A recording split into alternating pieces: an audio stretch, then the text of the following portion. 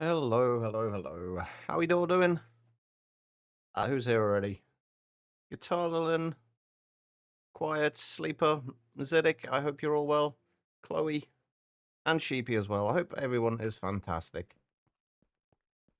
We're back. I spent a little bit of time AFK last night, and I've still got a lot of redstone to process. I might have overdone it with the redstone. Plus, we've also got another 130,000 crushed redstone in there as well, so we've got a lot of redstone now. But the plan for today is hopefully to fix our power situation for at least a brief period, until we can get to the Naquita reactors.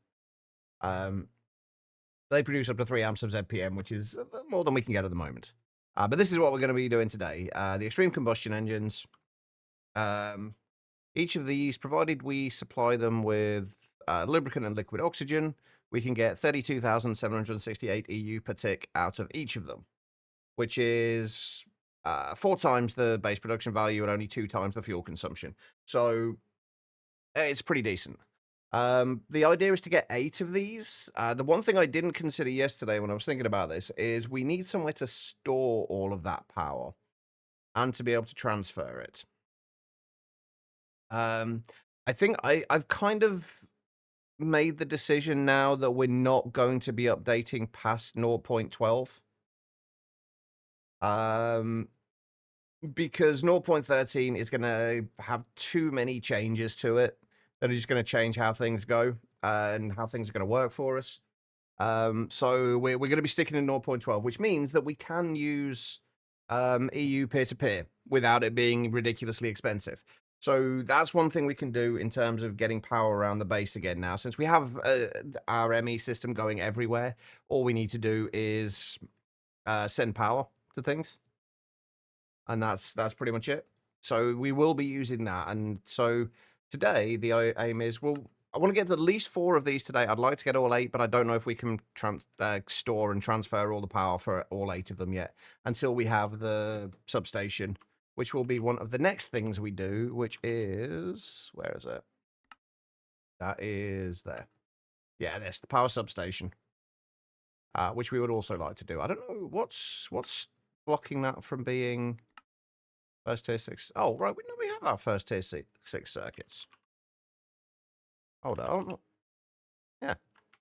Did we just not take it out for some reason? Oh, no, we never took the IV circuits out, did we? Ah, that explains it. Okay. We'll make another one of those. I almost have power now. GG. Right, so the other thing we got to do today as well is make the fuel for these. Because high-octane gasoline is great, but it's nowhere near as good as this. The high-octane gasoline, we can, from each millibucket of high-octane gasoline, we can get 3,200 EU. Whereas with the Gene gasoline, which we want to make today, for every millibucket of that, we get 81,920. So, yeah, we get a lot. But there's just a few things we need to make in order to get this. Hey, Matoko, how you doing? So yeah, there's just a few things we need to make to get that. We should all be doable today. There we go. Let's go those quests sorted. One of these days we will use some of these coins, I'm sure. Probably not today, though. Now that should have... Yeah, that's now unlocked. But yeah, the power substation is basically just like a giant battery. And then the substation has up to 64 amp, I believe. Yeah, up to 64 amp outputs for each power tier. So basically, with EU peer-to-peer, what you're probably going to want to do is have one peer-to-peer channel per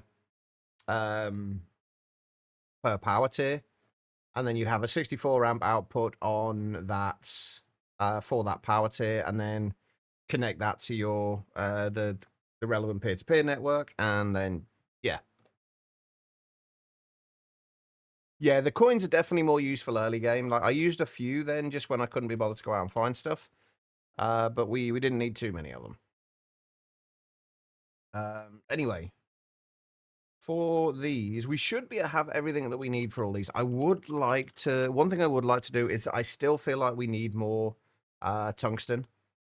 And we need more tungstate, which means we need more tungstate and scheelite. So we're going to have to go through to the end again and move our miner over there. Because we are currently completely out of tungstate and scheelite. So let's go and do that first. Just need the pistons and the observers and some cables of some kind. First team generators go. GG. I actually didn't even check to see if this was finished, but given that we have we've kind of filled out our redstone storage, there's not much point in keeping it there. Did it actually deplete the vein? No. Yes, there is literally nothing there anymore. Nice. Yeah, the redstone hook's nice. I think we've still got one somewhere. Yeah, the redstone hook is nice. It's just, it can be really awkward to get things in the right places. It's not so bad around your base, but if you're in somewhere like the Nether and you're trying to mine things, we had some real issues trying to get the hooks in the right place.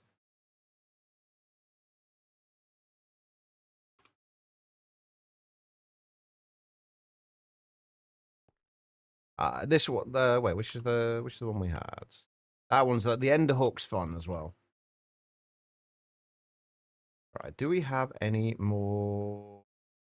Oh, there is chromite here as well, which actually might not be the worst thing to get, but scheelite, there's little bits, but not huge amounts. We might be better off going on to one of the outer islands. Seeing if we can find a potentially larger vein out there.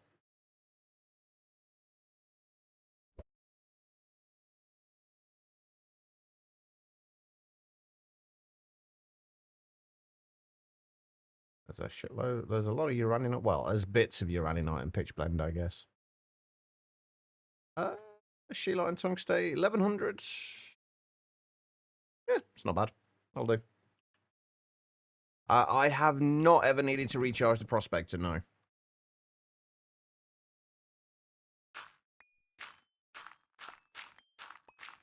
actually, let's grab some of this. We can build up a little bit.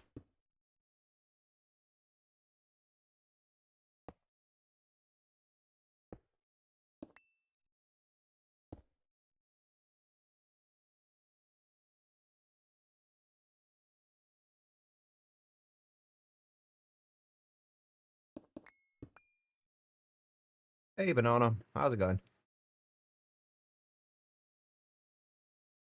Right, that goes out there. We need that on there. Laser there. Laser there. I'm getting slightly quicker at doing this.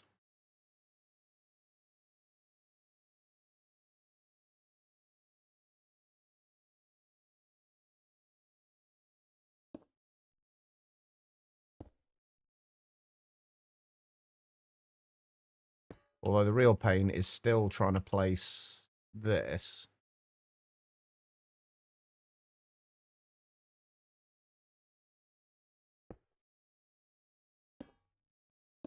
Miss rotation lock. Oh, I've done it again. I forgot to remove the... I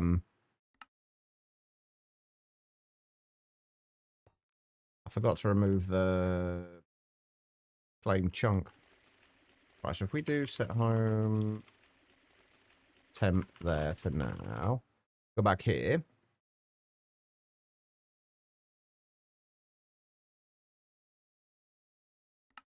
Let's remove that.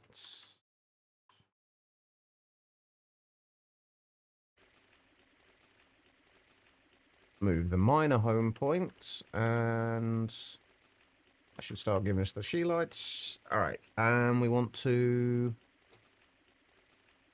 chunk load this. I moved the miner home point, right? Yeah. Decided to add auto-mine for base building and tweak a couple of settings, then and then playing on peaceful, not trying to be anyone anyways. That's fair. If it's making it more enjoyable for you, then why not? I mean, like I said, I've got mine in peaceful. I see absolutely no problems with it. Well, there's not a standalone mod for rotation lock. I'm kind of surprised as well, honestly, because I really miss it. It's so useful. Right, so did we still have the... Okay, we have still got the Sheelite and the tungstate extract, like, directly extracted from there. I don't want to remove the redstone ore from here. Because I want us to... Because if I put this back into the storage system, it'll just get voided.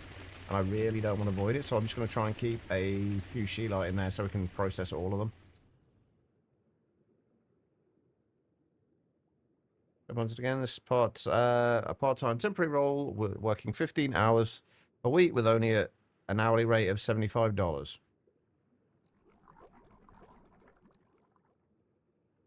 Wait.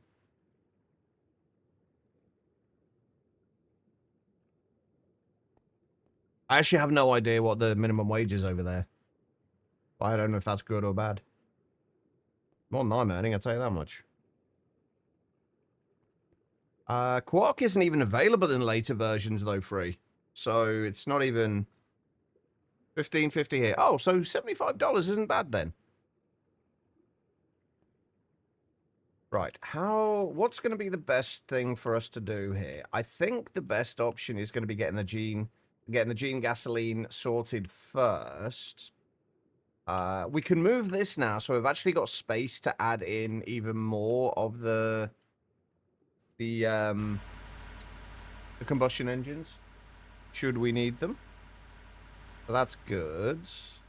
This is still currently, like, we're still feeding power through this at the moment.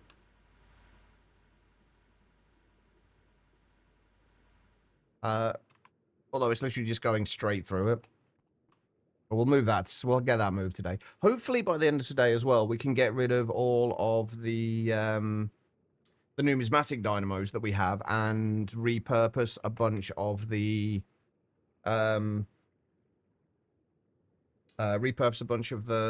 things we need for like that we were using for diamonds, the data models that are kind of creating diamonds. We don't need those anymore. Anyway, right, what do we need to get passive today? We've already got the high-octane gasoline, netherrack dust, rocket fuel, chlorine trifluoride, tetraethyl lead, and dragon's breath. I think we'll do the dragon's breath first.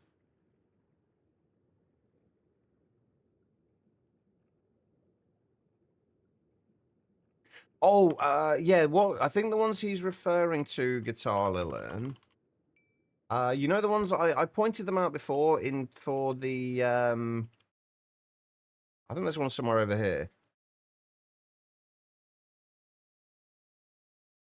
Yeah. These structures here. These are made of blocks of quartz. And you can convert the blocks of quartz back into quartz. So there's quartz everywhere. There's quartz all over the Lost Cities dimensions, as like all the Lost Cities buildings as well. So just if you need it in smaller quantities, just grab that and then just convert it.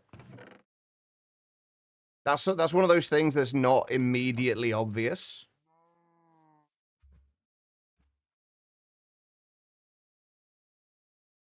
That's not stupid.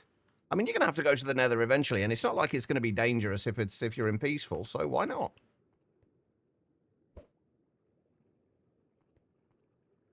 Rallius, how you doing? But Portal? Oh, I just realized. Oh, by the way, you mentioned in Discord, Guitar Lillian, about making the cakes so they don't. Are you sure they don't kind of get depleted? Are you talking about the cakes for traveling between dimensions? To be fair though, Gitolan, I did the exact same thing last time I played this pack. I made another portal as well, and then it obviously didn't work either. You do know that there are, by default, you do have 10 home points you can use, right? You can set up to 10 home points. That is by default in the pack. It's not something that I changed for this. I don't know if it says it anywhere in the quest book or not. I think I only found out just by trial and error.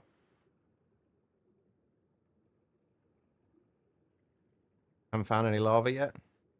The best bet is probably just to dig down to the bottom of the well for lava. But yeah, it's another one. It's one of those things that isn't immediately obvious, but it is there.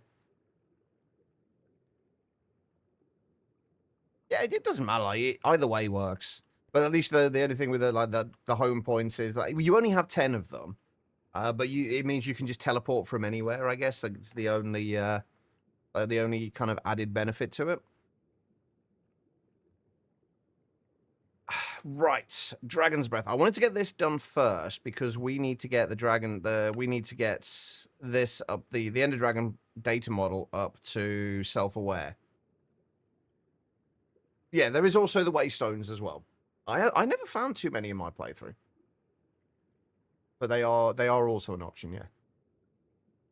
Right, I need to get Impossible Realm data, which means we're gonna have to repurpose one of our Enderman predictions for now.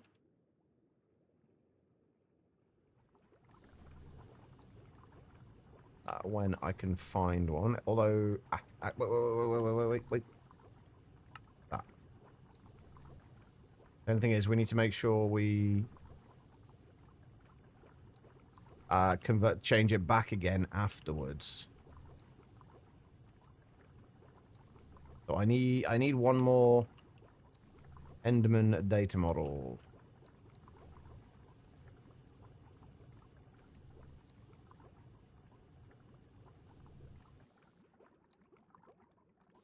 Oh yeah, we'll send that back too. Why is this still getting shulker predictions through?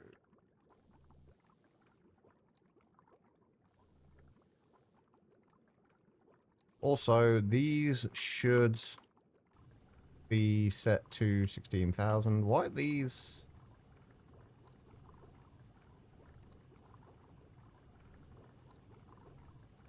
Oh, I guess we are technically still using diamonds right now, aren't we? Because the power is currently turned on. Oh yeah, I could craft waystones, but there's like literally no point. Everywhere, like pretty much everywhere we need to go, we can just teleport there anyway. There's not many situations we need to worry too much about it.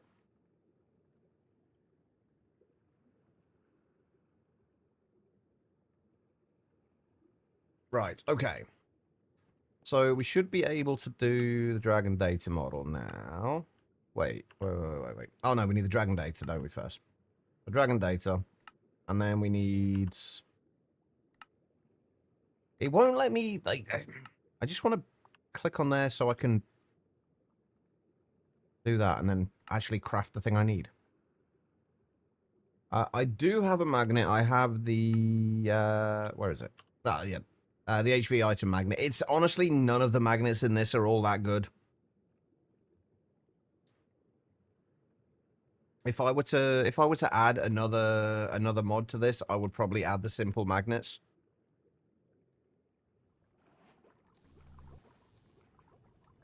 Right, let's put you in there. We need, let's do a 4K drive for the, we might end up needing to do a couple of these, but I'm going to do one for now.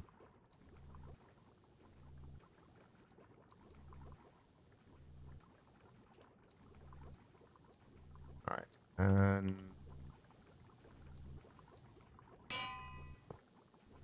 is this actually, no. So if we just say 8192 of those, should start going. All right, and that is a Dragon's Breath. Restore that.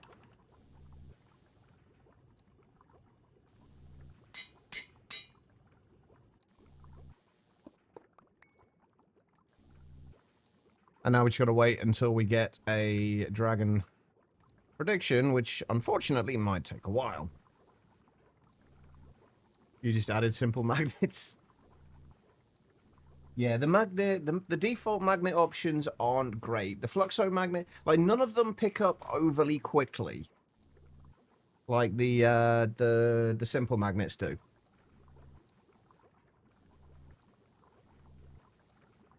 I just need one prediction in there. Okay, while we're waiting on that, what else is going to be... I think actually the biggest problem we're going to have is likely to be the netherrack dust. It is, but it only puts things into your backpack, which is great if you want things in the backpack. But if you want them to come into your inventory, it's not so useful. Yeah, like literally like you just said. If I'd have read the next message, I would have seen that. Yeah, they're not great, are they, Chloe? I mean, they have a ridiculous, like the HV magnet has a ridiculous range. I keep randomly picking up fish from the ocean while we're up here. Like something dies in the ocean and then we just suddenly randomly have a fish in our inventory. The thermal magnet has the same issue. It's slow. It might be better when it's upgraded, but not significantly. Come on, we just need one little dragon prediction. All we need, just one. Anyway, right, the difficult bit is going to be this. The netherrack dust, weirdly.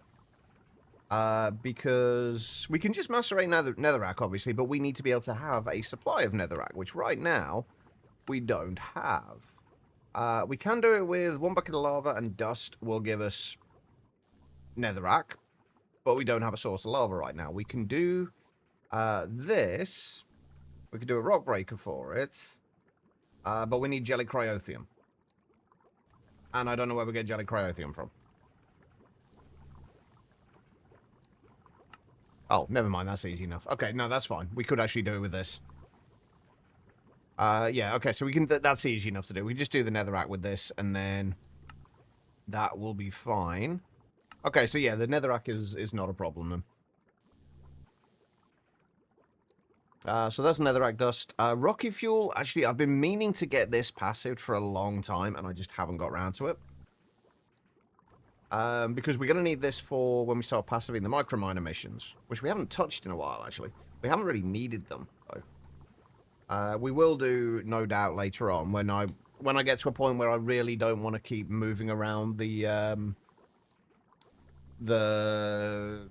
large miner.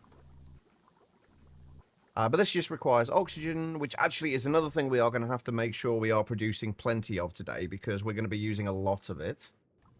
Because we need to use liquid oxygen for these. And then the other thing we need to do is dimethylhydrazine. Let's get the rocket fuel started now. And could somebody remind me in a little while to go back and check on that and make, because otherwise it's going to kind of stall everything else with the dragon prediction in there.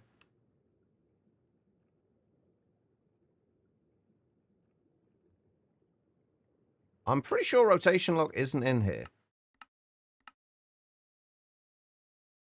You know what? I am completely wrong. Okay, right. I genuinely didn't think he was in here. It must be 121 where Quark didn't update to that I was thinking of. Right, yeah, we've got that to turn, enable and disable the shaders. So let's remove that. Rotation lock we do want. We don't want to toggle the shaders. We don't want to compress the stack. That should be fine. Only rotation lock is not actually doing anything, so something else is still messing with it.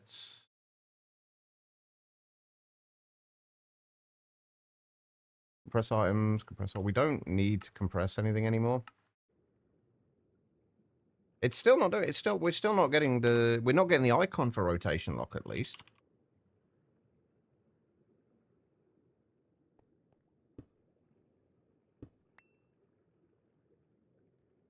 I can't imagine it would be disabled. And if it was, I imagine the config wouldn't be there.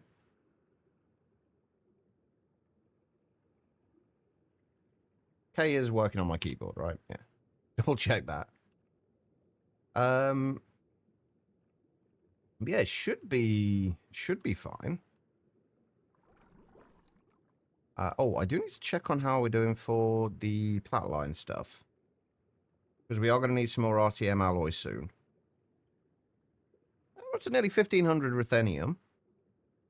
Nearly 1,600 rhodium. Yeah, we're doing all right for everything, basically. Okay, cool. But yeah, I don't know why it's not working. It's kind of weird that it's not, but it'll be fine. Anyway, rocket fuel. We need dimethylhydrazine. Dimethylhydrazine, we need methanol, which we have, ammonia, which we have, and hypochlorous acid, which we don't have, but we should be able to make with just water and chlorine. And again, more freaking chlorine. Why is there always... I mean, I assume that... I don't know, actually. I don't know why rotation lock would not be working. Let me try changing the keybind for it, because I would really like that to work next time we are building. Yeah, it's not doing anything. Very weird. Anyway, methanol, ammonia, and hypochlorous acid. We should have... Yeah, we've got plenty of ammonia. We've got plenty of methanol. Hypochlorous acid was just water and chlorine, basically, right?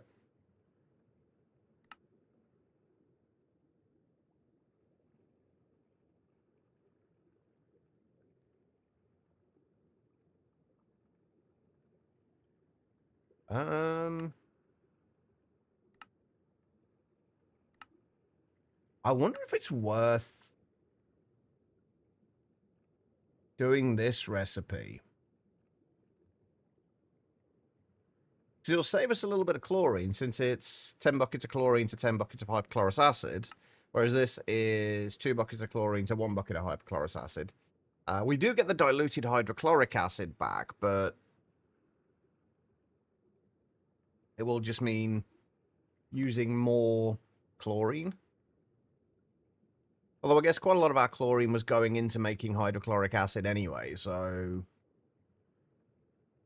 maybe not too bad.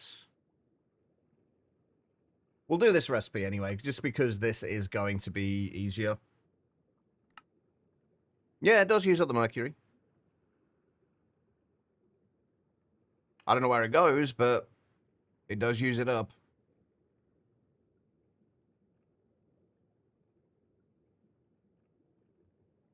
Mercury is like relatively easy to come by, though. It's just like 10 redstone will give you 3 buckets of mercury.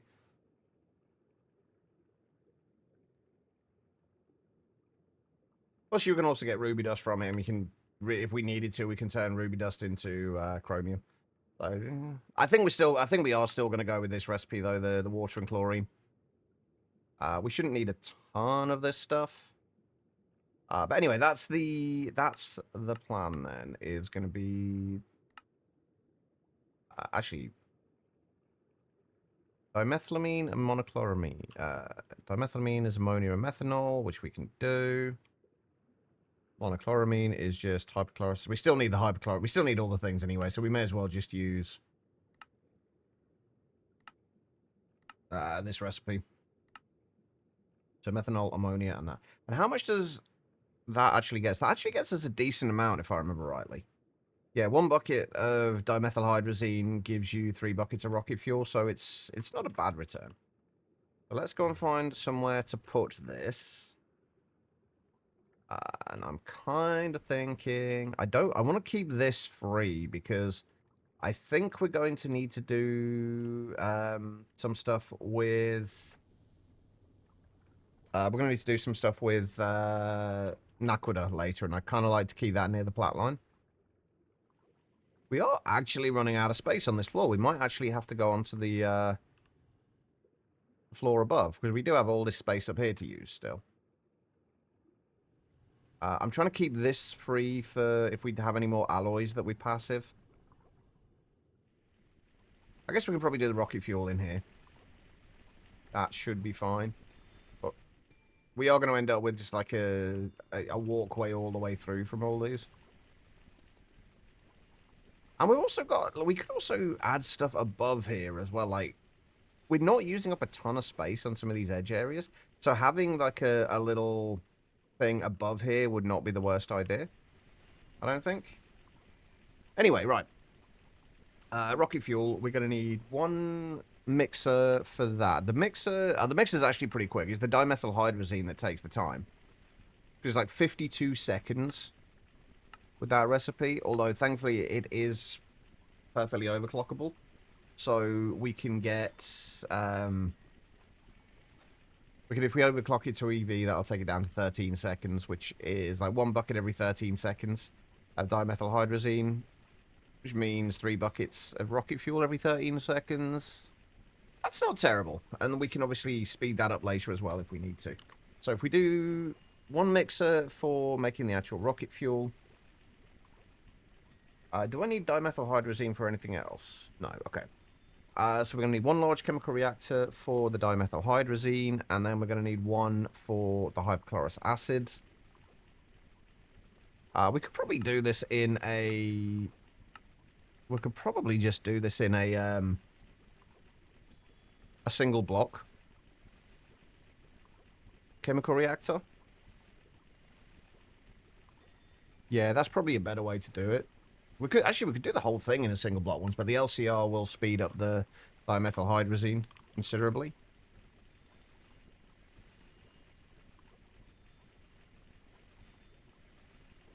It is a quark config thing. Oh, so it has been disabled. Is that what you're saying?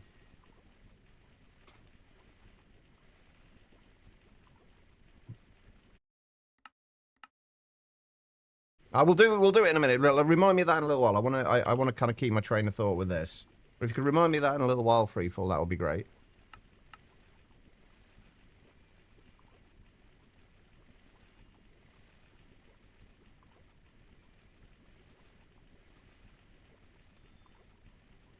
We need that. We need those.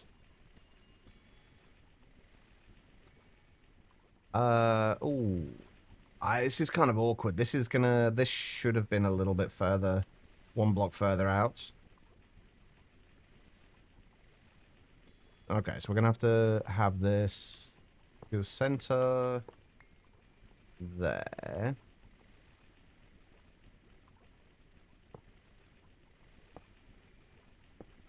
I'll go there like that. We need maintenance hatch.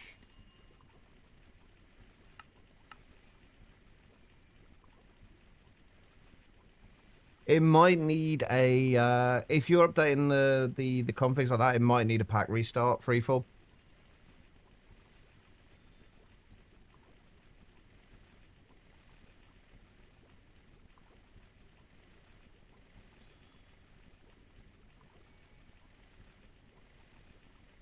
Right, anyway, that's making that. We need quads. Input hatch. Actually, we may as well do a ME input.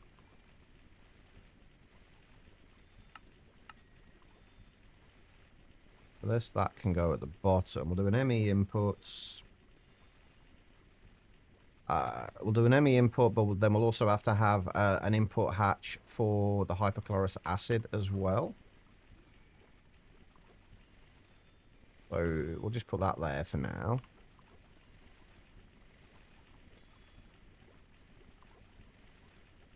So yeah, we're going to need an input hatch for the hypochlorous acid. We will probably have that over on this side somewhere. Well, we kind of want it all on the... We kind of need it all on the same side of thing, don't we? Maybe. We do also need an EV energy hatch. Yeah, let me know if it works, Freefall, because I will enable that and update and kind of restart the pack after the stream. Because having that, it's not going to be too much of an issue while we're, like, for the most part, but once we get into... like the building side of things again, which we will get into at some point. I don't know when yet, but we will get into at some point. But once we get into that, we'll be able to, yeah. I know what words are hard. I know what I'm trying to say. Sort of. Anyway, right. Hypochlorous acids. We need to be able to output water. And actually, this might... You know what? We're just going to do this with an LCR.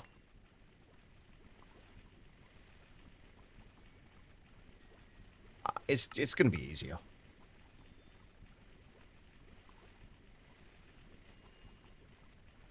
Because with the ME input hatches, again, it's easy enough to sort out. We are going to need to turn this off, though, because I think we are going to keep the dimethyl Well, there's no point in keeping the dimethylhydrazine in stock, is there? There's no point in doing that, because it's not used anywhere else besides making rocket fuel. But we are still, like, one way or another, we are still going to need an input hatch for the dimethylhydrazine. Worked after restarting? Nice. Okay, good to know. Right, what else do we need to have here? We need an output hatch as well. To output... the dimethyl... No, we need to... Oh, this is for hypochlorous acid, though, that we're making this for. Do we need the hypochlorous acid anywhere else?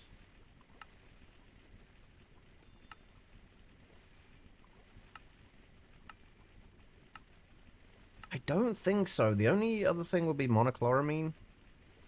Essentially, which is also used for dimethylhydrazine. But no, not really. Okay, that's fine. Right, output hatch. You can go there. We'll then feed from the output hatch down into that input hatch. Actually, I'm actually very curious about this. We have an input hatch there. If we have an input hatch there, and we have this output hatch that we are going to have hypochlorous acid in, will that that will only ever output hypochlorous acid. Will that then push the hypochlorous acid into this hatch? Even though it's part of the set of both multi-blocks, will it push it down into there?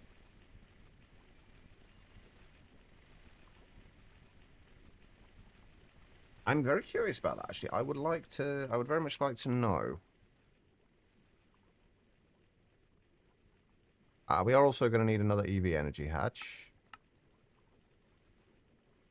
Yeah, I think it probably will do what I'm expecting it to do.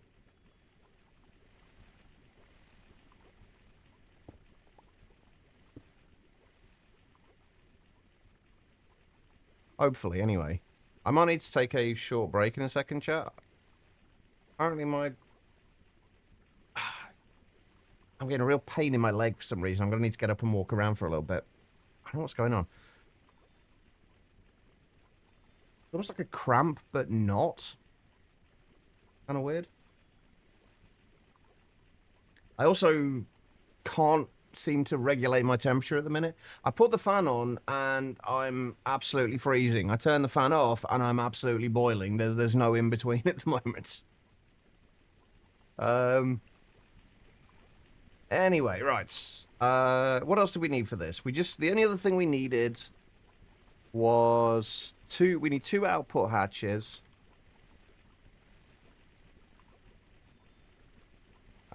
What are we? 2 output hatches.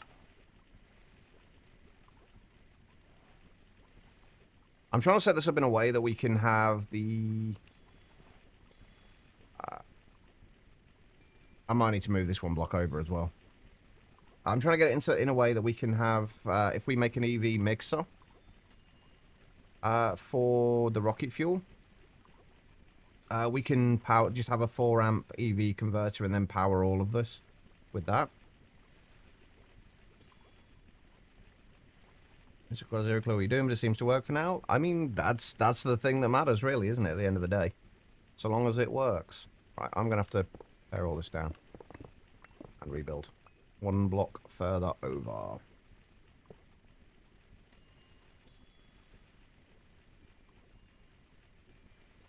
So, that.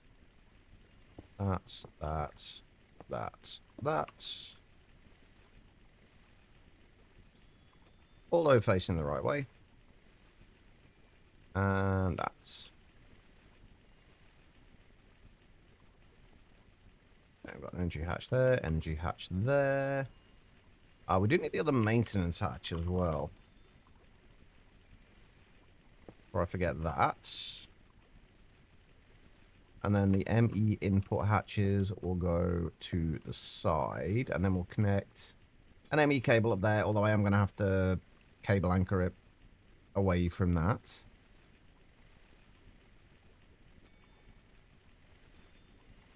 Ooh, here's another thought. I need to be able to shut this off as well, don't I?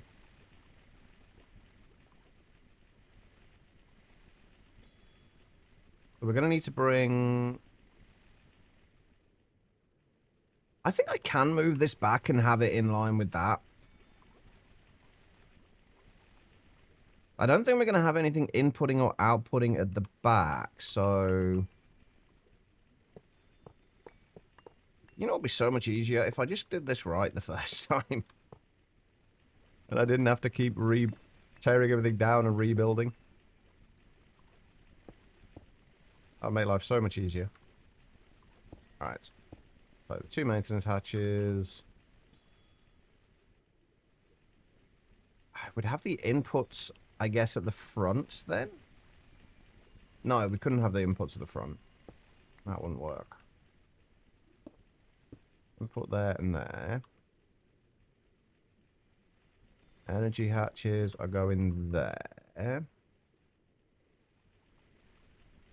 And we've got input hatch there. Output hatch there. Which hopefully, I really hope that will feed straight back down into there.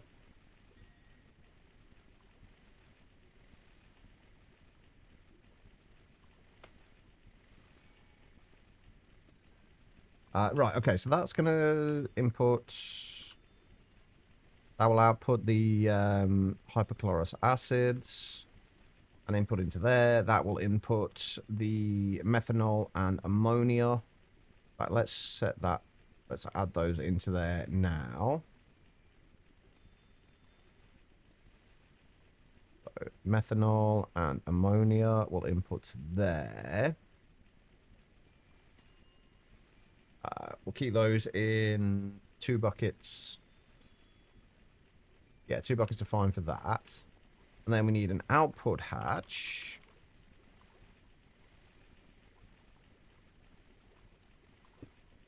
That would output the dimethylhydrazine. And then we're going to need a mixer. An EV one, although we can underclock it. And probably will.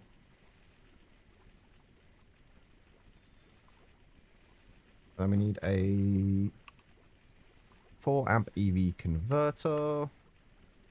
Oh, so yeah, that will output the dimethylhydrazine to there. I still need to be able to input oxygen to here as well.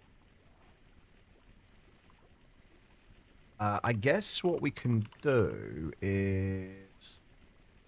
We use an interface. We have an interface on the bottom. What were you trying to do, Guitar Lilin? So if we have an interface there, we'll output oxygen to that, and then we'll use a pump to input the oxygen into there.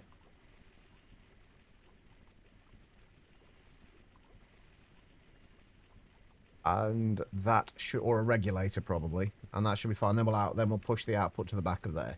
Okay, right, that should be all of that. Nothing else should need to go into any of these, so we should just need to fill all of this in. And we should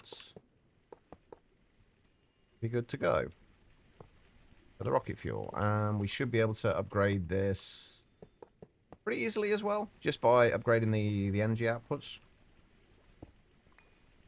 We'll do that, so we have to get rid of that as well. It's end steel for EV, right? Yes. I don't know how many of these we need. That many. Perfect.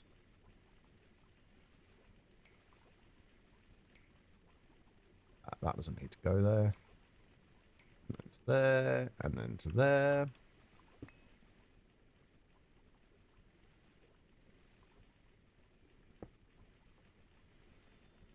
Converter goes there. And then we just need lasers.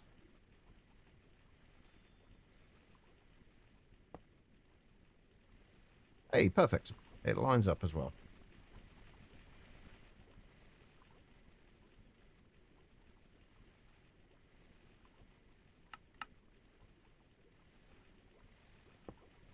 You added a belt to the side of the drawer and pipes to the dynamo. Oh, okay. Have you... Wait, added a belt to the side of the drawer. Are we talking about one of the ULV conveyor belts that you can find? But yeah, as Chloe said, the functional storage pusher upgrades do work with the GregTech pipes.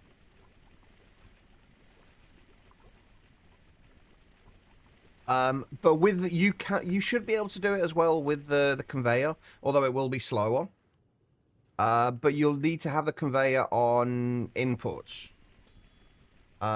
Which may seem counterintuitive, but it is the way it would need to be, I think.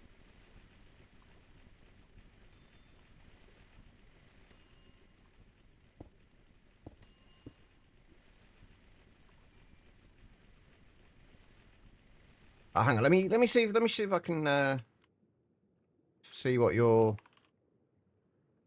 doing, so I can actually kind of potentially show you. If we grab, why is that still there? We grab a drawer. Which pipes were you using? Tin ones, I'm guessing.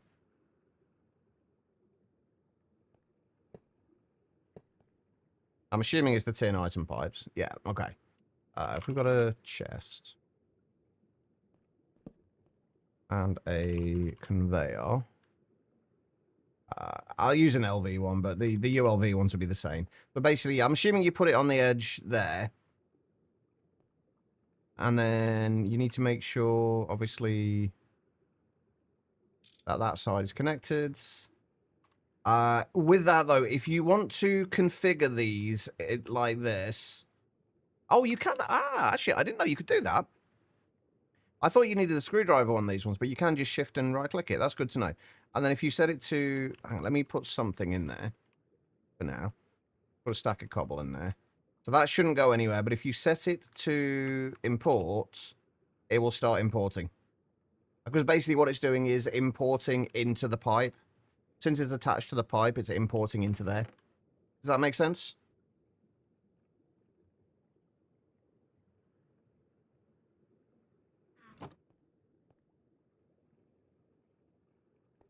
Hopefully that makes sense. All right, cool.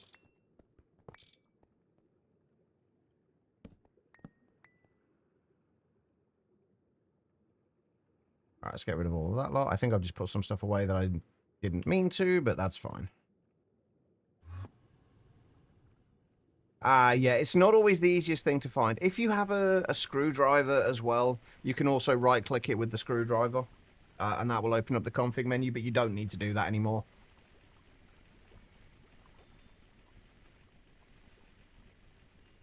All right, covered cables.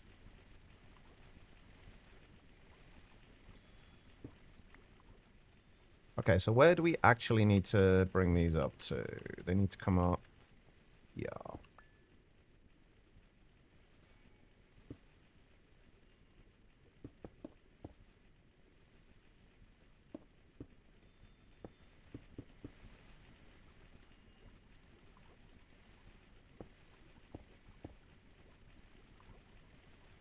And of course I made the hole at exactly at the point where I'm going to need to come back up again.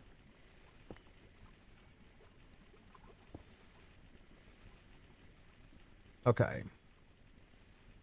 And then we are going to have to... Right, if I rotate that upwards as well, just to be on the safe side. We're going to want to shut these things off, or at least this one off, at a certain point. Which actually, that turns out that's actually completely pointless there, but that's fine.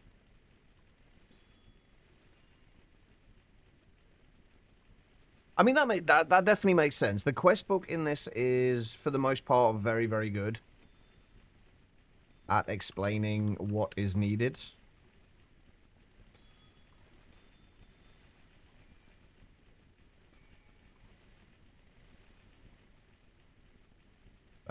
Okay, and right, so this needs to output... How much can these can only store 16 buckets, right? That should be fine then for the hypochlorous acid. Okay, so for hypochlorous acid, we need... what is it? 1 bucket of water, 2 buckets of chlorine.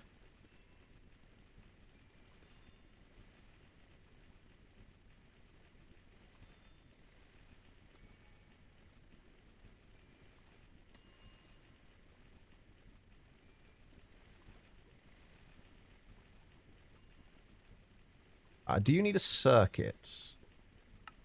Yes, you need circuit 1.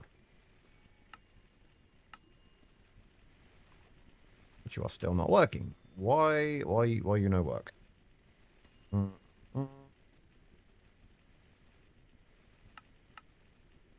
Oh, that's why it's not going to work.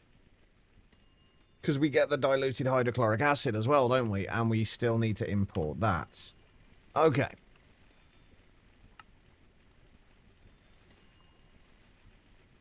Right, let's grab another output hatch then. And I guess with this, since this is just going straight back into the ME system, if we just put it there, and then we'll just put another interface on there, I guess.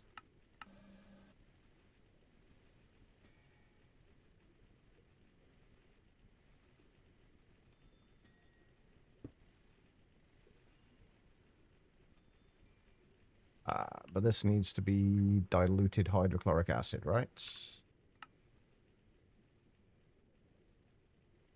Let's filter that for that. And do that. Right, now hopefully that should work, now that we have an output for everything. Beautiful. It's only going to be working every now and then because this is only inputting into here every 5 seconds. But this is putting the hypochlorous acid into there, which is fantastic. Okay. So the next thing we've got to do is ammonia and methanol in there. Dimethylhydrazine. Why are you not working? You are not working because of... Oh, wait, hold on. What do you have as your output? Oh, okay. That actually makes things a little easier. Let's shut that off for a moment. If we get rid of that, take that and put it there. Instead, filter that for diluted hydrochloric acid. Since we're getting diluted hydrochloric acid from both of them,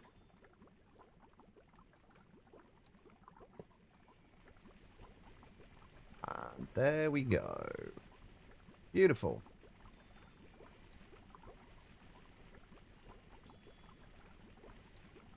And we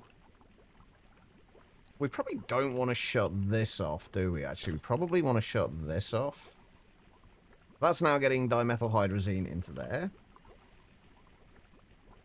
Put all of that away for now. And then we just need... One thing I haven't got any recipes for at the moment are regulators. We do have ULV regulators, though. Is that going to be able to input enough to do this? Is that enough, or I'm going to have to make some other recipes? We need 1 bucket every 3 seconds. 32 millibuckets per tick is 640 per thing. 1.9. Not quite enough, but I think it should be. It should be fine. But let's make it an LV regulator just to be on the safe side. Honestly, we probably don't even need it. We could probably just do it as a pump, to be honest, and not with a regulator, but...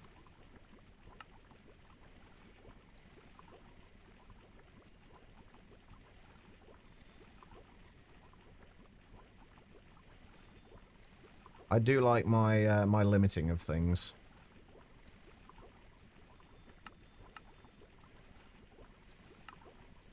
And that was circuit 1, right?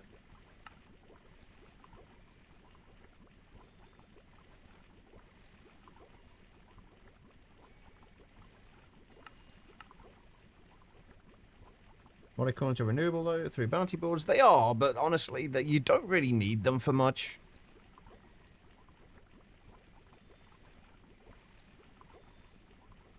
Like, I would generally, like, only bother using them if there's a particular ore that you really need that is particularly hard to come by. So for this, we want to filter this for not lube, oxygen. And we want to keep exactly every time. Oh, seriously?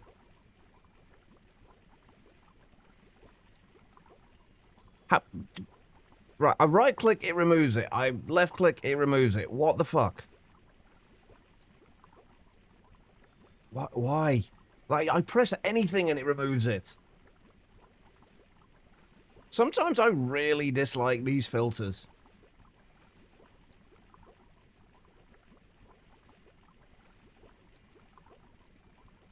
Like, all I'm trying to do is get it to set to keep 2 buckets in there. With the item ones, you right-click and it increases the number. With these...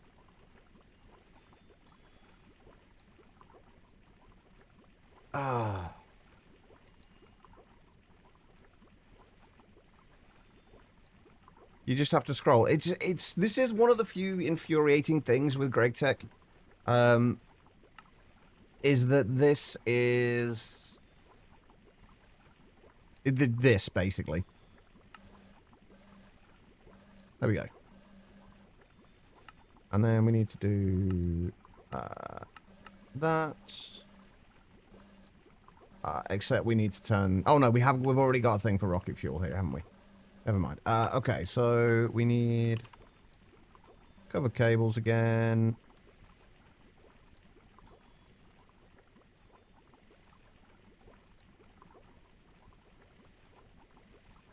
Oh, that's so ugly. You know what? I think I am going to turn off the dimethylhydrazine instead. Just because it's going to look horrible just having the cable just off to the side there. Alright, so we need that. And a machine controller.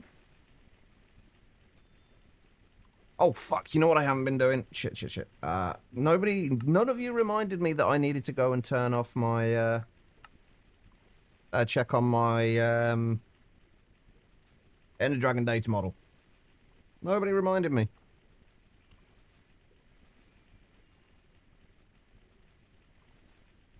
That's wrong. Right, so rocket fuel, we want to keep at least, say, 512 buckets in there for now, and we'll emit a redstone signal when it's below that. We turn that back on again now. But there we go. We have rocket fuel. Holy shit, we've already got 273 buckets of it again. Oh, no, I did already have a few anyway, didn't I? Yeah, there we go. Okay, cool. Right, let's go and check on those. I'm going the wrong way. It's over here. Because this will have backed up now. Yeah. Yeah. Oh my god, we've got 43 creeper predictions in there. Wait, why is that not shutting off? Oh god. That's not shutting off because I've, like, if you set it to the exact amount, like, the exact kind of, like, base 64 amount, like 32,768, it won't shut off because it can't quite store exactly 32,768. So you kind of need to round it down a little bit. Another laser book? Okay, as if chests weren't full enough. Wait, you got... Where are you getting the laser IO books from? Oh, I did change this, I think, yesterday after the stream. So that it was auto-outputting helium. We do have a little bit more lumium to put through there. And do we have any more signalum? And a little bit more signalum. We'll put all that through there for now. Okay. That makes sense. It's been a while since I kind of did that stuff, so I kind of forgot about it, I guess. Right, there we go. That is rocket fuel sorted. At least for now. It can probably be sped up later. And we might want to check on a few things to make sure we are still making plenty of them. Like chlorine, for example. But I think for the most part, that's pretty much done. We've got to do the netherrack dust. Dimethyl hydrazine we don't need. The dragon's breath. We have 32. That will... 2 of these will be enough for one recipe. And we're basically going to need one recipe. I think we worked it out yesterday. Like one recipe, one of these G and gasoline recipes, like every 8 minutes or so. If we're running 8 extreme combustion engines. So basically we need 5 buckets of rocket fuel every 8 minutes or so. 2 buckets of chlorine trifluoride. All of these things we need every 8 minutes or so. So that is that done. Let's get the netherrack done next.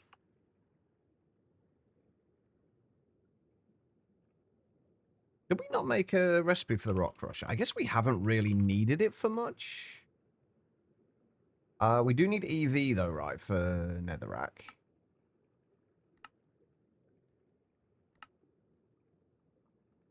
Also, what about the rock cycle simulator? Do we need to worry about, like, do we need to think about this? Is this worth doing? Like, we might well need this for more fluorine later. But I think we'll just use the single block one for the time being. But we do need an EV one, right? Pretty sure.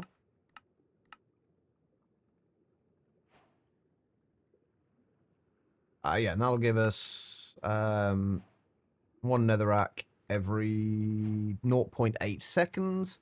We don't need to do this like ridiculously fast, so I think all I'm going to do is I'm going to put a just a single, probably HV. Actually, we'll do an EV macerator, but we'll underclock it to HV on top of here. And that will give us one every 1.85 seconds, which is more than enough. We aren't going to need a lot of this, so this is not going to be running for very long. But we do need it to be passive. We've got that. We need jelly cryotheum. We need 1 bucket of jelly cryotheum. What was the other thing we needed? It was just jelly cryotheum and lava, right? Oh, wait, this... Please tell me this isn't telling me this needs to be done in the nether.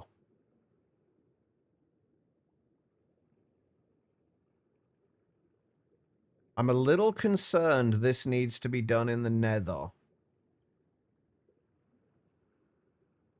Because we've got the little nether icon there. We'll try it in the overworld. If we can't, then we might have to find a better way of doing this. Or another way of doing this. Wait. I don't have any wallboards? I don't know if that's what it's saying or not, though. I'm assuming so. And if so, it's kind of annoying, but is not too bad. Actually, to be fair, it's not going to be bad at all. Really, all we need to do is just make another ender chest and a couple more numismatic dynamos, and we're fine. Yeah, that shouldn't famous last words, but that shouldn't be a problem. Oh, I just realized I can't open that while we've got that on the top there. Huh, interesting. Okay. I guess it makes sense. We will try this in the overworld anyway, just to be on the safe side, but... Because if we can do it over here, I would prefer to just make life a little easier. But if we can't, we can't. So grab 4 of those.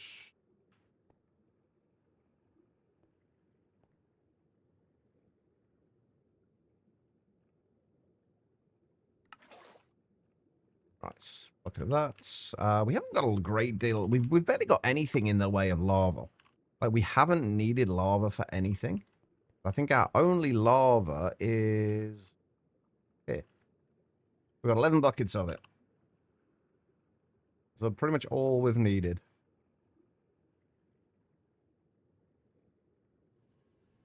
Alright. I'd kind of like to set this up over here. Like alongside this. Again, assuming it works, which we're already fairly certain it won't.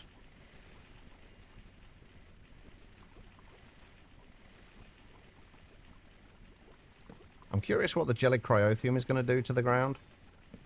I'm assuming it's probably going to leave snow everywhere. Or not. Because it's not actually gelid cryothium, is it?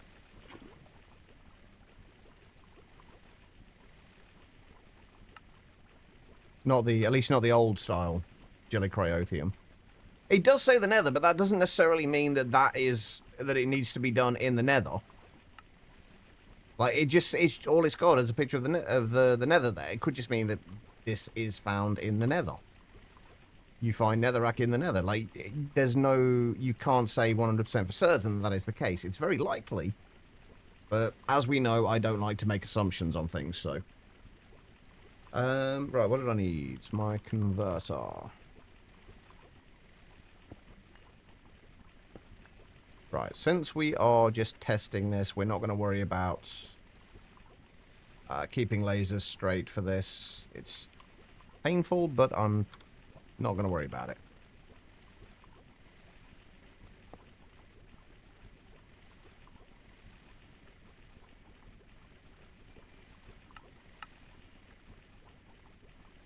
Yeah, didn't think so. Oh, wait, hold on. Never mind. May still be alright. Yeah. Now it's got power and still not working. Okay, cool. Pretty much what we figured, but it's always better to check these things just in case.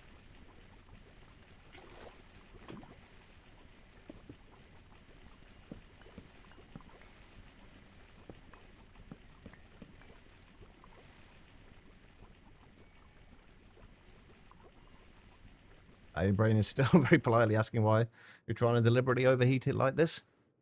At least it's being polite, I guess. That's something. Not really, because lava. We've then got to get a source of lava. And bearing in mind we need quite a bit of we're going to need quite a bit of netherrack dust, and it's going to need to come in constantly. 1 bucket of lava per netherrack is just not worth it. It's not worth setting up an entire another fluid drilling rig purely to get lava when that's the only thing we need it for. We can set up a fluid drilling rig here in the nether, but that will eventually deplete, and then we'll have to move it, and it's just not worth it. When we can get it passively, well, you could do it that way, but again, it's a whole lot of processes for absolutely no reason. Like, you're adding a bunch of things that you get 32. It wouldn't be the worst way to go, but I'd rather have the rock breaker. Honestly, no real reason besides that. That actually would be a very, very good way of doing it. And had I not already made the rock breaker, I would probably go with this. But the other thing, I guess that's like 6 seconds.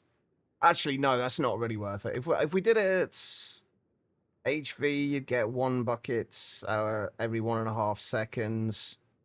Plus, you've also got to get all of the dust, which I guess is not difficult. But it's a lot of setup when we can just get it with 2 machines, basically. So we'll do it that way. Anyway, right. We also need a macerator, which we haven't set up EV macerators yet, have we? Can we make them? Yes, we can. Hey, it's using the right circuits.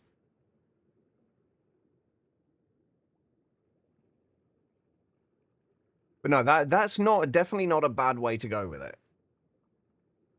And that's one I hadn't actually thought about. But yeah, that is... the rock breaker is probably going to be easier.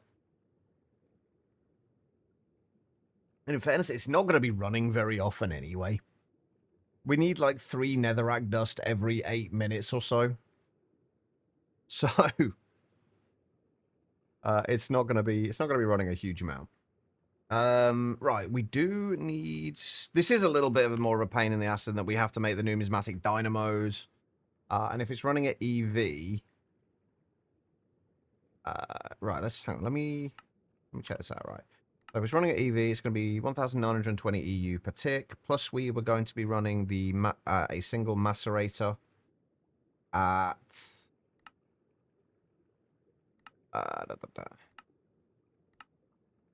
Oh, is that something we're ever going to need? No. Plus, we're going to be running a single macerator at... We're probably going to do it at HV.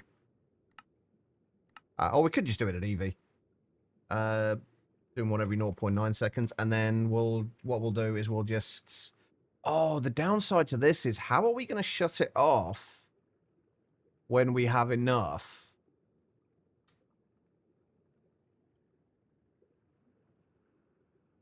Because we don't want this running unless it needs to run.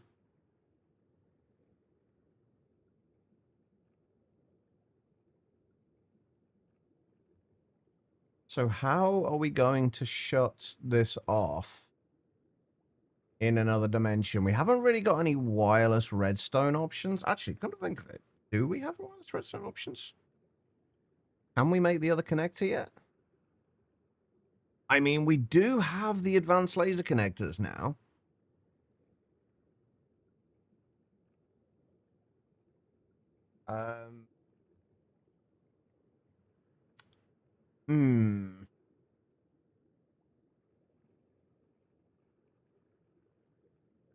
That's actually something I didn't really consider, is how are we going to shut this off? Because if we're going to be sending the netherrack back through the overworlds, we need to be able to send a redstone signal back into the nether to shut it off again. How are we going to do that?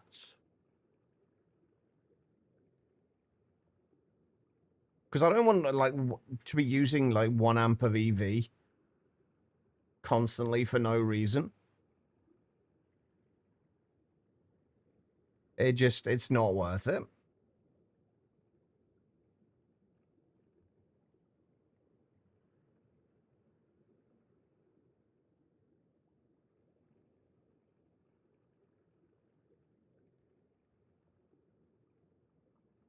We haven't got any wireless redstone options, I don't think. Hmm.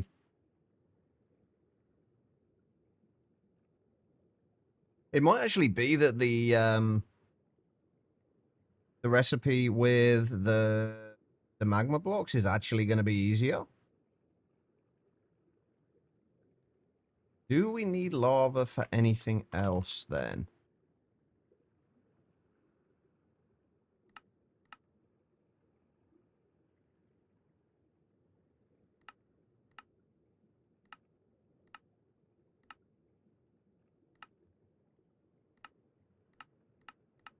A few of the micromine missions for mob drops we need it for, but we're not going to be using those.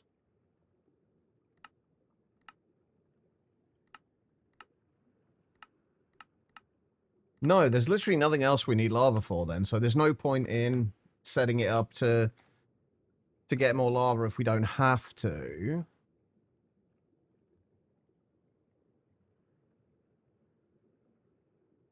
I guess we could. Yeah, what we need to, let's first things first, because we are going to need these. If we can make the advanced connectors. Oh, can we make fluxed electrum at the minute? That's another question. Electrum, lumium, and signalum. We can make a little bit. We're not going to need a ton of these. Unfortunately, I have just used up all my things. But yeah, we're not going to need a ton of this, but we should be able to make this without too many problems. Which we are going to do. And then what we'll do is I think I'll actually do the maceration. I think I'll actually do the maceration in the overworld. And then what we'll do is we'll shut off the macerator when we have enough netherrack, and then we'll have a signal being sent to the nether via this.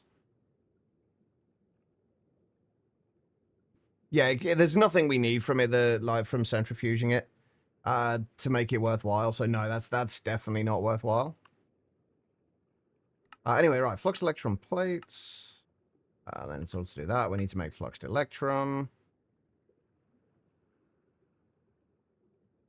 Oh, it's pretty cheap to actually cook the fluxed electrum. Actually, hold on. Is there a cheaper one? Yeah, there's a nitrogen recipe. We can do that. So that will go in the EBF with circuit 2. We need the bender. That will go in there. And then we just need to make a recipe for fluxed electrum, which is circuit 3. We do have electrum dust as well, which is good.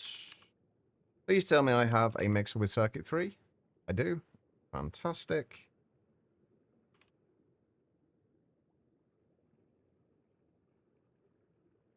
And there we go. Okay, so if we just make 2 of those. Oh. Freaking emitters.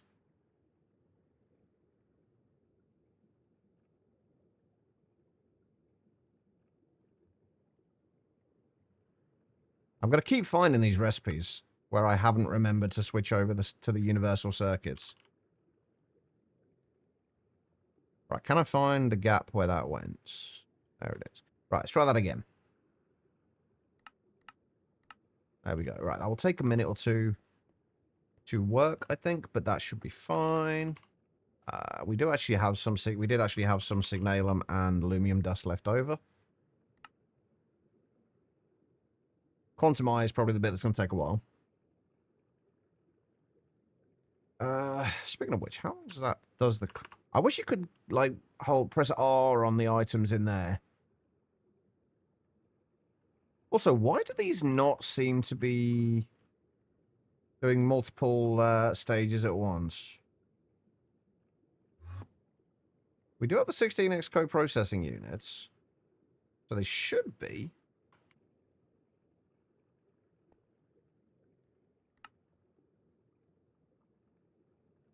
But that should have been going at the same time that everything else, that the other things were. But it wasn't.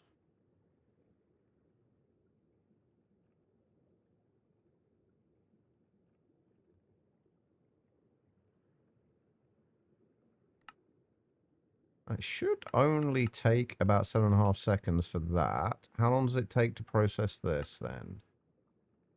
143 seconds, but we are running it at IV, so it should only take 17.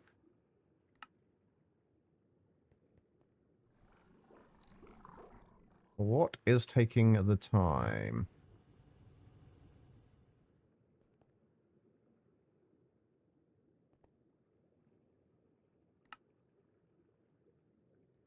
The fact that we're not getting the fluxed electrum for some reason.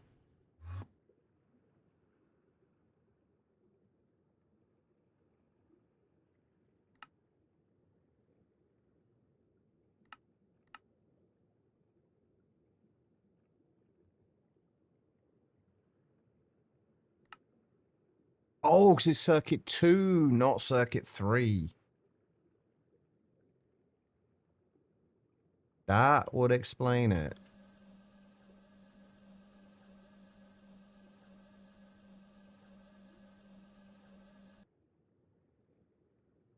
All right, there we go.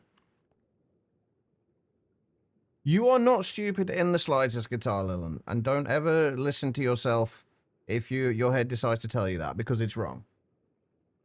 You absolutely 100% can do it.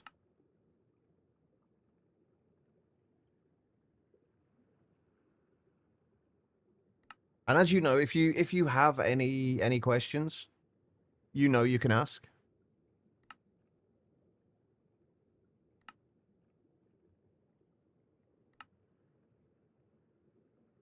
Why are other things not working now?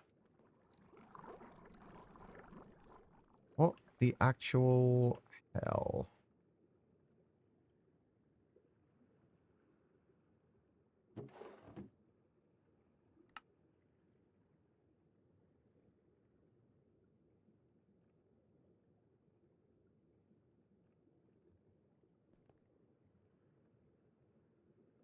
Oh, know what I did.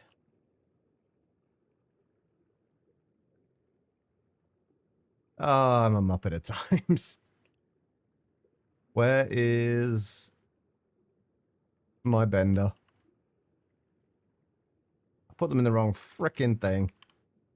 I put the recipe in the bender for the double plates, not the regular plates. Oops.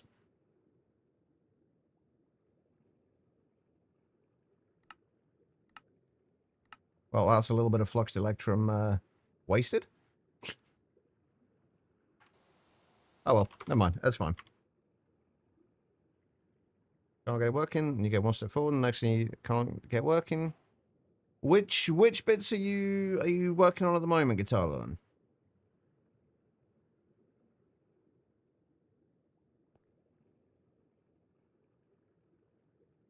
There we go. Right, that's better. Oh my god, you know what else I've just realized? I don't need the... With this, I don't need the...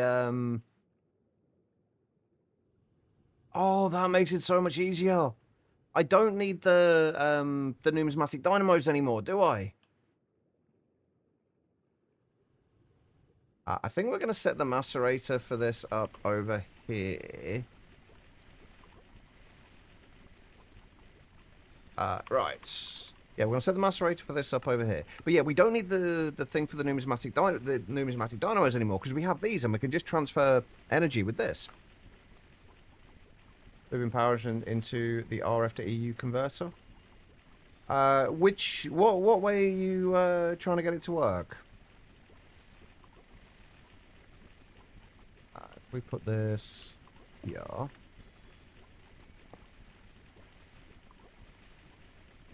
we are going to need to... Oh, wait, that was a 1 amp converter. Perfect. We are going to need 2 1 amp converters, though. Although, actually... Yeah, we'll use the 1 amp converters. That'll be fine.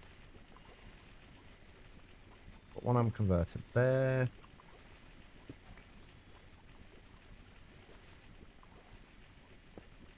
Laser IO, have them set up, but nothing comes into the thingamajig. What setup exactly are you using? Like, how have you got it set up?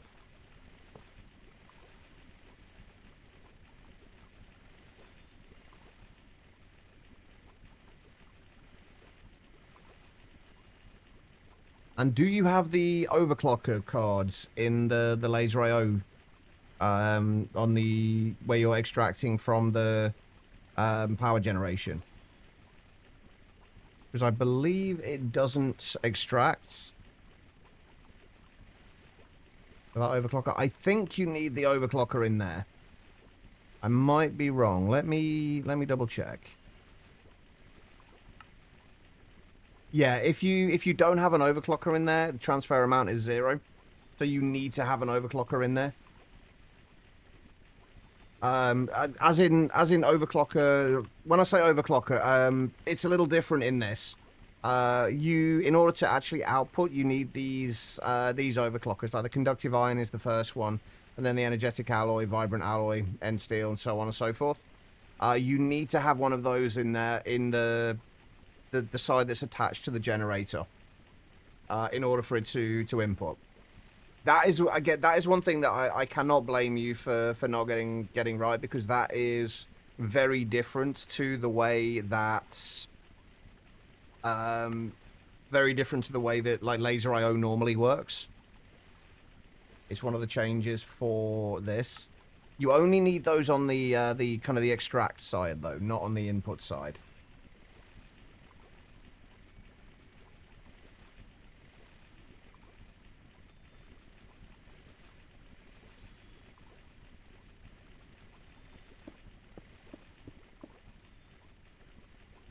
Alright, so we put that there.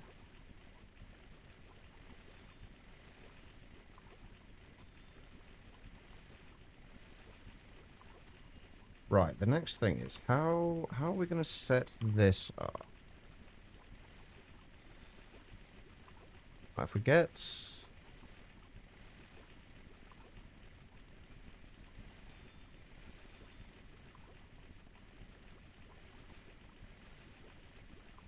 that there.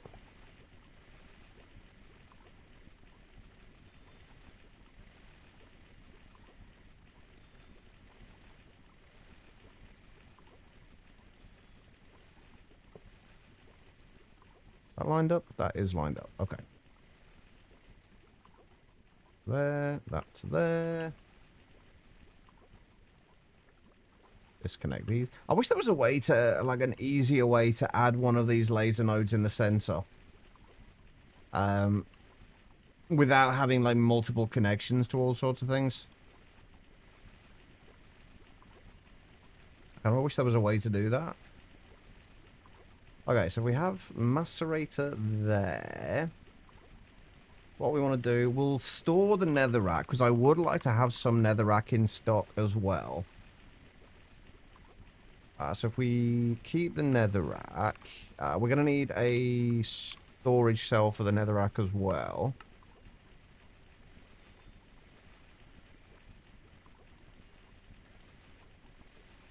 Food is definitely important. IRL at least. Not so much in-game when you're playing in Peaceful. But IRL food is apparently very important.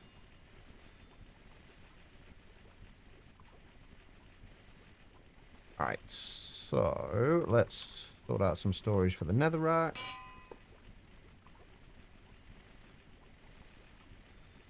This is going to take forever to get all this set up, isn't it?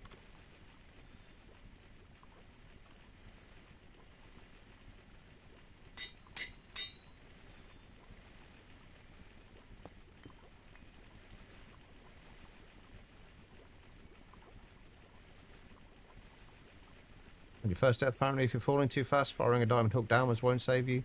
No. Which I was a little confused why you thought what you were talking about before when you said the they can save you from fall damage. I'll tell you what is fun though. If you've got the ender hook, you can basically use it to travel around it like ridiculously quickly.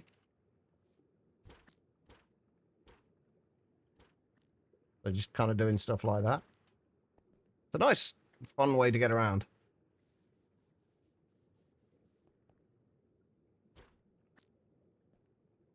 Anyway, right, where was I?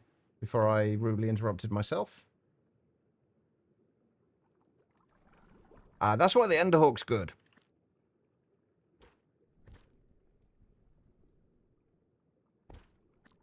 The ender hook is pretty much not quite instant, but it is pretty fast.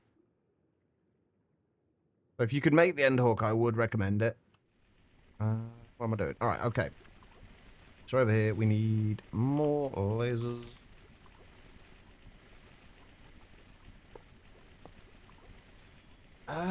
Oh, this, I've just realized though, this is actually going to be kind of awkward as well.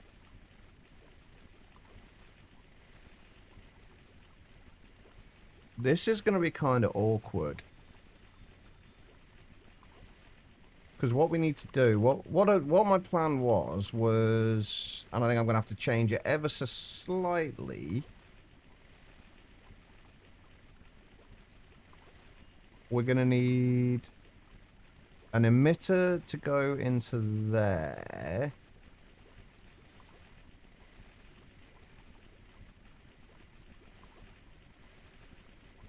Right. Once we get this figured out, things are going to be, it'll be a lot easier. But like getting this initial kind of proof of concept, I guess, for this sorted out is going to be a little tricky. Oh, but this is also a little awkward in the fact that...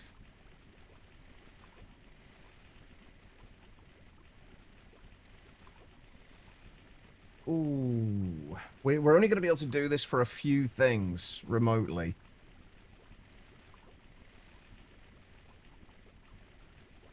Blaze dust you can get if you find brewing stands in the Lost Cities. You can convert those into blaze rods just by putting them in the crafting grid.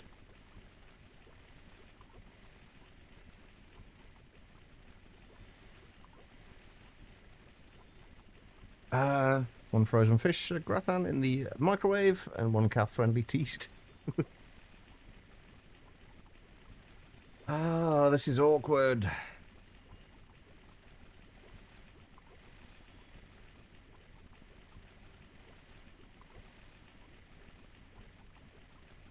I wish there was better wireless redstone options here. Okay. But we're gonna... So basically what I'm trying to do right now is... set this up in such a way that I can transfer a redstone signal over to the other into another dimension, so I can shut something off when I need to.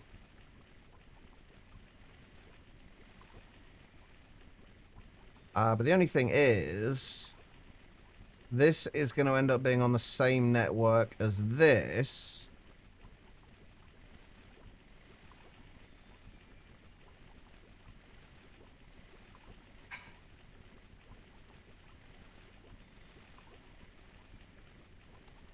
This is going to bug me. So I want this to be completely separate to this. I don't know if you guys are understanding where my problem is coming in here. But I want to be able to have this in as many places as set up in as many places as I want, where I can shut off a remote system from here, like from the overworld, using the advanced laser connectors, whilst also transferring power via the advanced laser connectors. Now, I don't think there's a way I can easily do that. I mean, there's a way I can do it, but I'll be limited to like 16 different items I can shut off with redstone. Which I'd rather not be limited. And unfortunately, these advanced laser connectors are only 1-to-1, which is kind of a pain. I think I'm going to have to do 2 sets of them. I think I might actually have to do this as 2 sets of them. One set specifically for transferring power, one for transferring redstone and items. I would much prefer to do it that way and keep everything separated, because I want the energy network separate from everything else. Channels on these. So basically, what I'd have to do would be the original. What I was going to do was have that on there, then connect that up to the energy network, and then we'd have an emitter. The emitter here going into the energy network and saying emit a redstone signal when we have over this amount of netherrack, so it will shut off the rock crusher. But that will use one channel, and then if we try and use that channel for something else, we can't. We're limited to kind of 16 different things, because say we do all that on the orange channel. Wait, where's the thing? Say we do all that on the orange channel, then that channel will only ever be used for kind of turning things off when there's enough netherrack. And then we've only got up to 15 or technically 16 channels if we include the white one. Channels that we can do that. I would prefer a way that is not limited in that way, if that makes sense.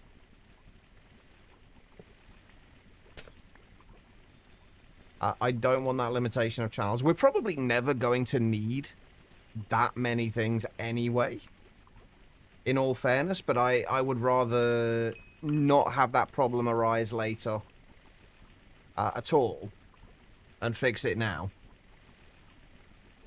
So basically what we're going to do is we're just going to have 2 sets of connectors.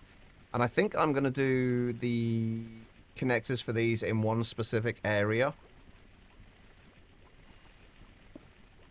I don't want to bother with quantum rings. It's an option, but honestly, I can't be bothered. We don't need to do it. It's excessive for one thing.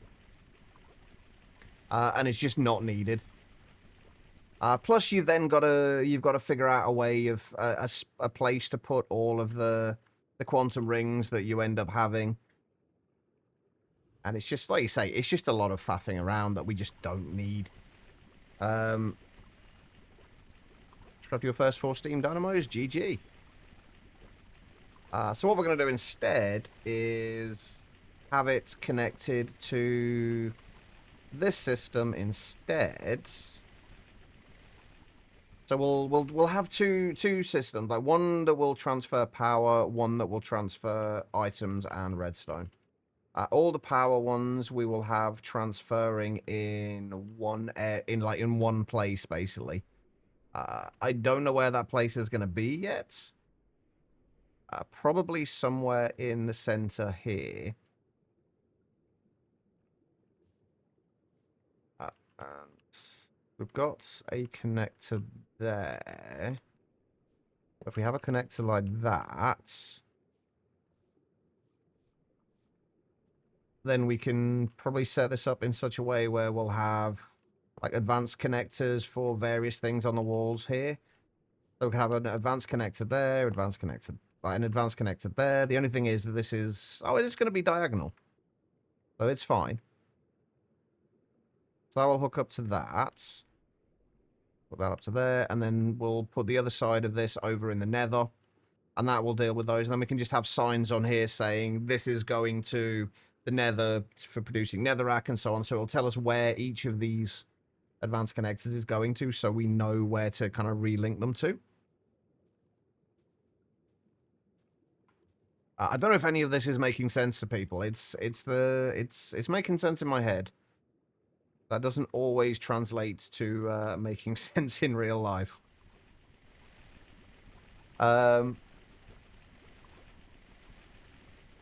Okay, so the other way, then the other way we're going to do this is we're going to have another thing on there.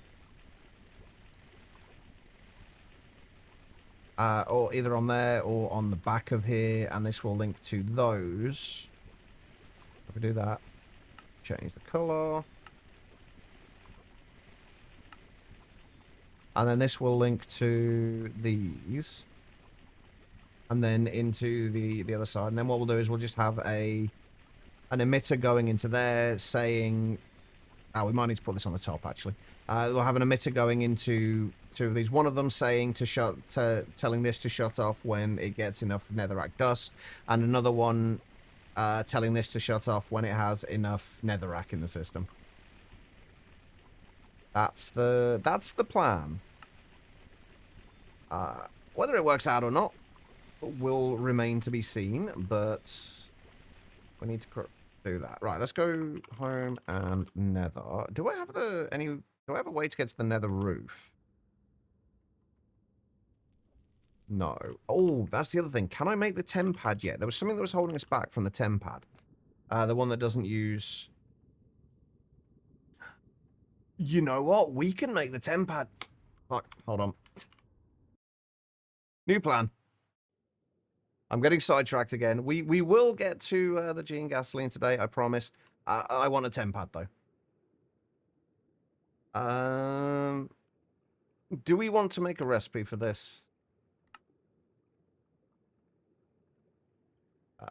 We do need the other temp pad as well. We'll make these as temporary recipes for now. I've got to stop doing that. We'll have these as temporary recipes. We'll just stick that in there. But if we make the temp pads... And then we'll grab the other recipes that we need for this. Most of it we've already got. We do need the quantum flux, but I think we've actually got the quantum flux anyway. And then we just need tungsten carbide plates, which we'll try and put these in the right place this time. And signalum plates. I'm hoping it doesn't have a cooldown. I have a feeling it will.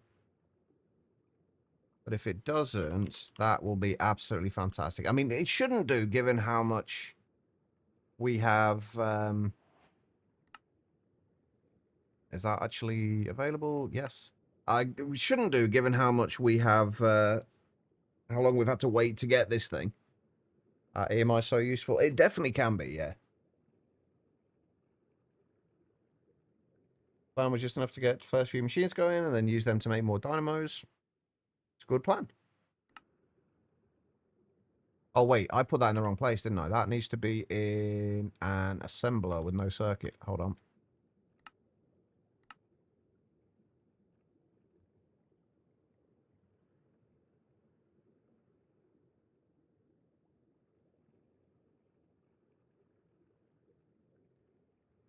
I don't think we need that anymore either. So... Assembler... No circuit. Although I guess just in case we do need to make another temp pad for whatever reason. Like if it does have a cooldown to it.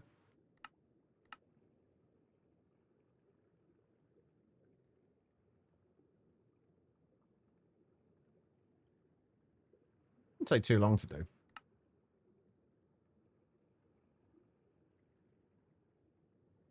Hopefully. Anyway.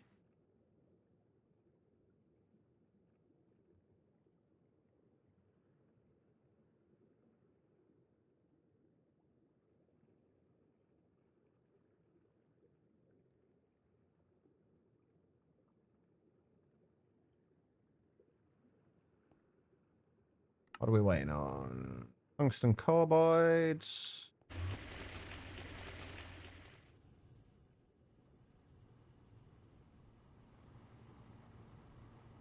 Which is working. Wait a minute, did that? I thought that was turned off for a second then. Okay, that should be the tungsten carbide done. And we're just waiting on the Laptron crystal. And then we should have ourselves a nice way of teleporting around without having to use /home. I really hope that it doesn't have a cooldown on it. I feel like it will, but we'll find out in a minute. I've also got to decide if we're going to make a little room, like an actual little room in the nether for this, or whether we're not going to bother.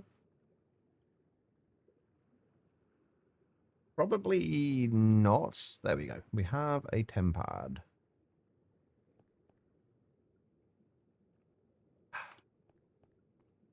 And our one and only thing there. Right, so we do...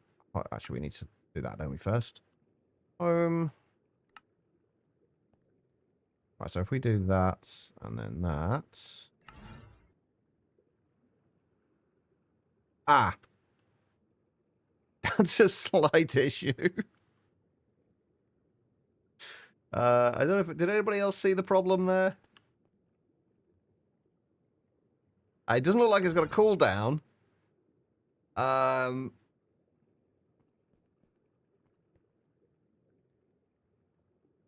you also cannot see the thing. Yeah, they do. Annoyingly. We're just going to have to guess at where it is then. Or just make sure we are facing in a specific direction. When we do it.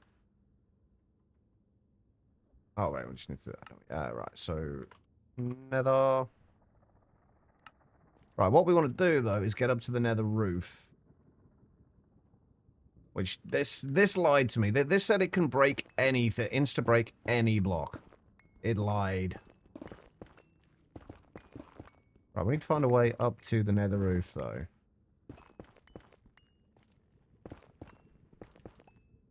Which means we need to be able to see...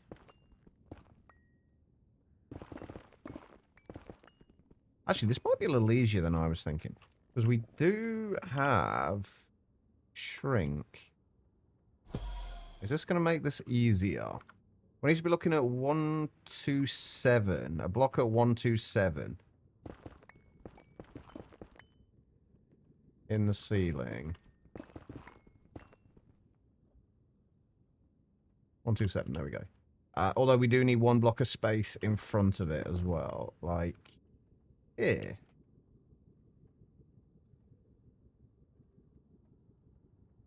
There are other ways of doing this as well. I don't know if this is actually going to work.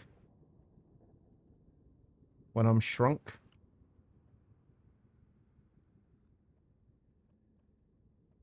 Might have installed tempad with shaders. Ah, I didn't know there was a tempad with shaders thing.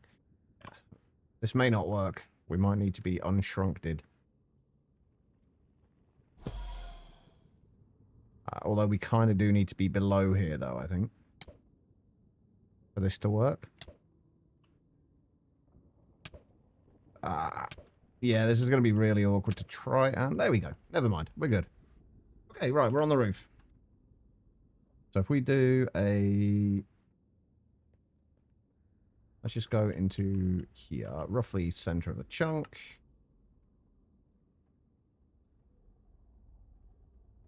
Another roof. Okay, we'll set this up. Also, is there a keybind for tempads? Yes. What can we set that to? That, and we'll turn rotation lock off for now, and we'll redo that tomorrow. Perfect. Okay, right, and then we should be able to put that in there. Perfect. All right. Do the Greg Tech electrolyte tools have durability or only power? They do have durability as well, but they lose that durability significantly slower than kind of equivalent regular tools. So they're definitely worth what they are definitely worth making.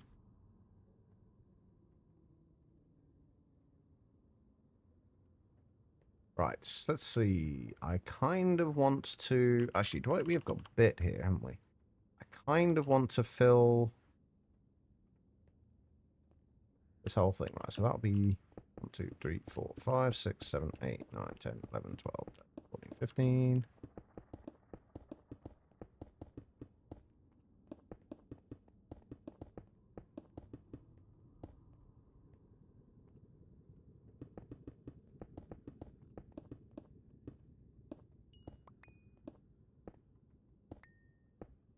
All right, and then just so we have at least a little bit of something here of home.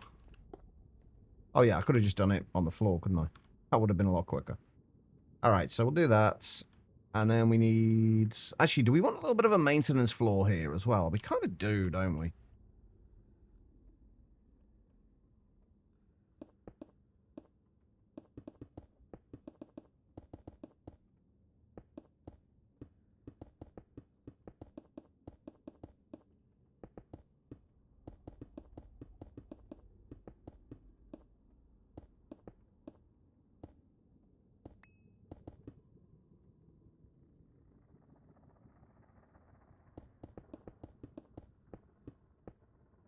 And then we need more bits.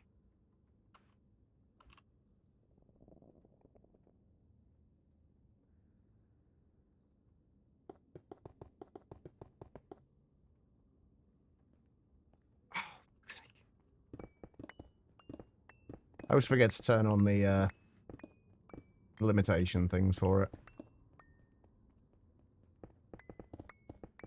Right, let's see if this actually works how I want it to. And I want to be able to control this from the overworld as well. I don't want to have, like, the amounts we are storing. I don't want it to be... Basically, I don't want to have to come back over here unless we absolutely have to. For any reason. Okay, so we'll set this up. We do 1, 2, 2 there.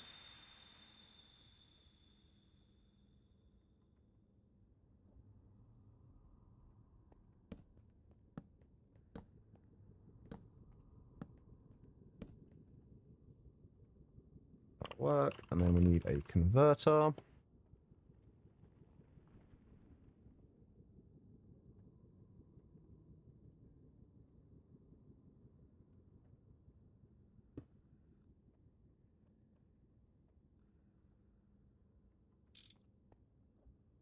Right, now we've got to do the other two of these. So that will need to go there, and then we need a laser node on top of there, and that on top of there. Actually, we need a laser node on top of here as well, don't we?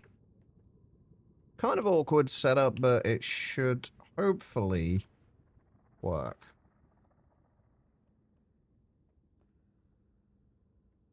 Right, so we need to... This is the one that's going to be connected to the power.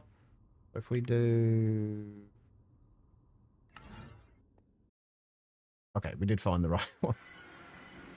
End hook obtained. Enjoy. It's a lot of fun. Right, so if we do that, that is now connected to the nether. And then we go, let's make sure we're facing in a more obvious direction.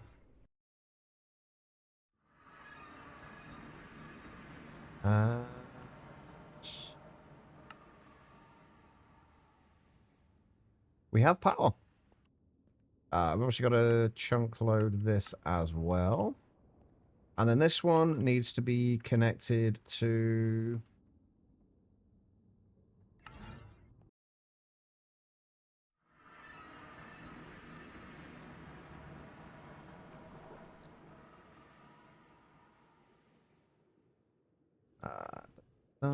this one. That subnetwork.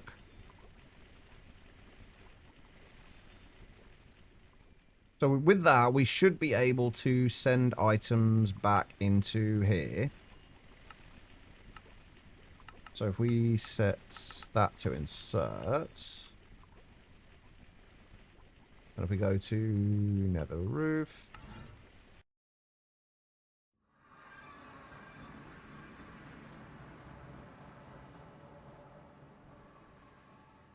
put these down, go cryothium, and that, then stick that in there. There we go. Right, that is going to make us netherrack. We then connect that to there. We extract from this.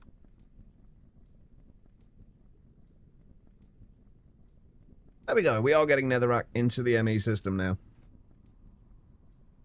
And then all we need to do is set up a cover, or a machine controller rather, on top of there. That shouldn't block it from doing anything else. And then we'll send an output signal on orange to there. And we just want to invert that. So that should shut off now. I'm still going to use /home for things that I need to, I think. Just because it's a little easier. And I don't have to guess where the portal is. Alright, so that will... Then a redstone signal to there. We need to bring a covered cable up from here.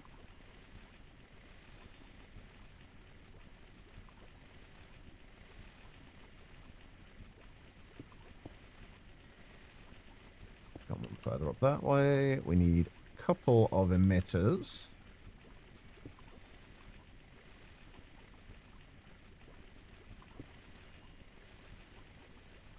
One of them will shut. One of them will stop the insertion to there. One of them will stop the output there. So if we say we want this to shut off when there is 8,192 netherrack. So we'll emit a redstone signal when there is 8,192 redstone. We'll put a redstone card in there. Import that on orange.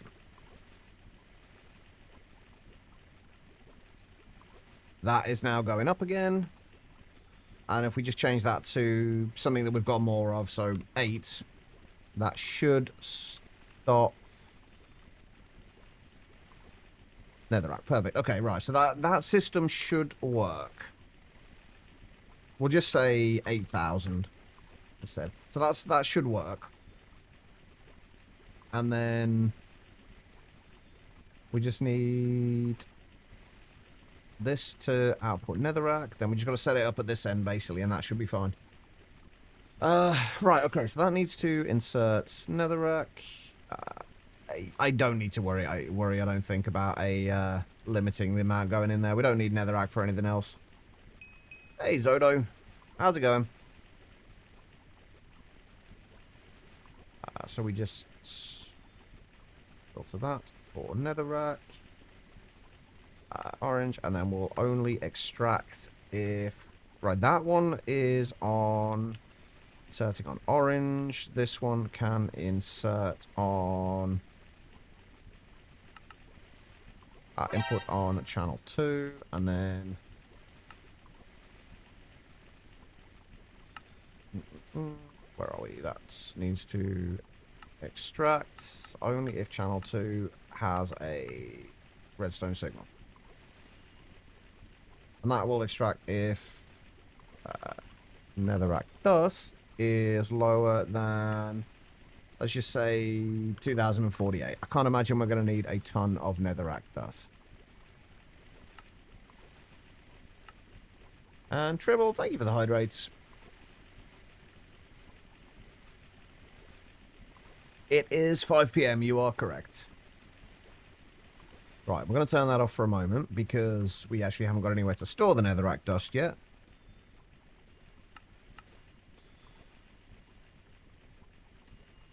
This took far longer than I thought. I hadn't really anticipated the whole having to set the thing up in the nether. I knew it was a possibility, but I didn't really think too hard about it. Thankfully, that is fixed, and it is now in a way that we can set this up to work for anything else as well, which is good.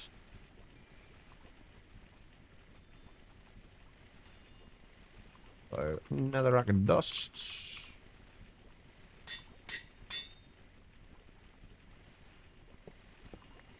Try not to think too hard either.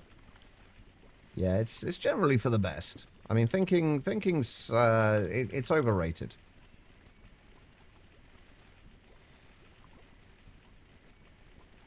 All right, so that will go now, and we will extract from there. Oh, there we go. I think I just put something into the ME system there that I didn't mean to, but that's fine. Right, so if we set this up to do that, this should stop extracting anymore. Yeah, perfect. And then we'll just keep 2,048 of those in stock. Okay, there we go. Right, that is the netherrack dust. Sorted.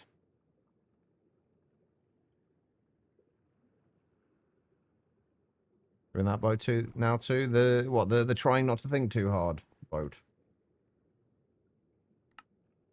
I should probably claim these quests as well, actually. Have you finished work for the day now, Quiet? Oh, let's see how we're getting on over here.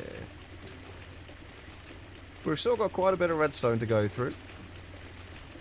We are still going through Sheelite as well. Let's get some of the tungstate going as well while we're at it.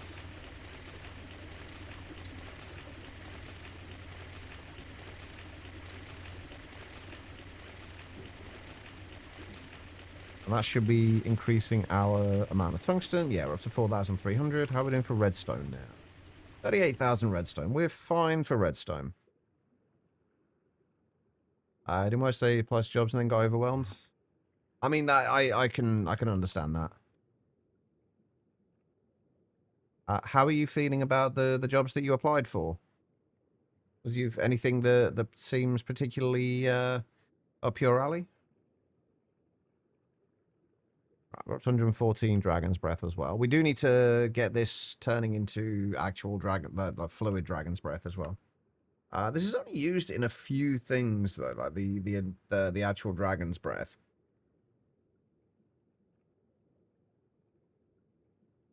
Anyway, right, that's netherrack dust sorted. So we've got the... Hang on, we should have... Yeah, we're up to 513 buckets of rocket fuel, and that seems to have stopped now, which is good. So we've got the high-octane gasoline, we've got the rocket fuel. Let's do the we should be able to do all of these in, like, roughly the same place. Chlorine trifluoride is just going to need one large LCR, one large chemical reactor. This one is a little bit trickier. The tetraethyl lead is slightly trickier. But that's going to need an LCR as well as chloroethane, which is ethylene and hydrochloric acid. We have both of those, so that's going to be... we may as well do that in a single block chemical reactor. There's no reason not to. There's no reason having an entire LCR specifically for that.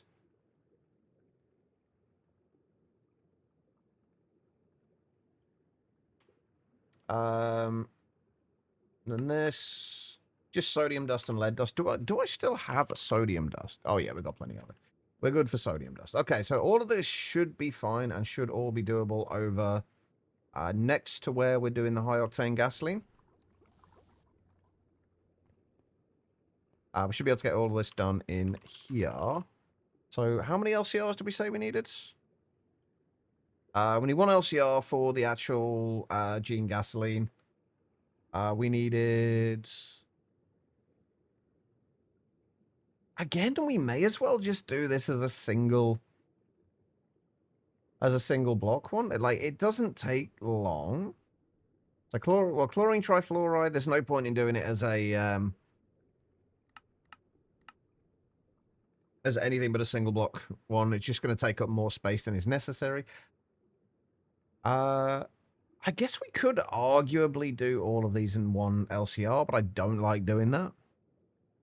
The tetraethyl lead. It does give us salt and lead back, though, which is good. Not quite all of it, obviously, but mostly. So we are going to need to actually have lead dust coming in. So right now we don't have a lot of lead.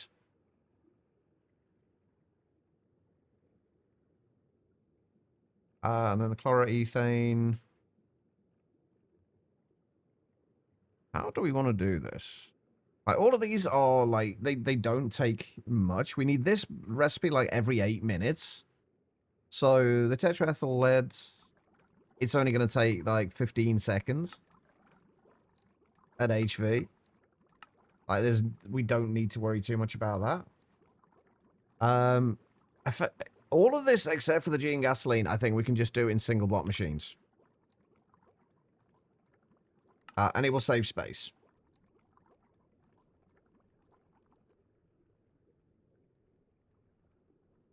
We just need that. We need a cupronickel coil.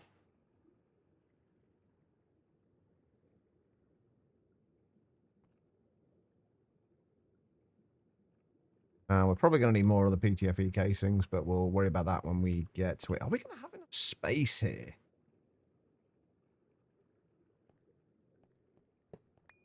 I almost feel like we should just wall share for this. But let's do that. That way we have a little bit more space. We do need another maintenance hatch. A pretty infamous chemical, is it? What makes it infamous? I've not really heard of it before doing this.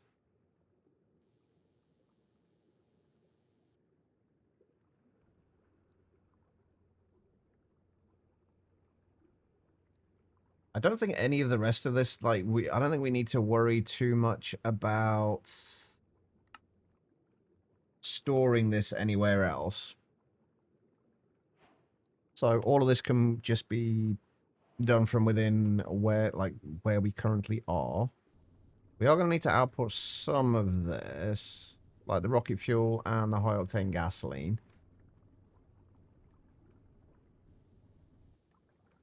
We do that. We don't need a coil.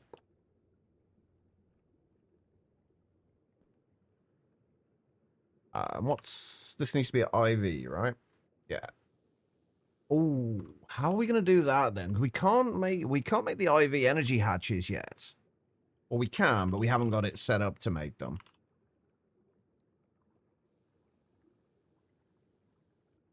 I think we're missing... Yeah, we haven't got the indium gallium phosphide at the moment, because we haven't got indium production made. So we're going to have to do this with, for now, 2 EV energy hatches.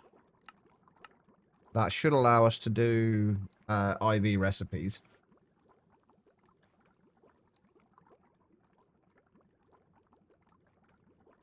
I just need a 4 amp converter.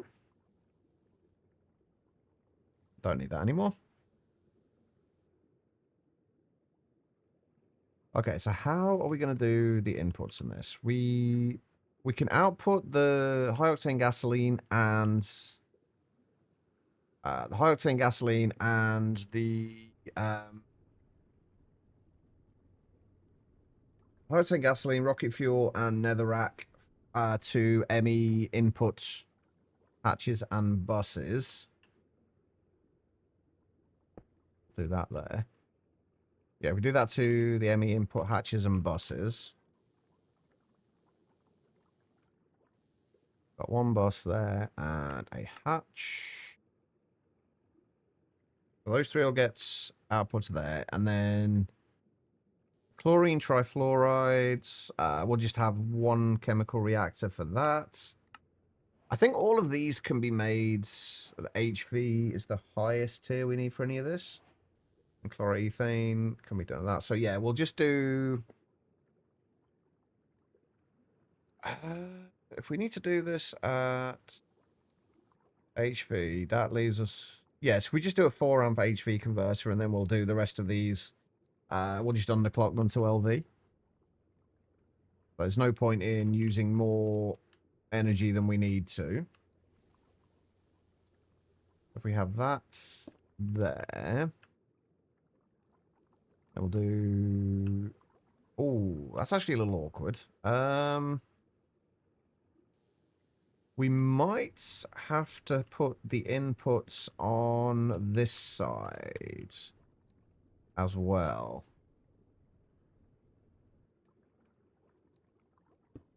all the inputs and outputs on this side because we need to, or at least the inputs and the output maybe on there. Because we need to get the ME cable up to here. We've got the input hatch and the input bus. Those need to have an ME cable attached to them. We guess we could bring the ME cable up there, but we also need to have the 4-amp converter, which is going to need to go there, which will stop that from happening. Okay. And then if we do the ME output hatch there, actually what we can do is if we, let's break that for a moment. That was hopefully not going to cause too many issues. But if we put the output hatch there and then we remove that,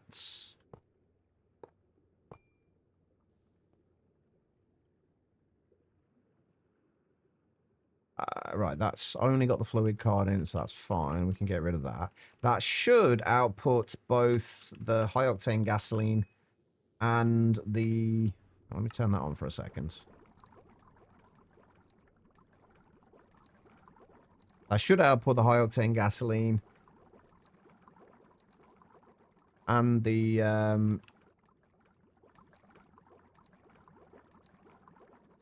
is that working? Oh no, it's not. Of course it's not working at the minute, is it? Fuck.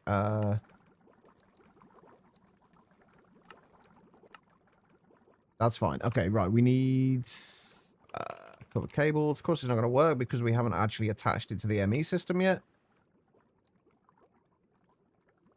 So we're going to need to bring covered cable from there to here.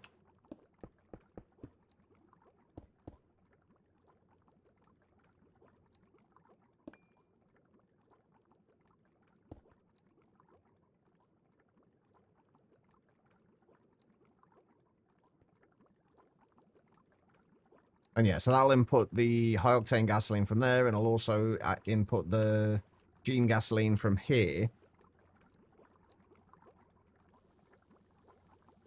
When that is done. Yeah, let's hook the rest of that into there. Because those can wall share, right? Multi-block sharing enabled. Yes, perfect. Okay, so that's going to be inputting high octane gasoline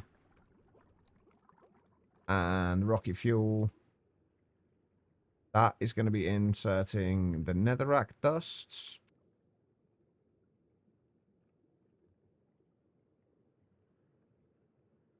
And what else do we need to insert into there? Right, so we need to get... Let me just separate that a little bit. Those three things. So, chlorine trifluoride, we just need a chemical reactor. I think all of these can be done at HV. We need a chemical reactor there. We need another chemical reactor there. So, 2 chemical reactors. Plus, we're also going to need a mixer. 2 chemical reactors and a mixer. 3 chemical reactors and a mixer. And then a canner. So 3 chemical reactors.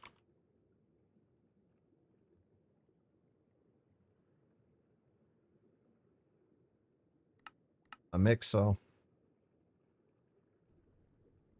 And we don't have a recipe for the canners.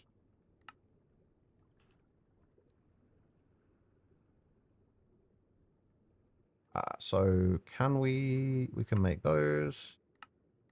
But we do want to actually, we may as well make a recipe for it. I don't imagine we're going to be using too many canners, but we will make a recipe for it.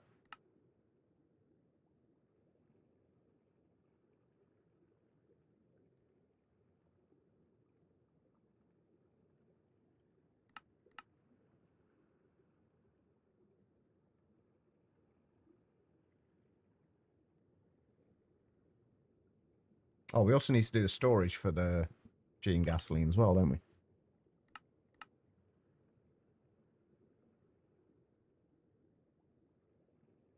Did I ever set up the recipe chain for this? I did not. Oh, we don't need to worry about it anyway. Famous last words, but I don't think we need to worry about it, is what I should say. Hopefully by the end of the day, we can actually get this running as well. As we set it all up yesterday, and then just, we haven't been able to use it yet. Or, I guess technically we could get it working. Oh, actually, no, we couldn't, because we needed the IV energy hatches for this, didn't we? So we're going to have to get this done, make sure we've got plenty of power coming in. And then we'll start working on the energy, being able to make the IV energy hatches. So once we can start getting the gene gasoline coming in, we can switch out the high octane gasoline that we're using at the moment for this. And it will be considerably more effective. Right, what's this? Dragon's Breath. So let me guess that's Moni Labs. Oh, no, it's actually Greg Tech.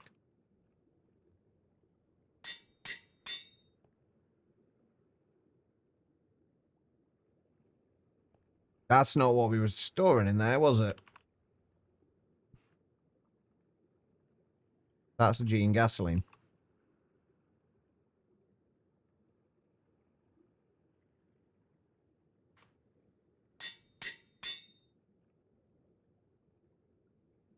Better.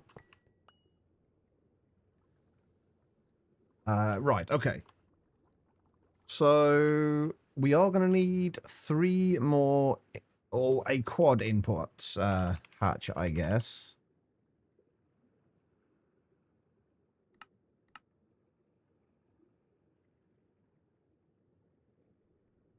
And we're also going to need to make sure we can turn this off when we need to. So if we put the quad input hatch up there, that will allow us enough space across here to bring the ME cable and have a emitter going into the side of this block.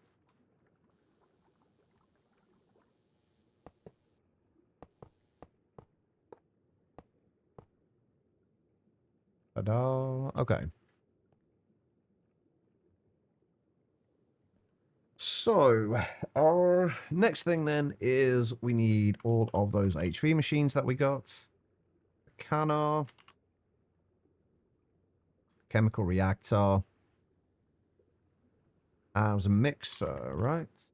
And a mixer. And then we just need a 4 amp HV converter.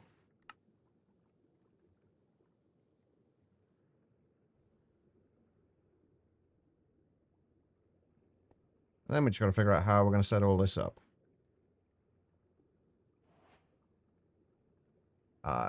It is almost break time, actually. You're right, yeah. I kind of... The Dragon's Breath is just a single machine. The chlorine trifluoride is just a single machine.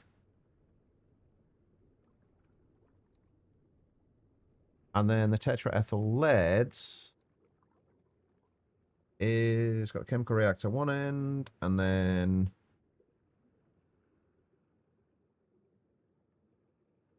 we need the mixer. And we need the other chemical reactor next to it. Okay, so how are we going to lay all of these out?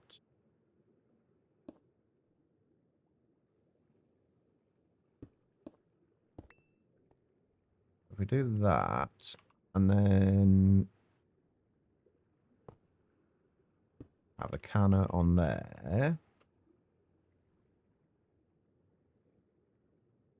I think how we can do all of this and keep it somewhat neat. I think we actually want to move that to there. So we'll have the... At the bottom here, we'll have the tetraethyl lead. So we need the mixer and the chemical reactor there. Then I guess the way we're going to have to do this is a little awkward. Because we're going to need to get things into there, there, and there as well. Could we move all this over by a block? Maybe?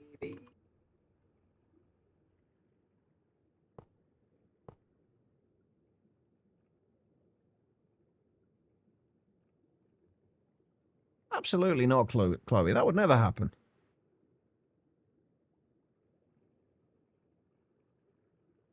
Right. We are up to 639 buckets of high-octane gas. I want to make sure this is going to turn on again when we need it to. Yeah, it is. Okay, so... Perfect.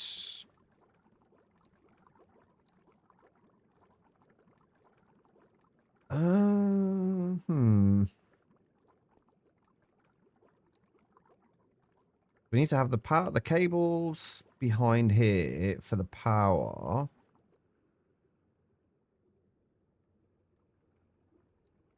I guess we could do this a little differently and have mixer there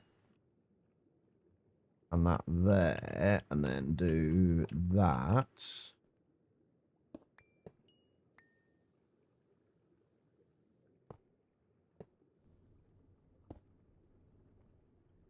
That'll work. Kind of an ugly setup, but it should be okay, I think. Right, see if we can get this hooked up. Those all get hooked up to there, and then we can have an interface here.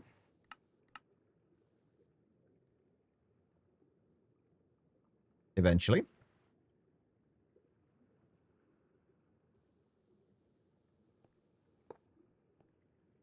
There we go. Okay, so let's get some more signs going here. So this is going to be for Gene. This is making...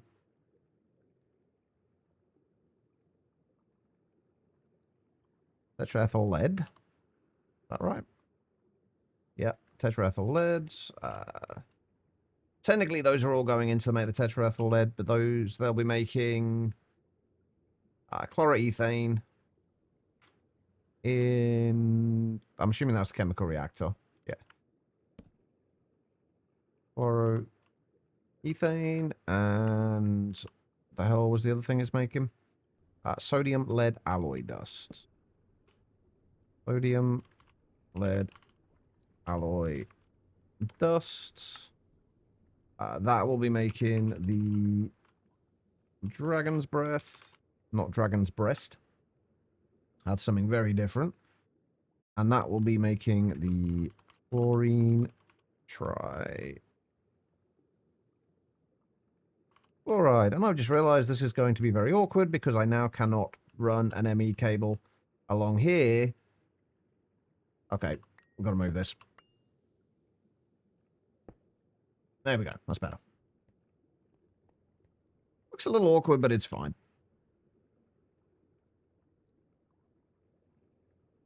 I haven't played Terraria in ages. I always struggle to get into it. It's one of those things that because you need to be looking outside of the game itself for a lot of the information, I kind of struggle to get into it. Past the absolute basics. Dragon Breast. No, this is you would be a lot more active in chat, I think, if we were playing modded Skyrim. Alright, so that needs to go and turn to orange. Okay, so let's figure this out. I am going to need a few more fluid cards. Let's make another stack of those. He'll be backseating like a mofo. Why have I got an HV output hatch on me?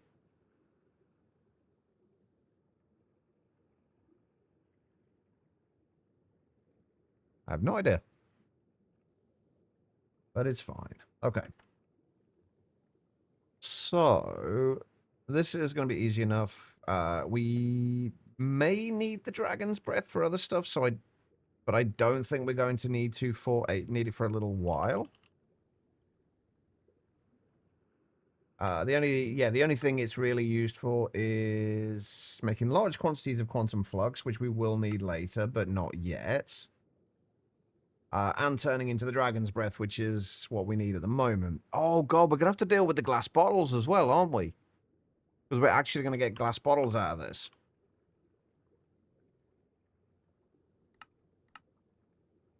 Hey, Tyler. How you doing? How's it going? It's going okay. So far, at least.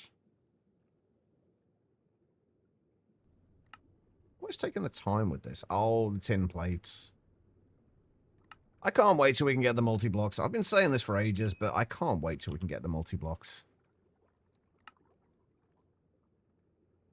Oh, and we're not going to be able to do these until we've finished the tin plates. Oh, never mind. There it is. Sid's done. Right, so we're going to need to store glass bottles as well, since we're going to get these as a byproduct. I'm starting to get a headache, though.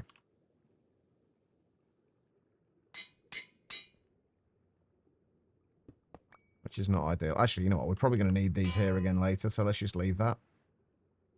Okay, so we need to insert into there with Dragon's Breath.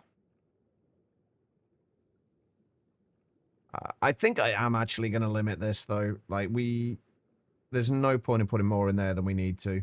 So if we just keep, like, 8 in there at the most.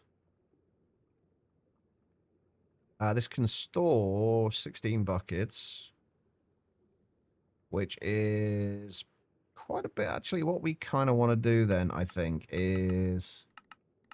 I don't want this to be storing, like, loads of Dragon's Breath in here, because it's not going to be used, and it's just kind of pointless. But if we do that, and if we let it so it's only storing at most, like, 2 buckets of it, and then I'll emit a redstone signal on orange, and we want this to only insert on here if there is a low redstone signal, that should be fine. I have a feeling we might need to upgrade this as well, that we might need to be outputting a few more things than we need. Or than we have space for, at least.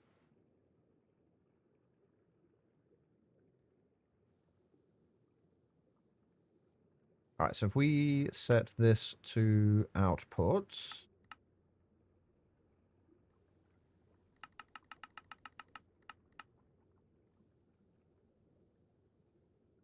There we go.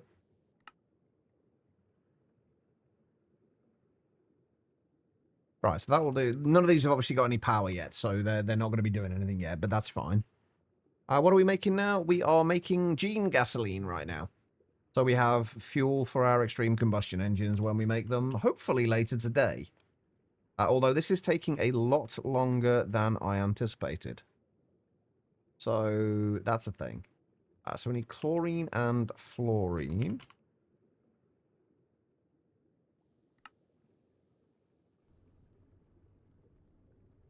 Both of which we are producing in hopefully large enough quantities. And for this, we need 3 fluorine, 1 chlorine.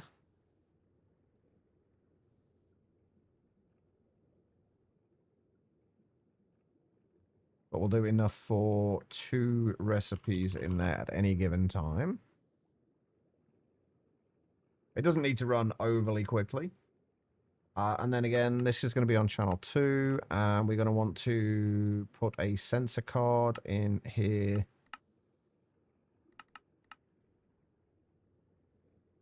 For chlorine trifluorides. And if we, again, just keep 2 buckets of that in at any given time.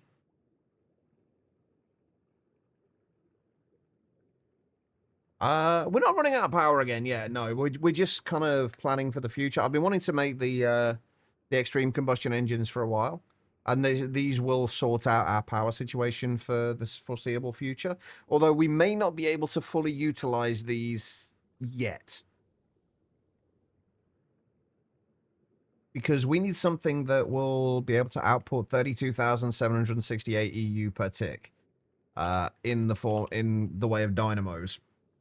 And that's basically 4 amps of IV. We can't see that because of this freaking thing, but yeah, it's basically 4 amps of IV. So we'd need 4 amp IV dynamo hatches, which we can't make yet.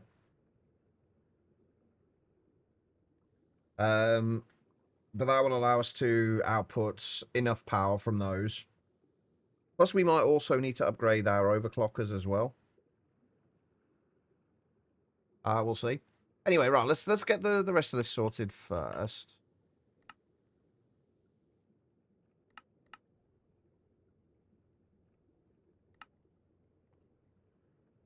Yeah, I'll put those into there. That's fine. Do we need a circuit in that at all? We do not. Oh, shit, I needed that.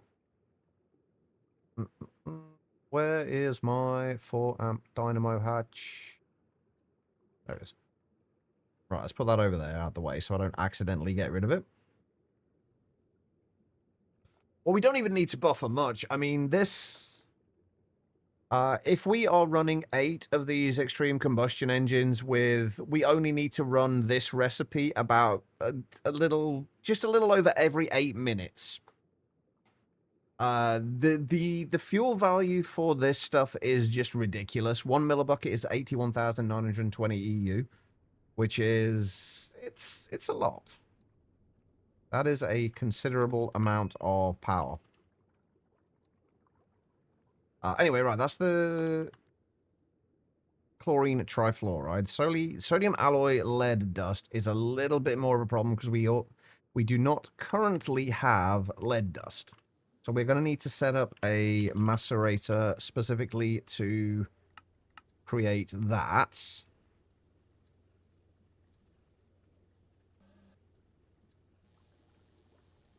We're just going to make the fuel as we need it. We're not going to waste the resources backlogging fuel because we are in the hopefully not too distant future be upgrading our power gen again.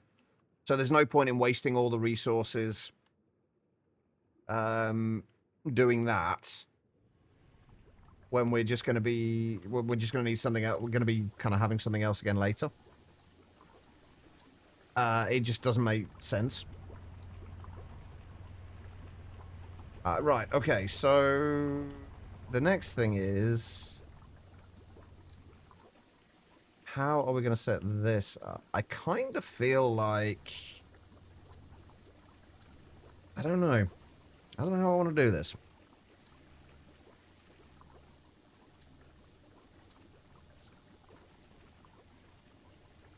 I think I do want to move this to the back. I'm kind of thinking how we can add to this without taking up too much space. Like, I feel like we want to add on top of this because, like, all of this is only, like, 1 block high.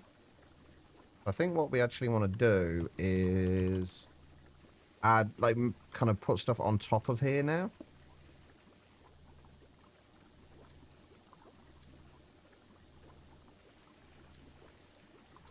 If we copy that and paste that on there.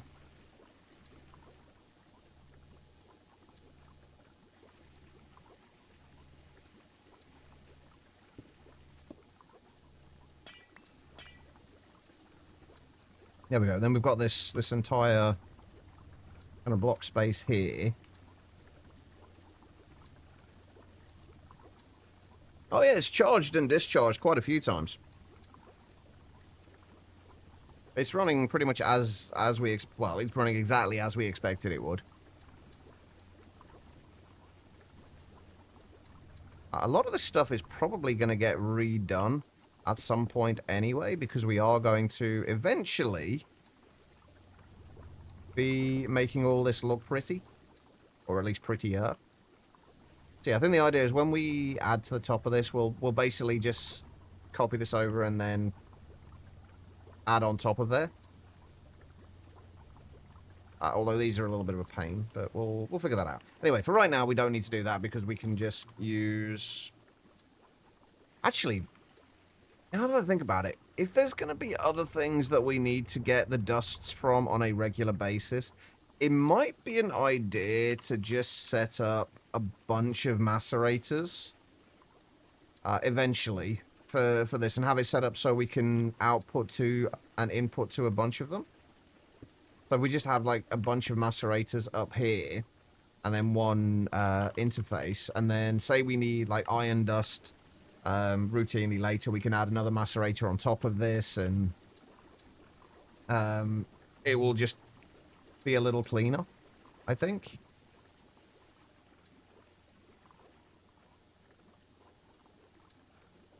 And since the macerators only take a very small, you can basically get 16 macerators for the most part on a 1 amp cable. So we basically just have a 1 amp cable here and then just add to this as we need to. Because I do still want to get stainless steel passived as well, because we have not quite got round to that yet. I keep getting sidetracked by other things.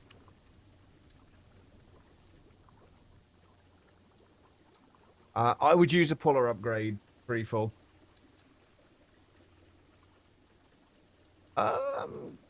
Would running off pure solar panels, batteries be a hard challenge? Not massively, no. I think the solars are a little more reasonable in this than they were in Monifactory. Monifactory, they were fantastic. But they are kind of expensive on this. In this, for like 2048 FE per tick, which is only 1 amp of HV, you need like signalum and a whole bunch of enderium overclockers. They're very expensive, so actually, yes, it probably would be a little bit of a challenge in order to do it, because they don't produce a lot and they are kind of expensive for what they produce. Like, you need IV power to make these, which are only going to give you, for the two of them, 2 amps of HV power. Not really worth it.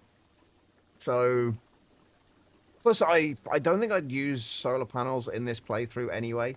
But only, or mostly at least, for the fact that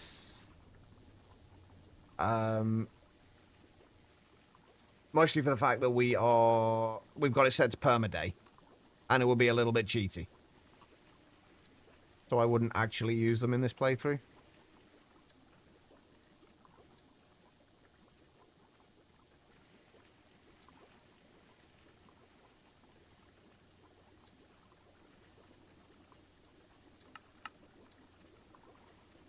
Alright.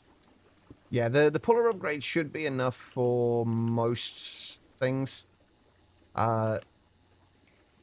I think I've still got it on my my setup downstairs. Because we are still actually using our initial, well, not quite our initial ones, but our the dynamos that we had at the start. Those are still actually running.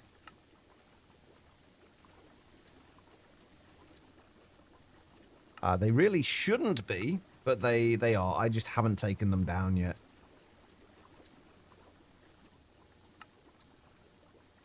Right, so this is going to be doing lead dust. Oh, we do need a way of turning each of these off, though, don't we? That's the only thing.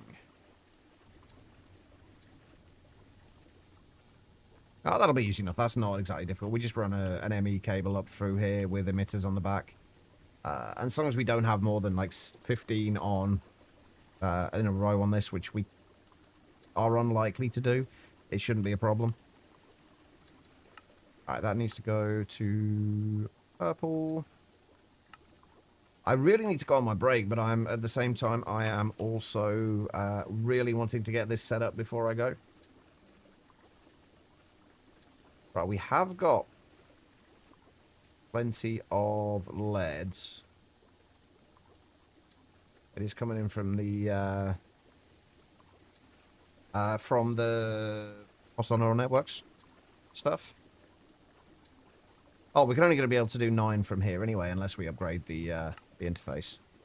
Or 8, technically. Right, so that should be outputting. That should be inserting. Why are you not inserting? Because you're not actually hooked up to anything. That would explain it.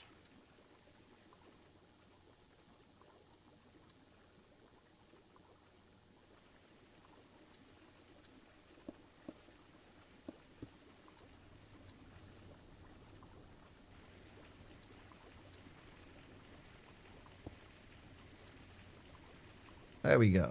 Right, let's turn that off for a second, but that will macerate those. It's not going to be ridiculously quick, but it doesn't need to be. Right, where's my covered cables?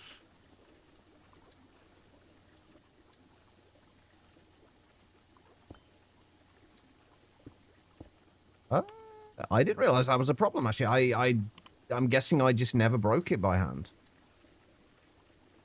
That does suck, though. Alright, so this needs to be on orange. And I'm going to start running out of machine controllers soon. We are actually going to use a machine controller on this one. And that is going to output on orange. Right, that is... lead dust. If we have less than, say, 1024 lead dust, it'll emit a redstone signal. We do also need a storage cell for the lead dust.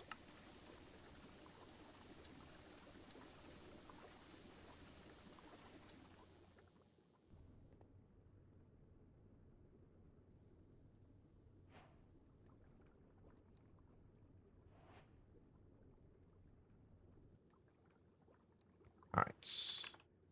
Nope. Wrong thing. Alright, all lead dust.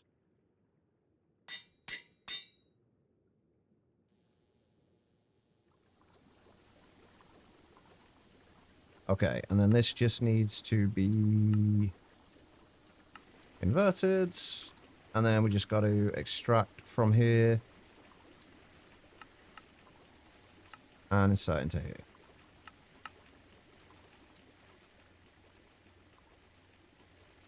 Let's make sure this will turn off. So if we set this to just... if we've got 5 lead dust... perfect. Okay. We only want like 512 or so, though. We don't need a ton of it. So right, then we need to output... lead dust... and sodium. Hopefully we don't run out of either of these.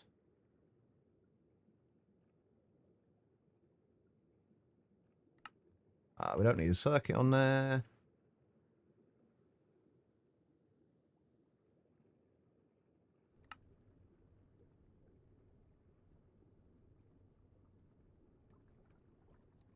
That's in a fluid card, isn't it?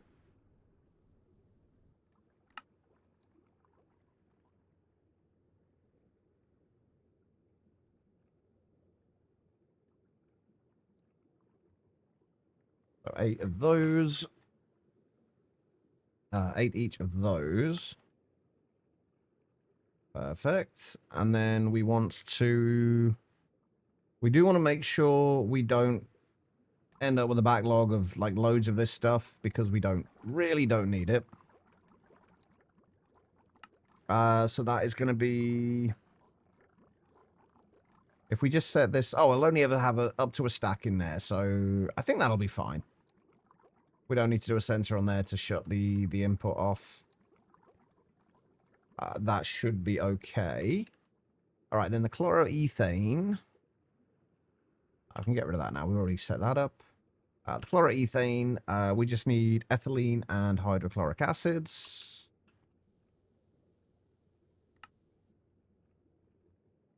Let's output those.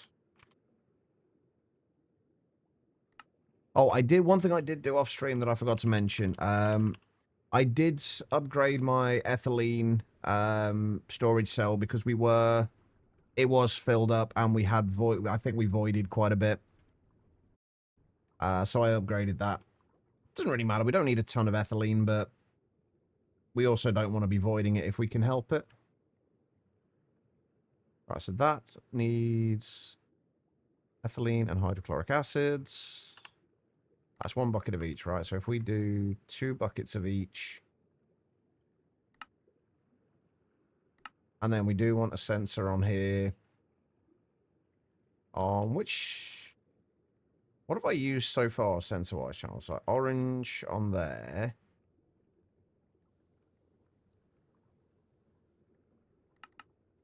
Channel 2 on there. That should be channel 3. I've just realized I put stuff in the wrong place.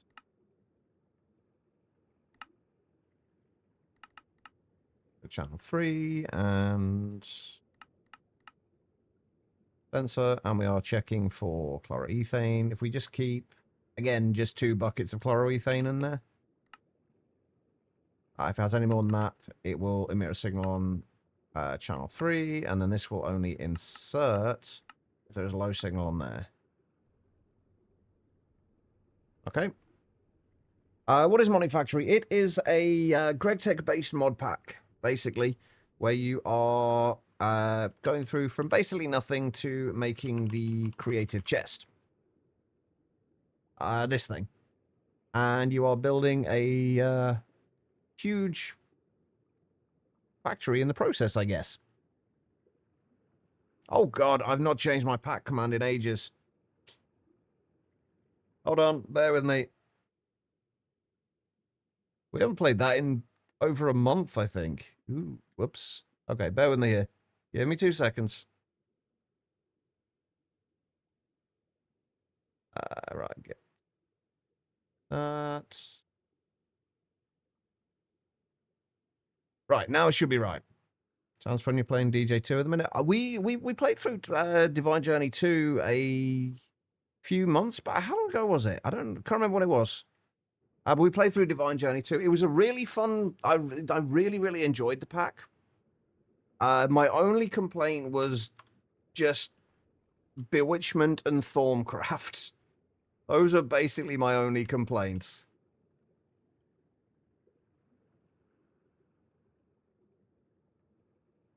It wasn't... Yeah, it was probably about... Oh yeah, we played... we played through Chrome Endless 2 between then, didn't we? So yeah, it has been quite a while. It has actually been quite a while. And chloroethane, and then we want to extract from here. And then tetraethyl lead. We just need 4 buckets of chloroethane and 8 sodium lead alloy. So we need an insert of fluids and items. That's what, 8 and 4.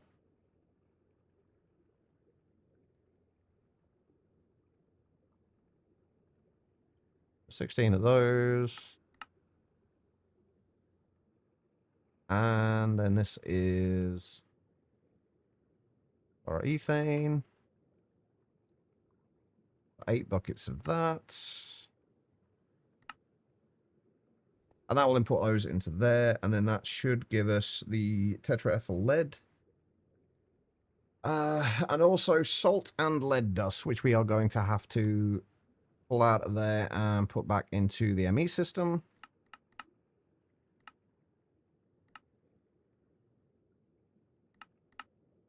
I don't think there's any byproducts from anything else here, is there?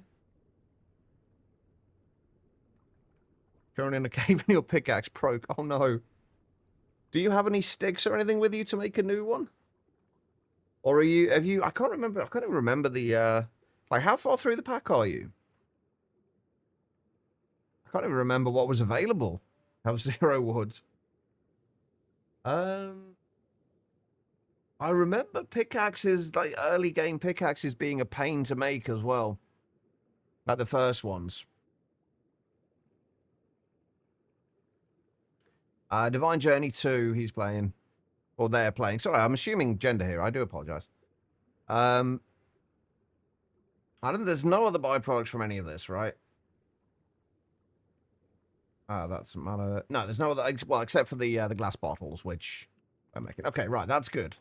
So that should be all of that. We just need to make a few vibrant alloy cables. And I'm going to bring that up through here. All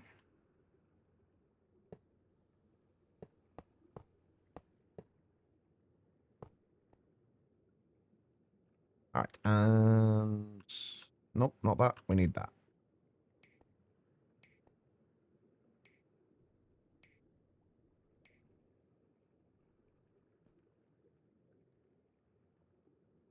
And then we needed 4-amp converter.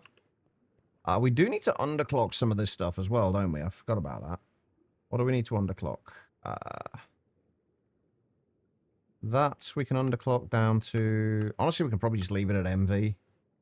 There's only one recipe here that needs to be HV. And that is this one. The rest will underclock to MV just to save a little bit of power. Not that we need to, but there's no reason not to.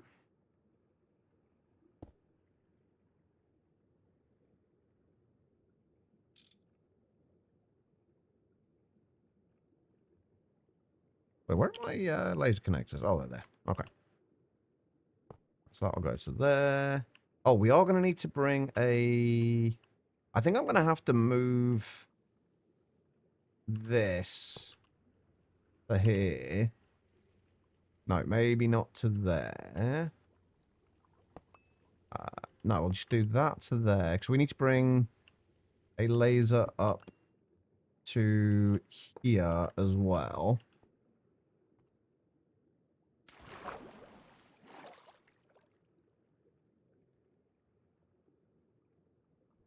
Going that to there, and then from there to there.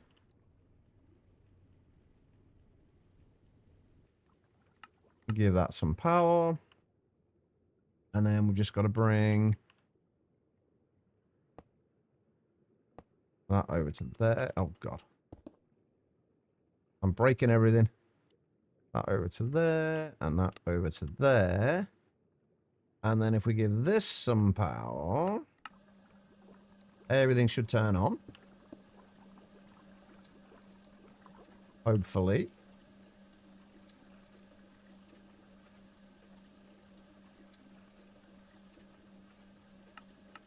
That will extract from there. And we're going to need a fluid extract from there as well. Is that going to... Ah, right, yeah, we still got to do the inserts into there. Love Laser IO. Laser IO is amazing. Laser IO is, as far as logistics goes, it is the best logistics mod I've played with for a very long time. Why are you not doing what you're supposed to be doing, though?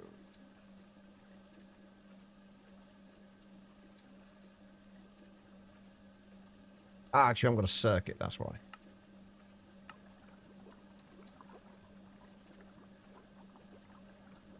We'll turn that off for a minute, just because we don't want this going yet. Right, and we just need covered cables.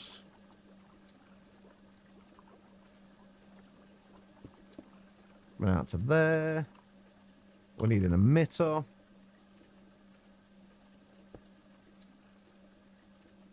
We need a machine controller. We need to set that to invert. And then we'll just say, for right now, when we've got 32 buckets of this, it will emit a redstone signal. Okay, and then we've just got to do the insert into here, which we need to insert that, and that.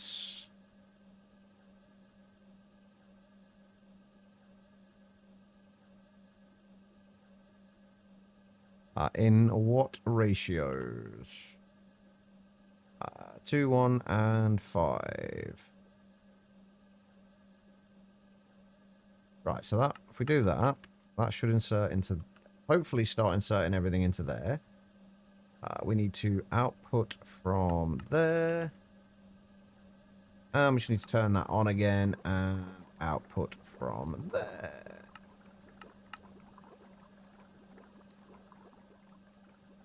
Right, there's a mine shaft under your base. Is it a mine shaft or is it one of the is it an actual vanilla mine shaft or is it one of the tunnels from oh, what's it called? Oh, it's a vanilla mine shaft. Oh, nice. Okay, so all that is now as it should be. We should just have to do that. And it won't work. It's turned off. Why are you turned off?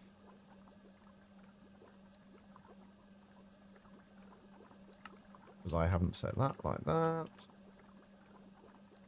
Okay, you are turned on. You have tetraethyl lead. We've given you a circuit. You have everything you need.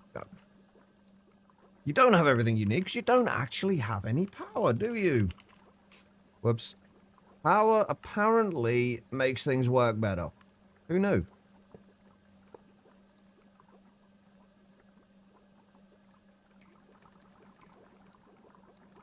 There we go. Well, that's working better. Give it a minute or two. And we have some Gene gasoline. You made it home? GG. But there we go. That will now turn off when we have 32 buckets. We'll keep that to 512 buckets. But there we go. We now have a Gene gasoline. That is our best fuel source that we can get right now. It's a bit of a setup, but it's worth it. And I need to go and take a break, don't I? Because I am late right now. Right, when we get back, I think we might end up doing the combustion engines tomorrow. I don't know if we're going to have time to do them today. We'll see how things go. Because I still need to get the IV dynamo hatches sorted. And the liquid oxygen. And make the actual combustion engines. And so on and so forth. But yeah, we've got a lot of stuff to do in the meantime. So for right now, though, I am going to go and take a short break. If you guys have been sat down for a while yourselves, I do suggest you do the same thing. Just get up, wander around, use the bathroom, whatever you got to do. Don't go too far, though, because I will be back in just a few minutes. I will run some ads during the break. I will only ever run these during the breaks, though, so you shouldn't miss anything. Although, that being said, I am going to start running them just as I start the stream as well, just so we can get rid of pre-roll ads at the start. Anyway, I will see you all in just a moment.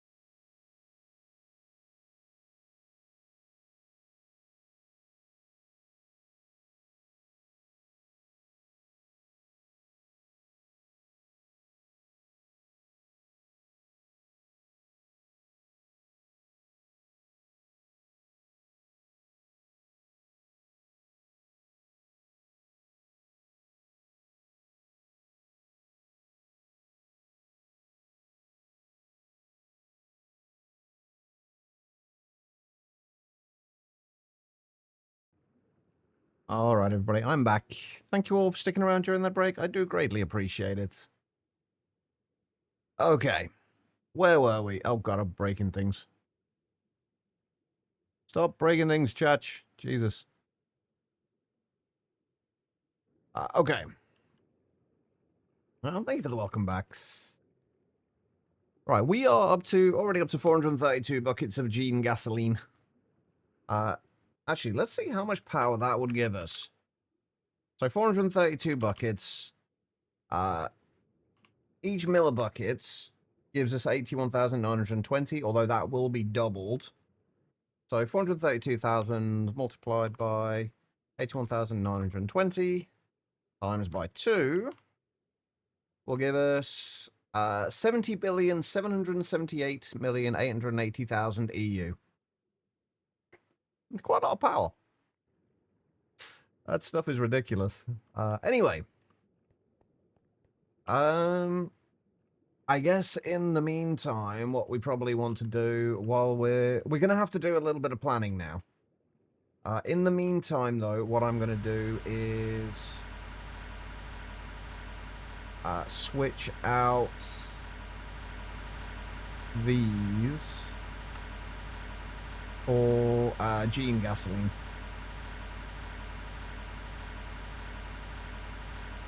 So we're going to switch that out for Gene gasoline. We're just going to put a bucket in each of these. It's a little bit easier to do them on the ones on the top. And then this should burn through all the high-octane gasoline that's in there, and then switch out for the new stuff, which we might want to keep an eye on and make sure it does work without any hitches, because otherwise we're going to run out of power. And then we're going to have to switch that out for Gene gasoline. That'll take care of the bottom ones, and then the top ones are considerably easier. All we got to do is that.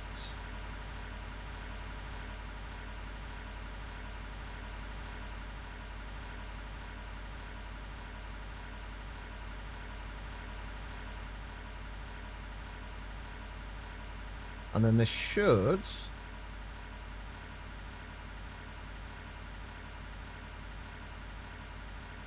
start using Gene gasoline. It's not quite yet. That one is. And it should be using it significantly slower. And it is using the high octane gasoline. Okay. That is part 1 done. That's the, I wouldn't say the easy bit. The next thing is we need to get the IV. Well, there's a few things we've got to do now. We've got to get the IV energy hatches. Now, we have our current energy storage, which we are going to have to remove very soon, even though we've only just made it. This can handle 16 amps of IV.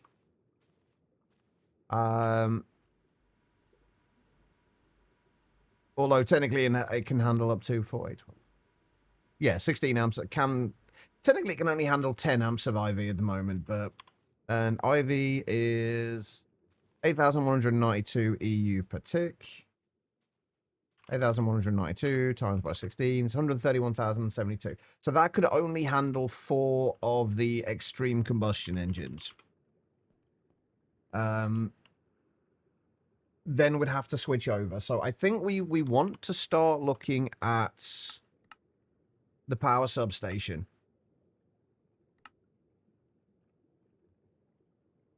Oh, MPIC chips. Can we make MPIC chips? I think we can make MPIC chips already, right?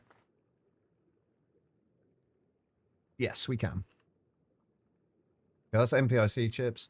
We also need, obviously, maintenance hatches. We need the dynamo, all the various dynamo hatches. Energy hatches for actually inserting into here. That's the bit I'm not sure how we're going to do yet, is actually inserting the power into the substation. I haven't quite figured that one out yet. But yeah, anyway, then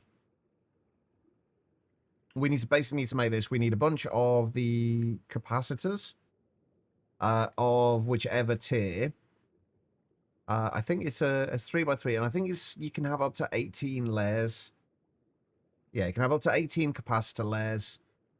Each of the capacitors holds a large amount of energy. So if you look at the IV ones, for example, each one of those capacitors holds 1.5 billion. And they only take one of the Lapatronic energy orbs to make. We've already got 10 of these, so we could fit, and each one of the Lapatronic energy orbs gives 250,000. So basically it's, what? How much? 6 times the storage of those. And if we just had a single layer of them, that'd be, what, 9 times 1.5 billion? So 13.5 billion energy storage. And then we could output from that at whichever voltage tier we wanted.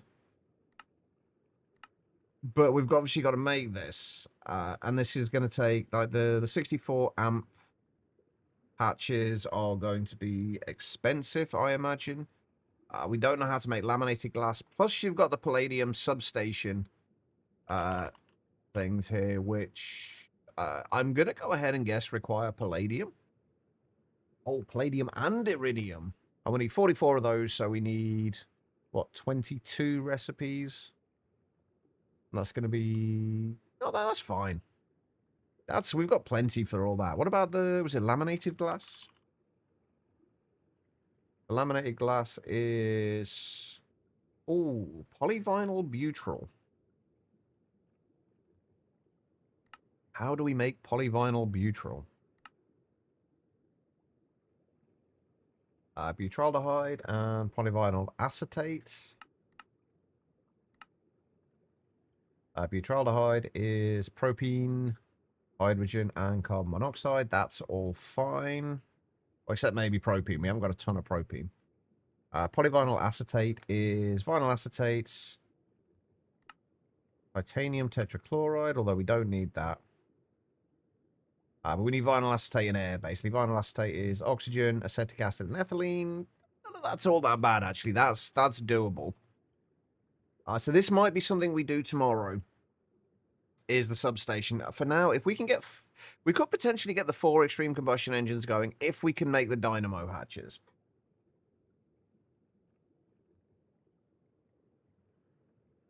Making PVA glue? Kind of, yeah.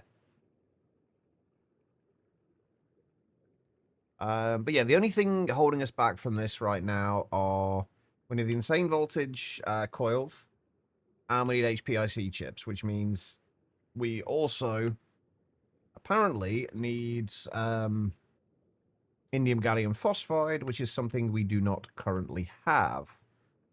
So this is our next step then, is to get to get indium, basically. Don't get stuck with the recipe. I'll try not to.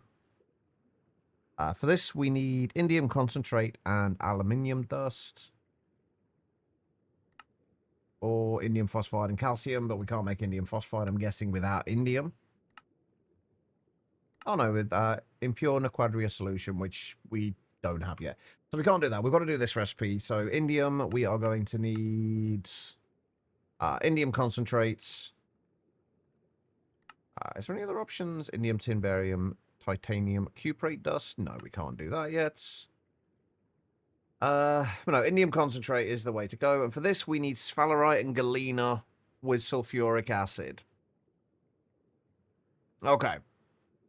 Thank you for the follow. I appreciate it. So, basically, we need to go out and we need to get some sphalerite and we need to get some galena. I don't know if we have either of those at the moment. I'm guessing probably not. Nope. What the hell's that? Oh, tricalcium phosphate. I've got a little bit of galena. Not a ton, but we got a little bit. But we just need to get some sphalerite. Which... There is a tier 3 microminer mission that can get it for us, but... only 16 of it, which the micromine emissions really don't seem worth it, honestly. Like, it's going to be easier just to take the miner and move that around. Because Valerite, I'm pretty sure we get in the nether, right? Or on the moon. Wait, what's that? Oh, get fluorite as well on the moon. I don't know how rare it's going to be on the moon, though. Yeah, sulfur, pyrite, and sphalerite in the nether.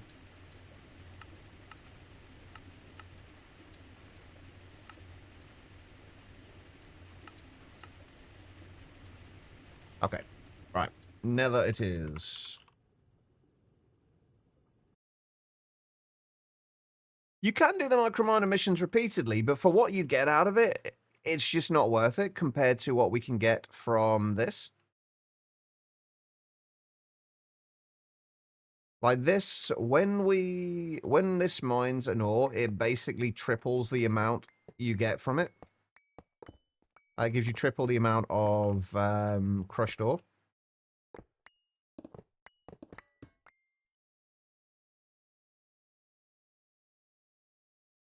And yeah, it takes like a few seconds to set it up, but that's it. Right, we may as well put this on the nether roof as well. That's going to freak me out every time not being able to see that. Right, has this stopped now? No. I think we set that to stop at like 8,192 netherrack, didn't we? All right, so let's see. There's sphalerite in there, but not a lot of it.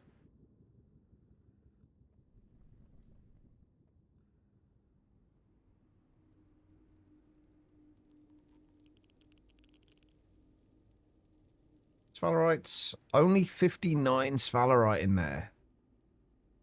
Jesus Christ, what the hell? There's got to be more in here somewhere. We might actually be better off checking out the there we go. That's a little bit more like it. 634 there, apparently.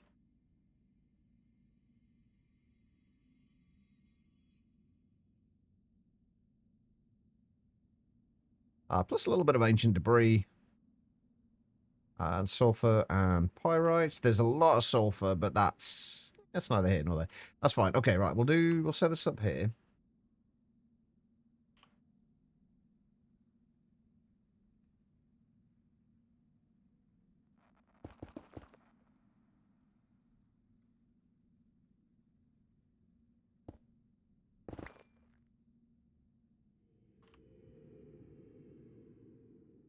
We're going to do this a little different. I've done it again.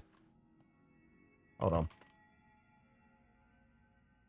I've done it again. I forgot to remove the loaded chunk. Every time. Okay, so we can do this a little differently now as well, because we are going to need another one of the advanced laser connectors. Unfortunately, this is going to be it's going to be a little bit awkward setting this up each time, because we're going to have to go back to the overworld and then kind of right click that and then connect it to this. But it's going to be better than trying to set up the numismatic dynamos each time.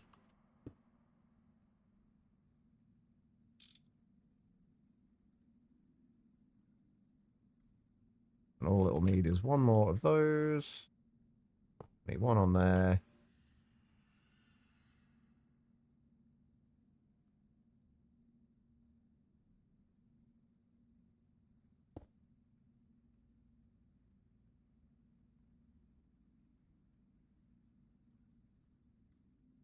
All right, so the only thing we've got to think about here, though, is what else we're going to get byproduct-wise that we need to deal with.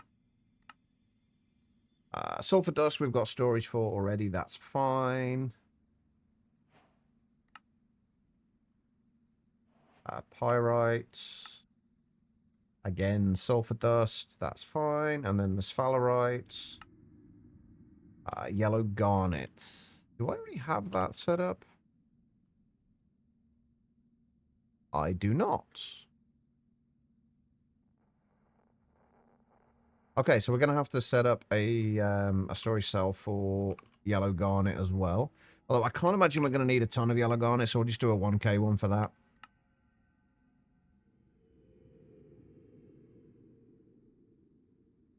And, oh no, I left my things at home.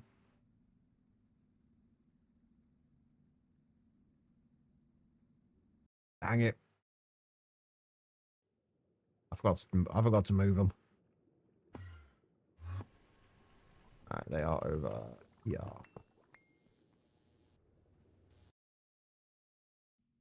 Okay.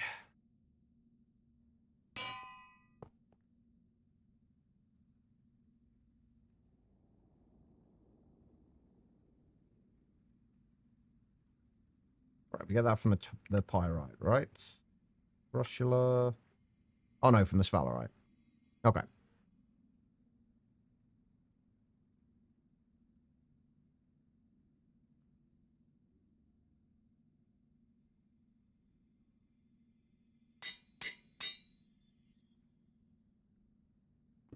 Uh-huh. Okay, do we have our connectors now as well? We do. Beautiful. Okay, so we do that. And then we just got to connect that to there. Got to go back home again. Down there. We'll set the up for what? Nope. We'll set that down on there. Connect that up to there. And then we grab that.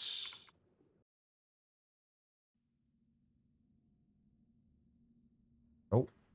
Hook that up to there. And then we just got to give this thing some power.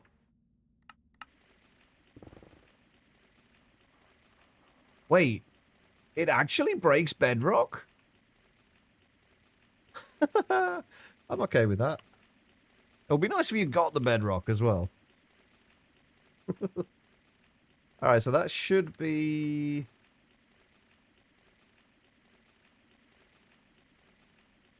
Oh, right, hold on.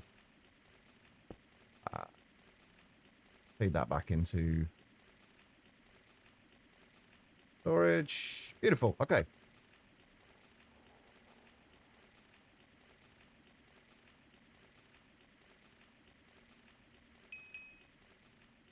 And we've got to... like that. Bezro used for anything? Not really, no. We don't actually, like, need it for anything. It would just be kind of cool to have. Okay, so... I might have to get rid of some of this redstone because this is getting ridiculous. We're up to over 5,000 tungsten now, though, which is good. Redstone, we are up to 42,000. Yeah, I don't think I've used the Grains of Infinity since the start. It might be something that comes into it a little bit later, but we haven't used them yet.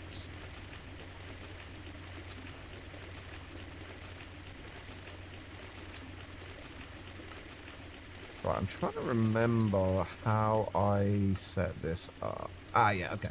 Right, so this is where we're taking out the purified ores. And we're going to have to do that with the sphalerite. Wait, what was it? We needed sphalerite and galena, right? So we're going to have to get storage for both of those.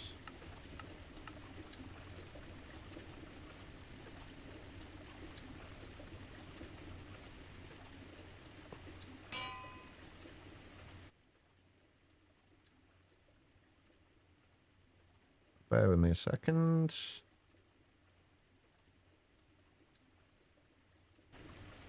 Alright, there we go. Beautiful. So yeah, we need purified sphalerite and galena.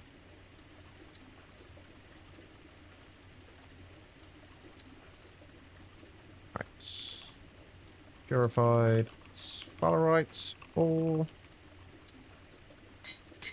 we shouldn't need to store much of these anyway, but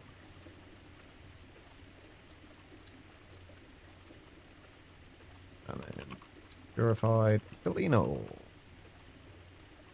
We are still going to need to get a little bit more though of the galena. How are we doing for? I'm a little concerned about the amount of sulfur we're going to get in as well. We are probably going to get quite a lot of sulfur ore. We're already getting a bit of sphalerite in, which is good. Right, so let's output both that and the galena we actually can't output because we've only got the output going to the purified bit for now. So we'll just output the rest of that into there. And then we'll set that to output as well. I'll output purified sphalerite. And then if we just switch that out to there. And then the galena will put into there. That way it should go through all of those. Hopefully, anyway. And we should start getting...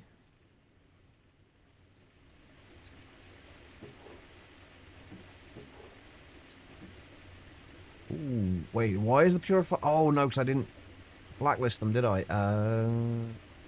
Right, there we go. Right, now that should start blacklisting those, and...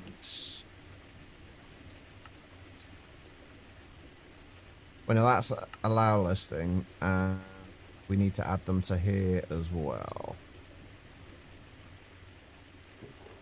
Yeah, we should start getting the sphalerite and galena into there, and then those can be transferred into storage.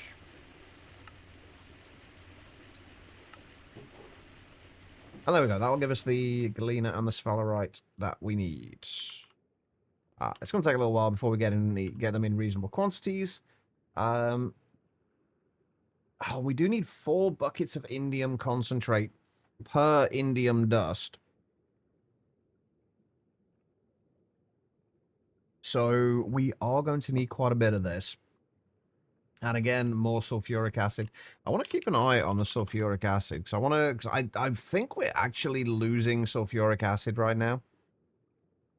I don't think we are making it quickly enough.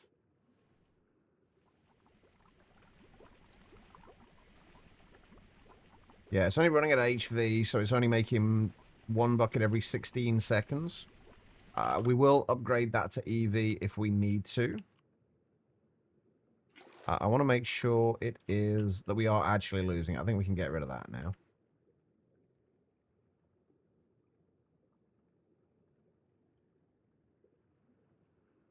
And it's what, 28k at the moment?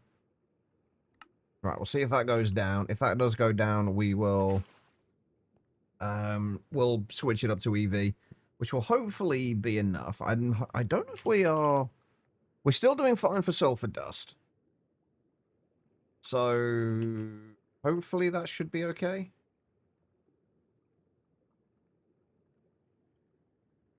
Right, so we do have... We've only got like 44 of each of them at the moment, which is not going to get us a lot of indium concentrate.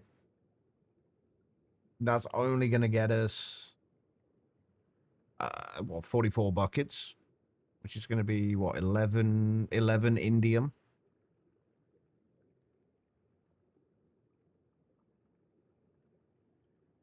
Eesh. Okay.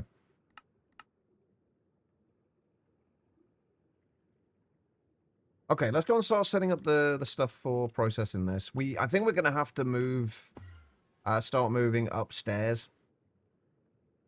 What is that? Why is that grey concrete? Oh, because it's the base of that, isn't it? Yeah. Yeah, we're going to have to start moving stuff upstairs as well, I think, because we are starting to run out of space on this floor. since that is kind of earmarked for something else. Yeah, we're going to have to move upstairs. Okay. How did we do that on the other side? Because we're going to have to move, obviously, the ME cable up there. We've basically had it going up from here. So we've brought it off there and up that way. Okay.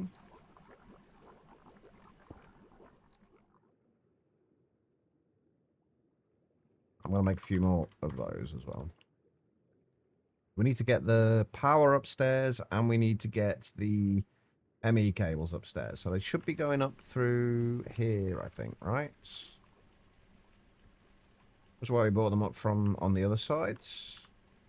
We're going to be running out of green dye soon, I think. I think this...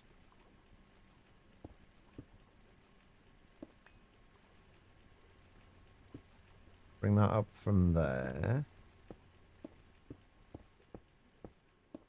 That should be a little easier than the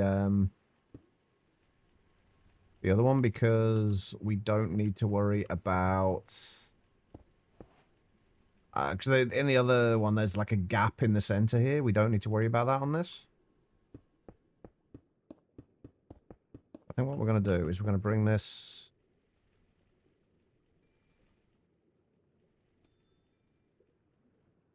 That's kind of awkward. What is there? Oh, that's where the dirt is. Yes, we'll bring that up there. If we just find the center of here, we'll start putting stuff in the center, I think. It should be there, I think. 1, 2, 3, 4, 5, 6, 7. And then that should be... Yeah, that's fine. Right, that's the center. And then we'll bring this along here. How am I going to get the power up here is the next question.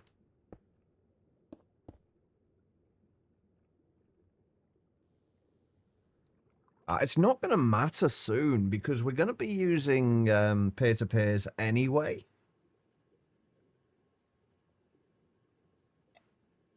So I don't know if I want to just like not worry so much about it right now. About making it look nice. And just think about getting the power up there or whether we'd want to try and make it look nice from the start. And the way we did it before was we basically had a little pillar in the corners.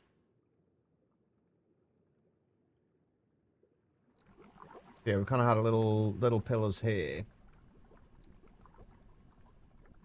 And then that is bringing the lasers up there. Up through that corner. That might be the way we want to do it again.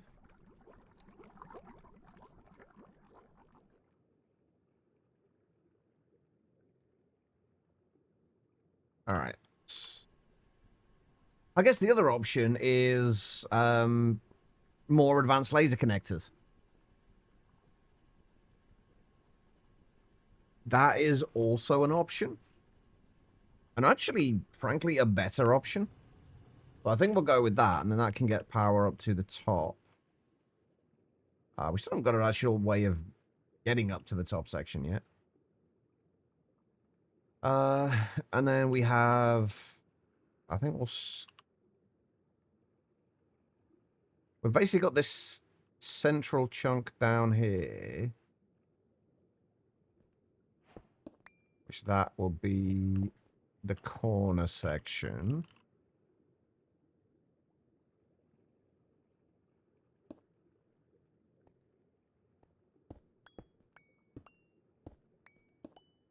Oh, jeez.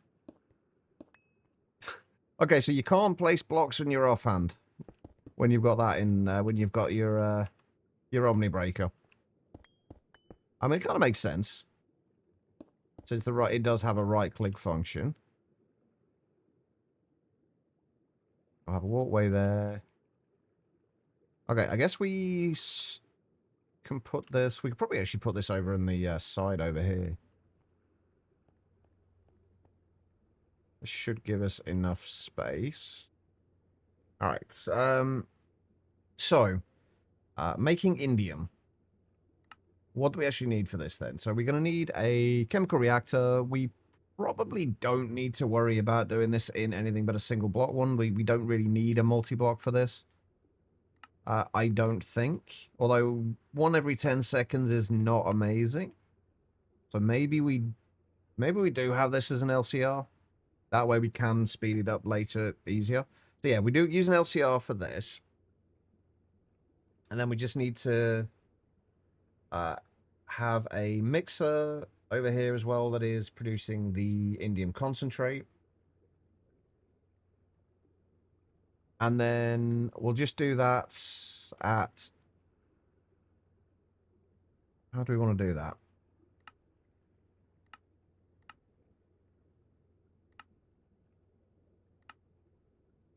Four buckets in...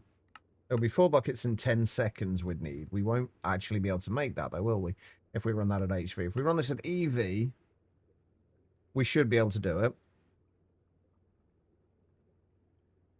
We might need to shut this off if there is not enough sulfuric acid, though. All right, so we need a mixer. We'll do them at EV for now. And we're going to need a large chemical reactor.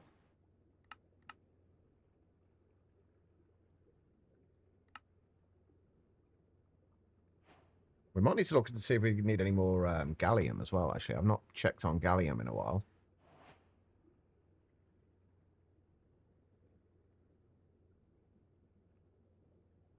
All right, we need PTFE pipe casing. We need a few more of those. We're going to need a coil. Okay. Do we need indium for much else, actually, is another question I should be asking. We need it for indium, tin, barium, titanium cuprates. Which I don't know if we need for much or not. I feel like we do need indium for other things. We need it for advanced SMD diodes. And complex SMD diodes. So we are going to need indium gallium phosphide for those. Plus the HPIC wafers. What do we need these for? Do we just literally just need these for making energy hatches?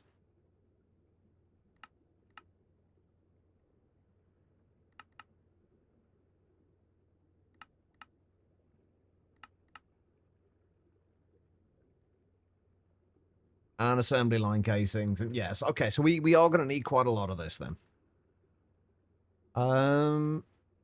Okay. We might need to up our sulfur production a little bit as well.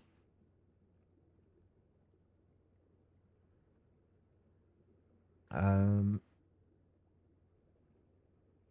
we will get a little bit of sulfur back from this.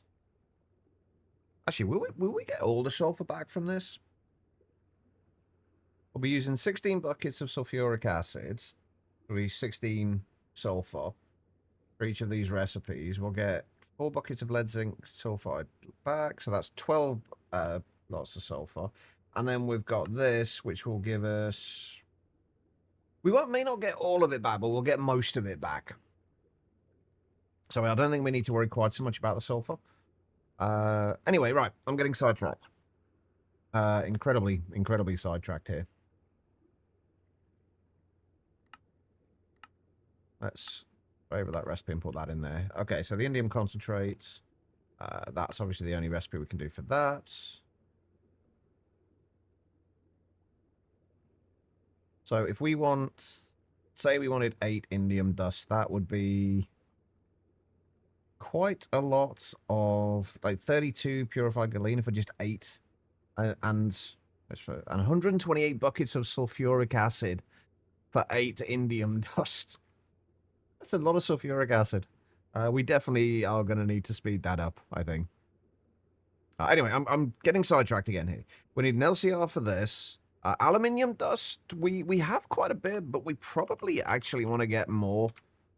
In fact, I probably want to store more, because at the minute we are, like, maxed out on aluminium dust. But maybe we fix that first. I don't think we need to store any more than 32,000, do we? We really don't need to. I think that's fine. Anyway, LCR for this. Indium concentrate, we need the mixer. But then we do want to process the byproducts as well. So indium will obviously just get stored straight into the ME system. Lead zinc solution and aluminium sulfide both need to be processed.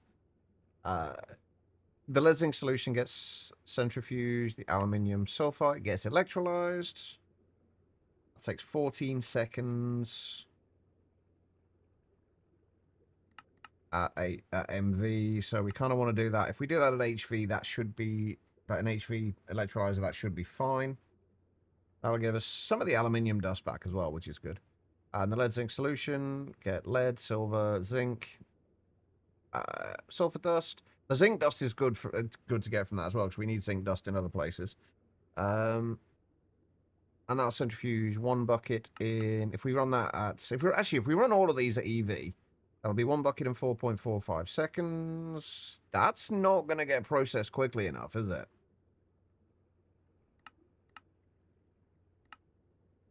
If we need to process 4 buckets of that, we're going to need at least 2. We need a sidetrack counter. I don't think numbers go up that high, Quiet. What we might end up doing is just having a huge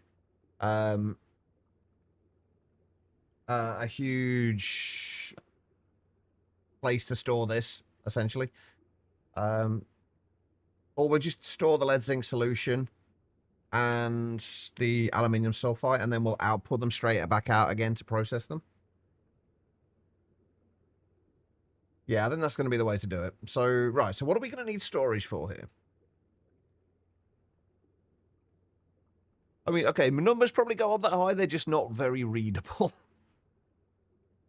Alright, so we need storage for the aluminium sulfide and the lead zinc solution. Although, again, we don't need to store these in the ME system.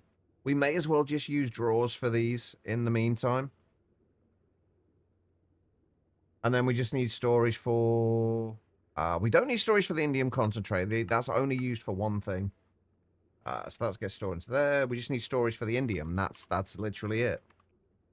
That's the only thing we need to sort out.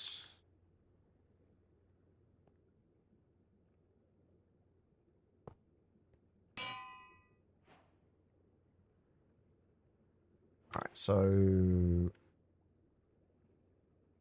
I'm going to need to add more storage drives very soon, I think.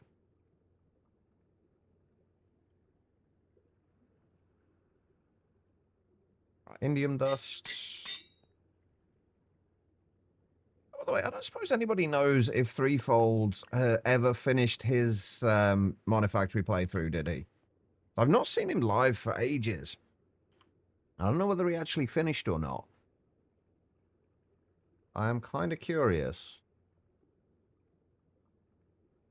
Right, we did need... Oh, we got the mixer already, didn't we? That's fine.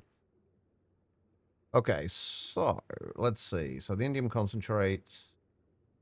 is just getting stored directly from there, and then we just need an ME bus of the input variety. You barely counted 20, so you're not the person to ask. I find that hard to believe, Quiet. I find that incredibly hard to believe. I'm sure you can count to at least 25. At least. Maybe even 26. I'm not sure I could go that high, but... I wholeheartedly believe you can. Alright.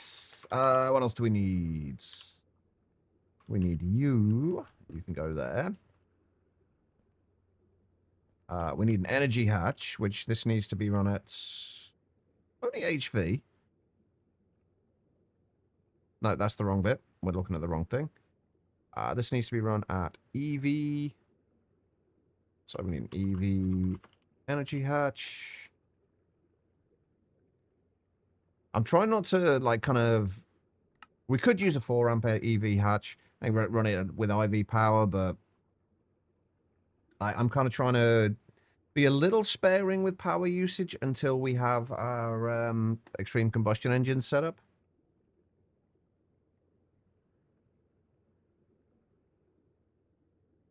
A server will always be better, Guitar Lilin. Like, if you have a server available, I would definitely put it on there. I would if I had the option, I would definitely have this on a server.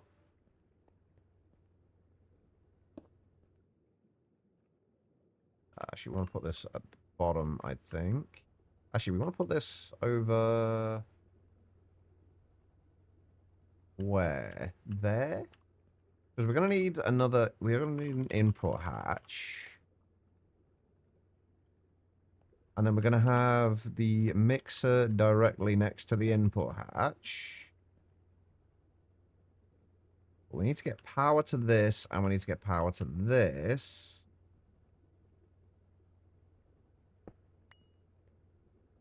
How can we do that? How can we do this? I'm thinking if we put... I'm now not sure how I want to set this up. I might need to move things over a little bit as well. But we want the mixer. We'll have the mixer here. That will feed the indium concentrate into there. We need to be able to feed what needs to go into the indium concentrate into there. And I've just realized I don't actually need... Oh, I guess I do need an input bus for an ME input bus for that. I really should check to see if those things actually use any power. I imagine they don't. But I'm not sure. Oh, they do. But it's very... It's limited. Like, there's 9 input hatches, like 2 FE per tick. It's not worth worrying about. Okay, so... This needs to output... I might need to move this over by a block. Why do I put things in the wrong place every single time? How? It's a skill. It's not an overly marketable or useful skill, but it's a skill. Right, okay, so... We do need an input bus there. Actually, this probably would... This would actually, I think, be easier not to use the ME input buses, just because we won't have to bring the cable up to it. If we have an input bus there, we have the input hatch there. Put the mixer there. We'll have an interface down here.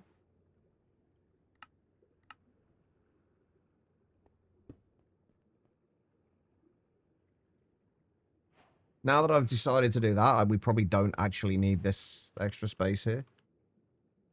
And I can probably move this back to where it was. Yeah, I'll move it back to where it was, I think. Oh, wait. Can I do that? Yeah, I can, yeah.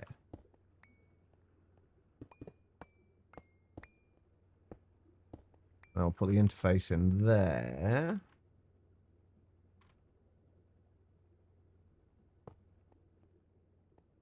Your comfort food's there? Enjoy. What is your comfort food of choice for today? Actually, I've just realized you've probably just left to go and get it, so you probably didn't even hear that. Alright, input bus will go there. Input hatch will go there. Maintenance hatch will go there. Energy hatch can go there. Okay, so that takes care of the inputs. The outputs... We're going to need an output bus and an output hatch.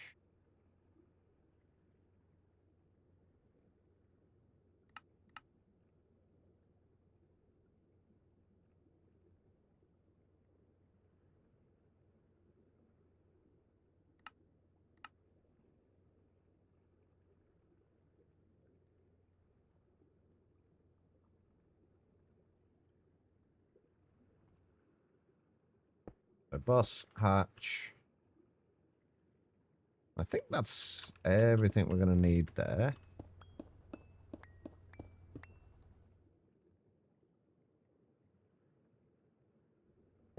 I'm probably missing something, but I think we're good.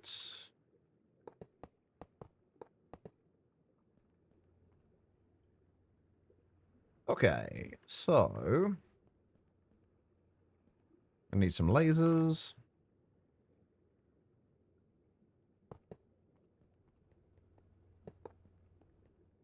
There and there. I am going to need a fluid draw. And I'm going to need a regular draw.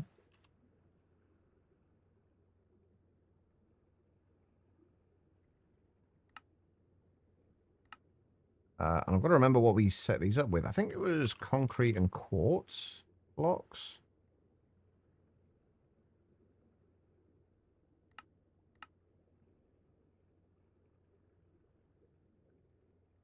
Yeah, like that. Oh, wait, are there framed fluid draws?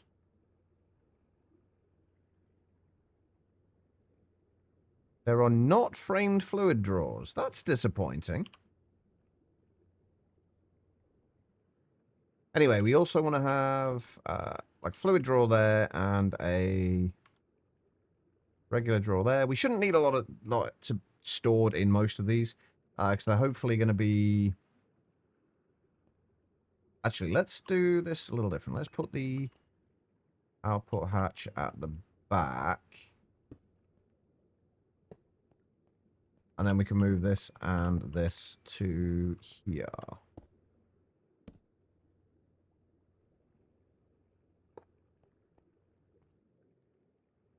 Okay, and then we put that down there as well. And then that will store the two things that are going to be coming out of there. Or two of the two things that are coming out of here. Okay, and then in order to process these, we need an EV electrolyzer and a EV centrifuge.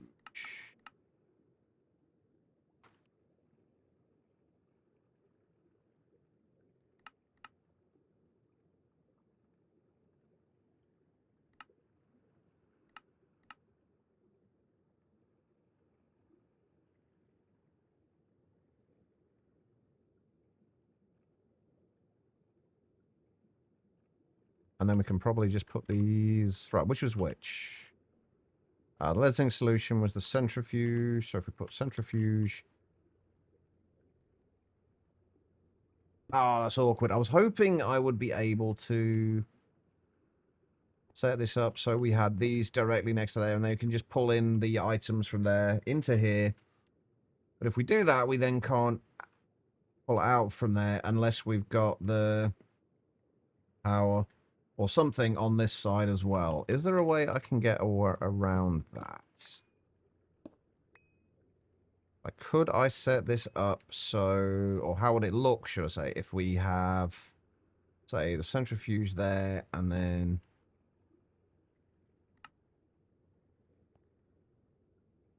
Wrong way around, it'd be the electrolyzer. Place things in the right place, chat. Electrolyzer there, and then that there, and the fluid draw there.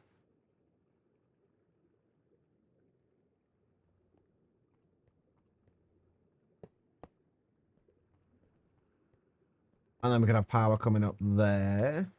Okay, that'll work. All right, so how much power are we going to need for this whole thing? Could we run it off a 4 amp EV converter?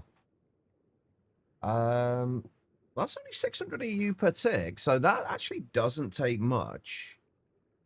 That's 600 EU per tick. The indium concentrates. We can underclock to... Well, no, we'll keep it at EV. So that's 1200 EU per tick. And then processing of these... That's... Hang on, where's my calculator gone? 1200 plus 960 plus... Wait, no, is that right? Did I think I fucked that up there. 600 for that. 600... No, I was right. So 2160. And then processing that is 1920. 4080. Yeah, that's only like 2 amps of EV. So we should be able to run the whole lot off that. Well, it does make it a little awkward. If we want to try and run a cable along to all of these. So... And if we ever want to change the power tier of this... Okay, we'll do a 4 amp cable for the 4 amp converter down there, and then just 2 1 amps, which is a lot more than we originally needed, the 2 amps that we needed. But... Oh, or what we could do, if we move the energy hatch from there... This might cause problems later, but I think it'll be fine for now. We put the energy hatch there, then put a 1 amp converter down there. Each of these should only take 600 EU per tick, which is less than 1 amp of EV, so that should be fine. But we do still need a 4 amp converter for these, since both of those are going to be using a fair amount.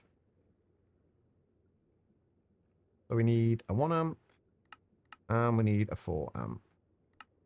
I'm a little dubious about this setup because I feel like we do need to like future-proof this, and we're not really.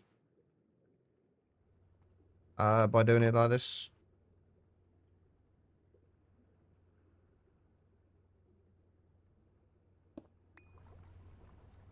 By not having these separate, because like if we do it like in the way that we currently are planning to do this,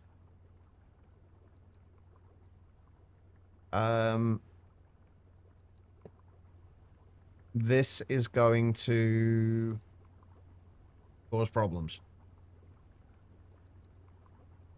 Because if we upgrade this to IV, for example, we then have to upgrade that to IV as well.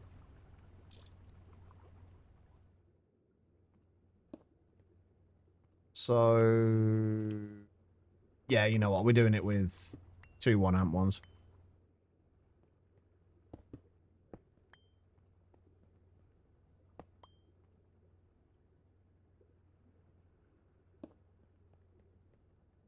I just go backwards and forwards like so many times over how I want to do things. We'll just have a single 1 amp converter there.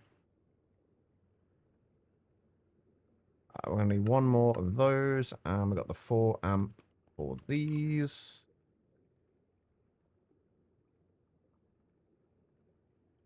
I have everything made in basic components to make a stack of LV circuits. Nice. It's always nice to batch craft those first circuits and know that you're going to be sorted for at least a little while.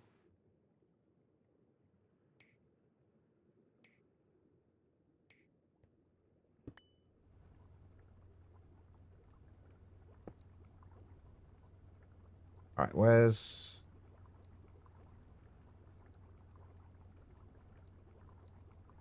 Okay, so that will go into there.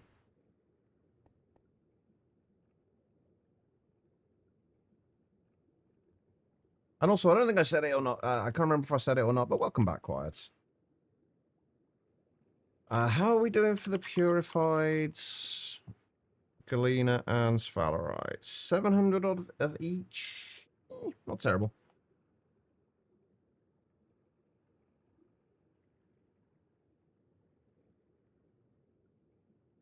Yeah, it generally takes a little bit longer to batch craft that first stack.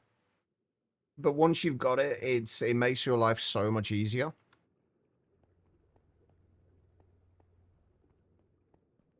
Right, let's get ourselves under here.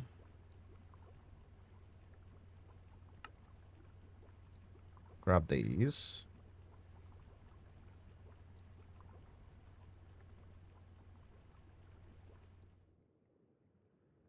I think we want to bring this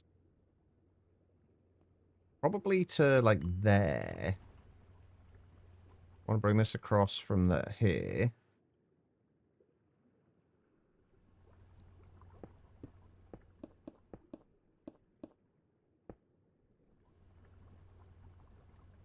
And then we'll come down this way, and then we'll branch off to the sides to wherever this needs to go.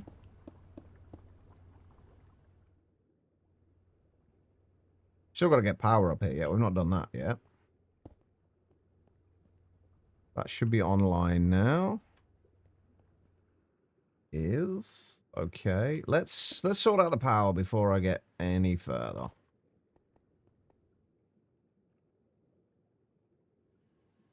Yes, you can. And it's incredibly useful. Right, so we have that there.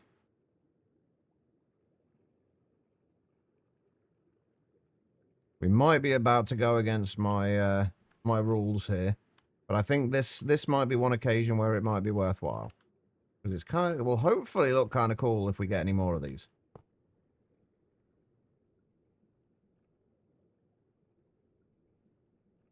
I kind of like the idea of having lasers coming out in kind of a ring around this. It'll look quite cool. Anyway, right, that gives us power up here. Which direction am I going? I'm going this way. Yeah, we're in the right place. All right, and then let's grab these. I'll go from there to there, and then we got to bring that to there.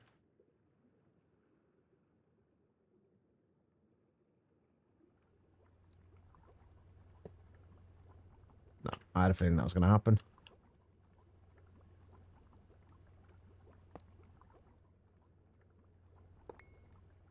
And now that's connected to the wrong thing.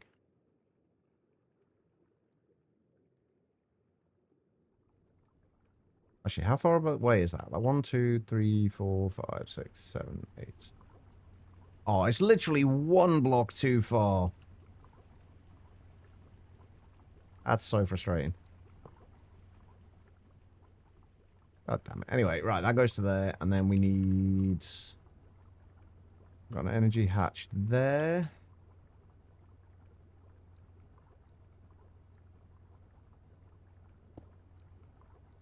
And one amp converter. We need a laser, and... Yeah, that's going to need a connector underneath as well.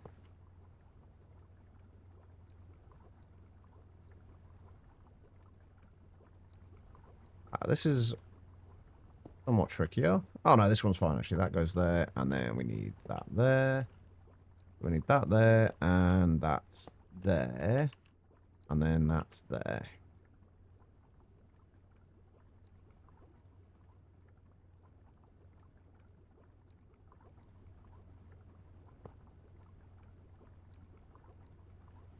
Let's hook all of these up.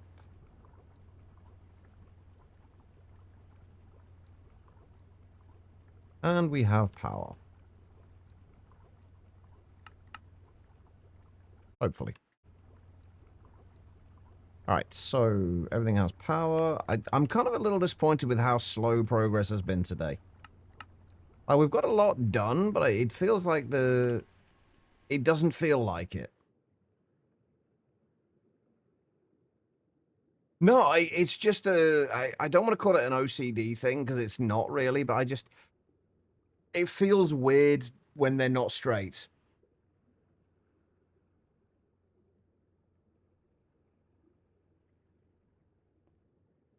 There's no real reason for it to. It just does feel, to me, it just feels a little odd. And it kind of freaks me out a little bit. I'm weird, I know.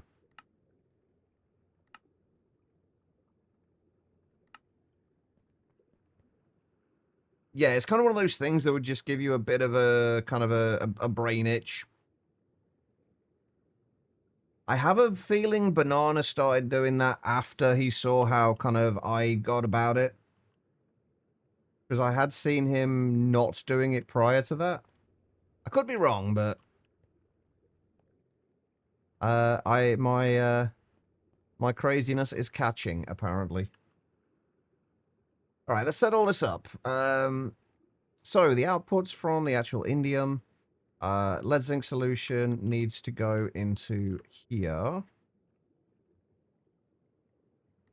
The lead zinc solution will go into there. The aluminium sulfite will go into there. Where's it gone? There it is.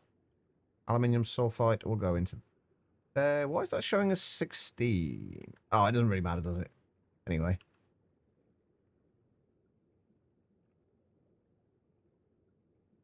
Does it stay with the 16 there? It does, weirdly. Okay, that's the aluminium sulfite is in there. Yes, it did, and I'm very glad it did, Tribble. I am so glad that you kind of mentioned that.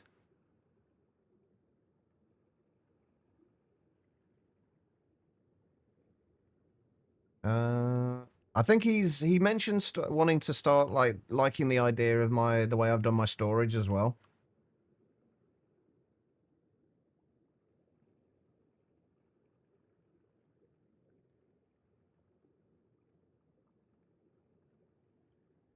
If we add a little bit of storage to both of those. All right, so what do we need to output to here? What actually needs to get output? Aluminium dust. I have a feeling there's going to be things that we start to run out of in here. We need to output aluminium dust, purified sphalerite, purified galena, and sulfuric acid.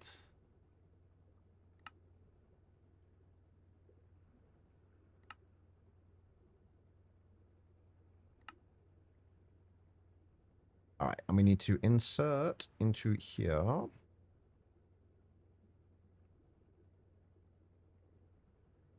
Sulfuric acid. And we need to insert into there. Purified galena and purified sphalerites.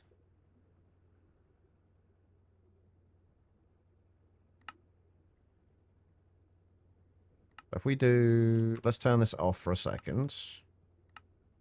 And then we extract. I'm going to need more item cards as well, aren't I?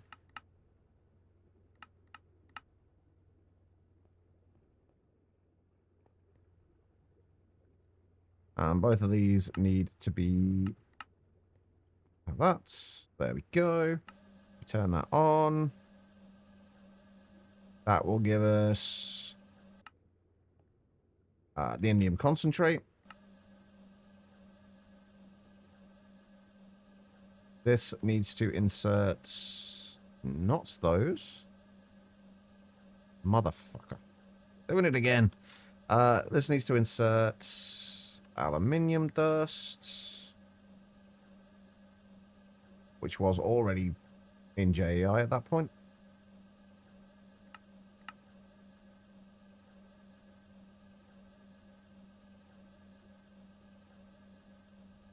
We do need to speed these up a little bit. I'm trying not to do anything like higher than every 10 ticks, because like mostly it just doesn't need it. Okay. Bad thing with peace was no good way to get XP. Yeah, unfortunately, and there's no chance of making like an iron farm, or at least not a less, not as efficient iron farm, I guess you can make, but there we go. Right. So that is all in there. We just got to give this a circuit. And that will create our indium. Turn that off.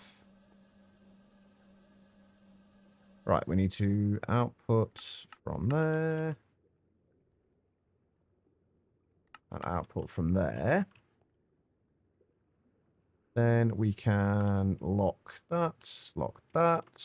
Wait, that does, yeah, that's got the lead zinc solution in it. Right, that'll lock those.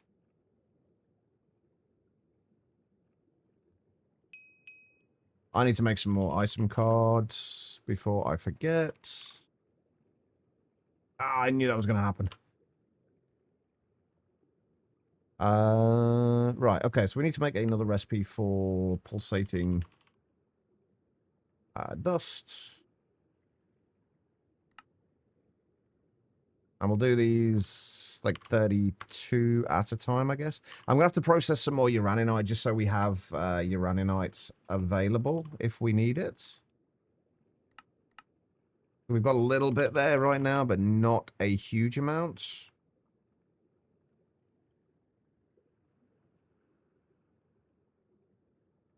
Right, is that going to work? Yes, perfect. Okay. Yeah, once you get to once you get a little further in Guitar Island and you get to hostile neural networks, you can consume the kind of the generalized matter.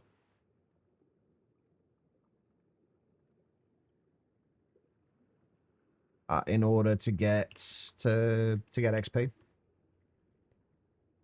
Right. Okay. So the next step is going to be figuring out the processing of all this stuff and the stuff that I've literally just got rid of. Those. Okay. So lead zinc solution. We need to make sure we have storage for all of these things. So lead, silver, zinc, and sulfur. Which lead dust we have. Silver dust we have.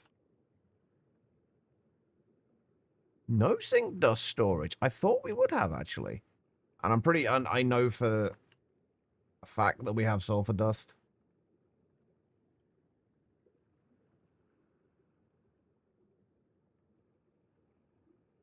We've got 38,000 sulfur dust. But only 12k in the storage. We must have some in a drawer still, then. Oh, yeah, there it is. Okay, that's fine.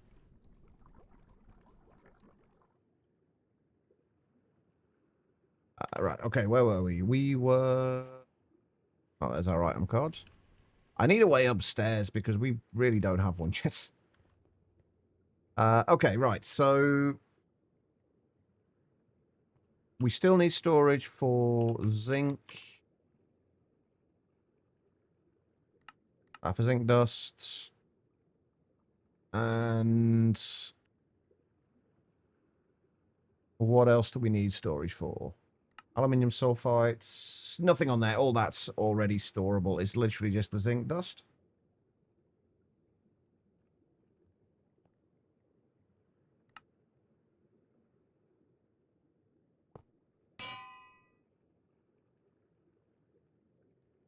Right, so zinc dust.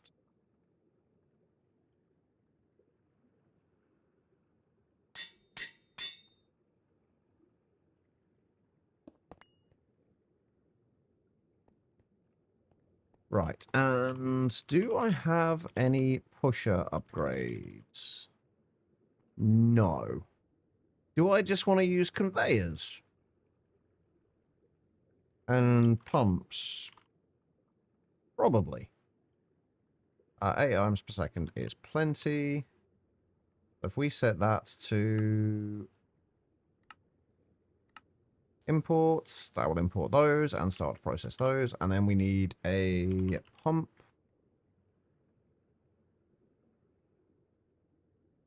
64 millibuckets per tick. How much does that do?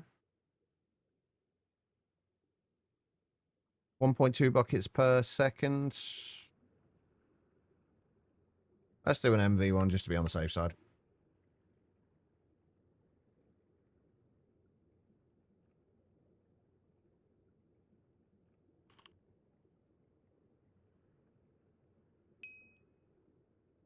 And let's get our item cards before I forget them. I missed the output card for for here. The the import-export card. It's so useful for stuff like that. Right, okay, so that is... Hold on, before we do anything else, let's do that and that.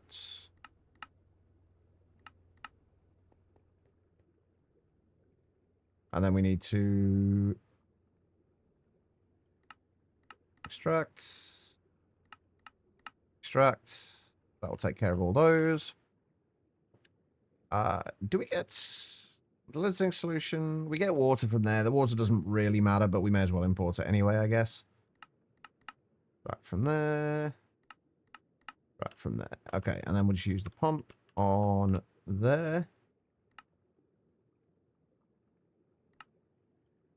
Imports. And there we go. This, unfortunately, will back up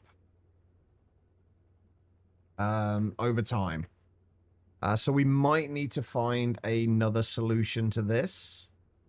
I guess what we could do is potentially move the fluid draw up by one and just add another centrifuge on there. If we really need to, but we should be okay. Or the other option is we just slow down how quickly we are processing this. Right, that should still have the indium in there. And then if we just do... that's filter that for indium. Extract that. We should now have indium in there. Okay, perfect. Right, let's turn this on. And then this should just keep running now and probably backing up on these. Hopefully, what I'm hoping will happen is that we'll only have like a certain amount of sphalerite and galena anyway.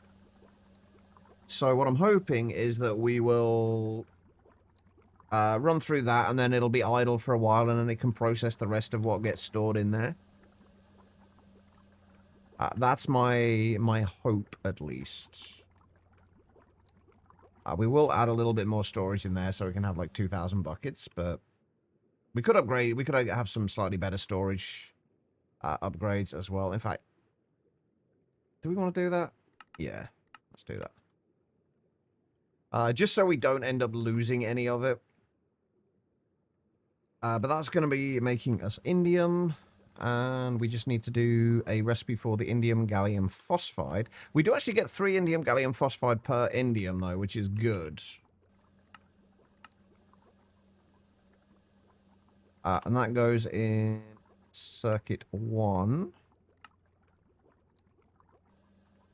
There's a lot of stuff in the mixer with circuit 1. Too many numbers and steps, it's getting muddled. That happens a lot. My brain does get muddled far more often than I care to admit.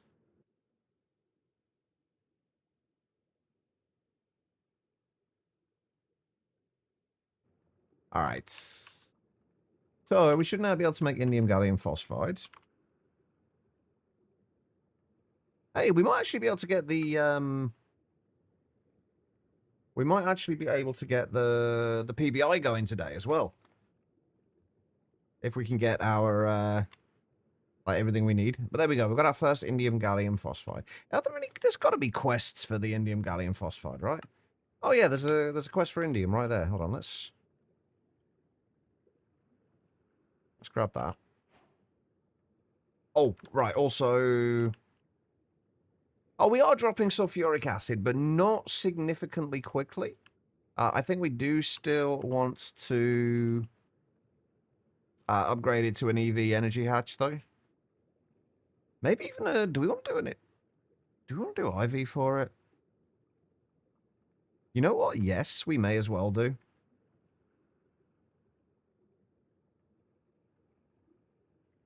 We may as well do it with IV because the LCRs are fantastic because they do perfectly overclock.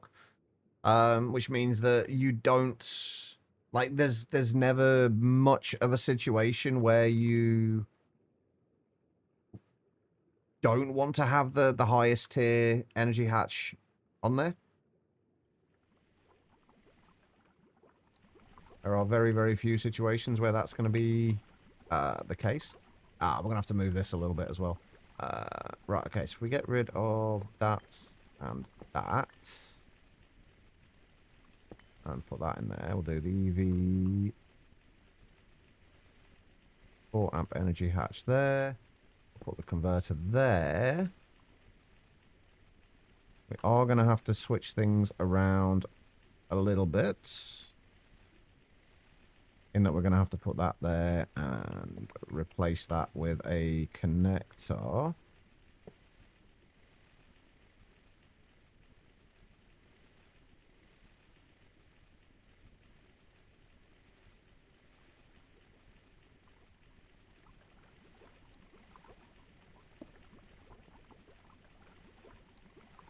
There we go. We can get up to 1 bucket of sulfuric acid per second. And all it costs us is a little bit of sulfur.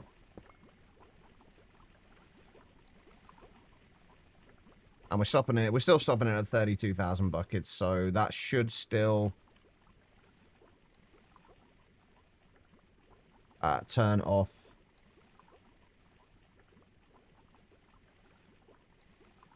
Wait, are we still not making it quickly enough? Or only just making it quickly enough? Right, my other concern now is, are we actually now using too much power again? Since that is running at IV.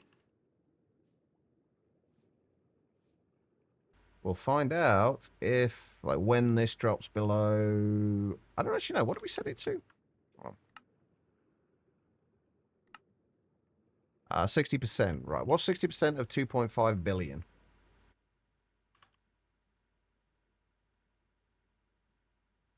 1.5 billion. So when that drops below 1.5 billion, everything should turn on, which it has. Are we gaining power? Yes, perfect. Okay. That is fantastic. Let's get rid of that. Let's get rid of that. Get rid of that. Get rid of all of this. You need 2 of this. Means 4 of that. Means using too much power. Still trying to get to the point of using power. Yeah, it's a little rough to get started, but once you do, like, power becomes relatively easy to make, especially in the early game. Mostly because sugarcane is very easy to come by in very large quantities. Right, let's get... Oh, I've just realized we need an IV cutter for this, don't we?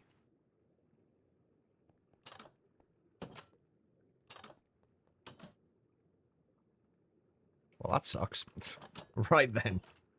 IV cutters. What do we need?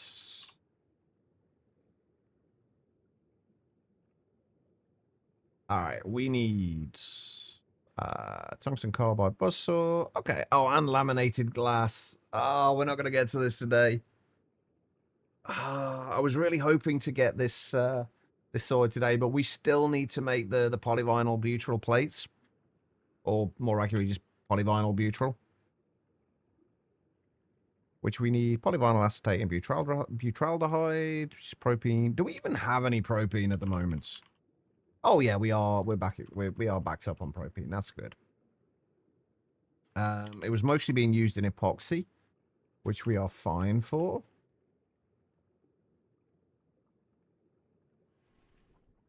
Okay, so you're completely out of copper. Trying to get started with just 1 dynamite for now, but sugarcane is ready for a lot more. Just trying to save up a bit on resources till we get machines. It's a good plan, actually. Like, in all fairness, like, things get a lot cheaper to make once you get to machines, because obviously you go from, say, like 2 plates to per 2 ingots per plate to 1 ingot per plate, and wires become significantly cheaper, and like everything just becomes cheaper. So it's not a bad idea to save on resources. All right. So anyway, let's read what it says about indium here.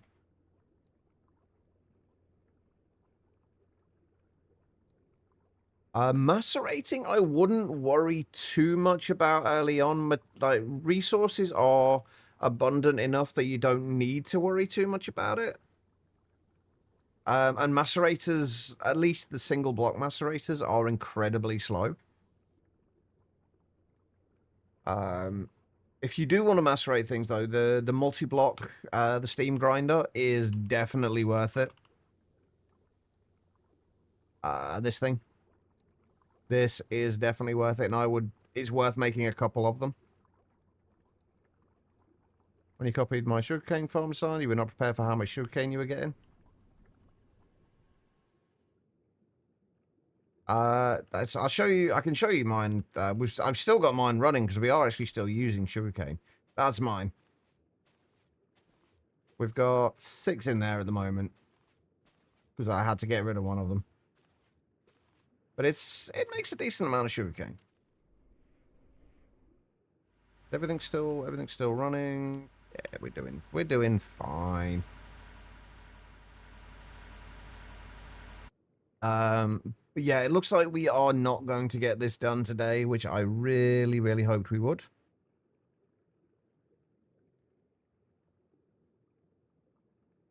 When she was just one observer. Like, it works just fine with one observer. There's no reason not to just use one observer. I like the symmetry of it. And the fact that with the way that my design is, only the pistons that need to fire. So you've not got all the pistons going off every time. It's only the ones that need to. But when you've got the clocks on there, it doesn't matter anyway, because everything grows at the same speed. Anyway, indium is a rare material requiring specialized bulk ore processing to acquire. It is useful for making indium gallium phosphide. You will need to purify with a washer or chemical bath galena and sphalerite to get crushed purified dusts. These need to be placed together in a chemical reactor along with sulfuric acid, which will result in indium concentrate. This, in turn, needs to be reacted with aluminium in another chemical reactor to create small piles of indium dust, aluminium sulfide, and lead zinc solution. That's not correct anymore. It doesn't produce small piles of indium dust. It just produces indium dust. The latter two can be centrifuged into various useful materials, and the indium piles can be combined into full dusts. They haven't updated this quest, apparently, because it does not give small piles of indium. And only one of these can be centrifuged. The other one has to be electrolyzed. So they need to update the quest, really, but...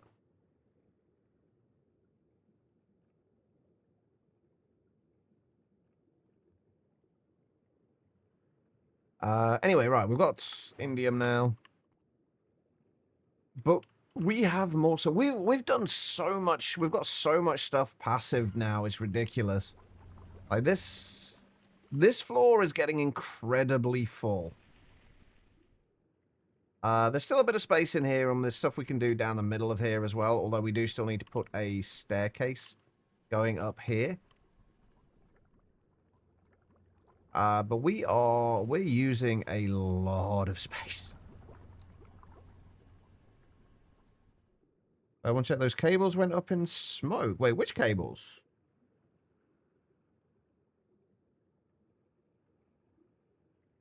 What happened? Did they are we talking like they literally burnt up, or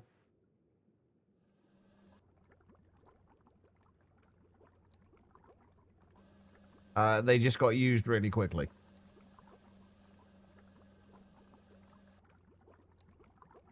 All right.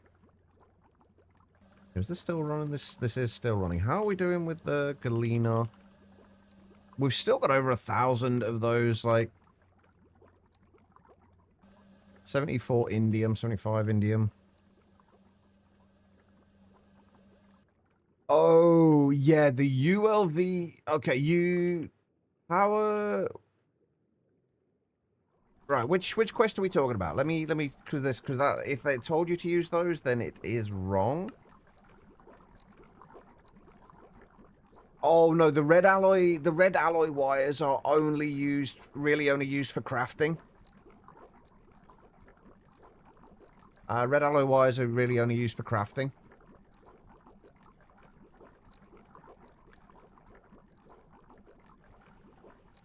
The ones that the quests, I will say that the quests have not been updated. What does it actually say about them? Most basic cables, such as the red alloy cables, can be wrapped in their rubber insulation by hand. More advanced types, blah, blah. Yeah, that, in fairness, that does make it seem like...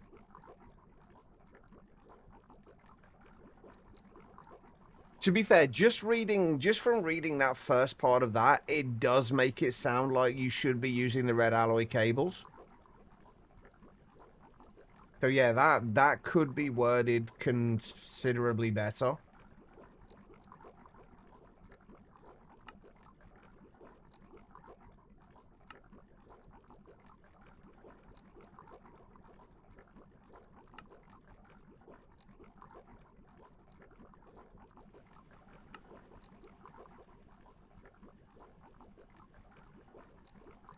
Where does it say about the conductive iron cables? Either way, I think you're perfectly valid in trying to use those. I missed that because obviously I've done the early game parts of this quite a few times, so I've seen that a lot, and I kind of know what to look for. We are really not doing well with sulfuric acid right now. Even with it running at IV, we are still not making enough sulfuric acid for that indium gallium phosphide. Or for the indium, rather. Yeah. And that's it. It is a whole different ball game with the power systems in with GregTech. And it does take a little bit of getting used to. No, you don't need to make them into cables. With any of the superconductor ones, if you look at them, if you look at these, if you see them say superconductor, they don't need to be covered. These will not damage you if you stand on them. The superconductor ones won't, or at least certainly these ones will not.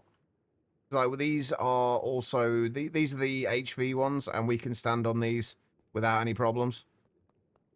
It's only the non-superconductor ones that you need to worry about. No, that is another one of those little things that, unless you read, maybe if you read every single little bit of every quest in the quest book, you might be able to pick that up. But it's not always in logical places. I think there's somewhere else where the superconductor stuff is. I can't remember. I don't even think it's on the first page.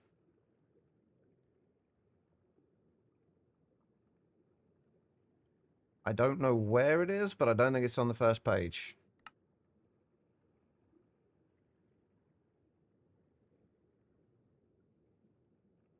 Is it in progression? See, again, like, it's... The quest book is weirdly laid out. Power generation? No. There's somewhere where there's information about superconductors, but... I could not tell you where it is. But no, the general gist is, Guitar Lilin, when you're looking at cables for a certain tier, always try and make the superconductor ones. Yeah, honestly, I wouldn't be surprised, Guitar Lilin, if it is information overload. I think there is a way to search quests, but I don't know if it would actually help or not. But yeah, when you're looking at cables for a particular tier, Guitar Lilin, always try and find the superconductors. There are those basically. If you were to use tin cables, for example, the tin cables. If you look at there, it's got. If you see underneath where it says max amperage, let's find the right ones.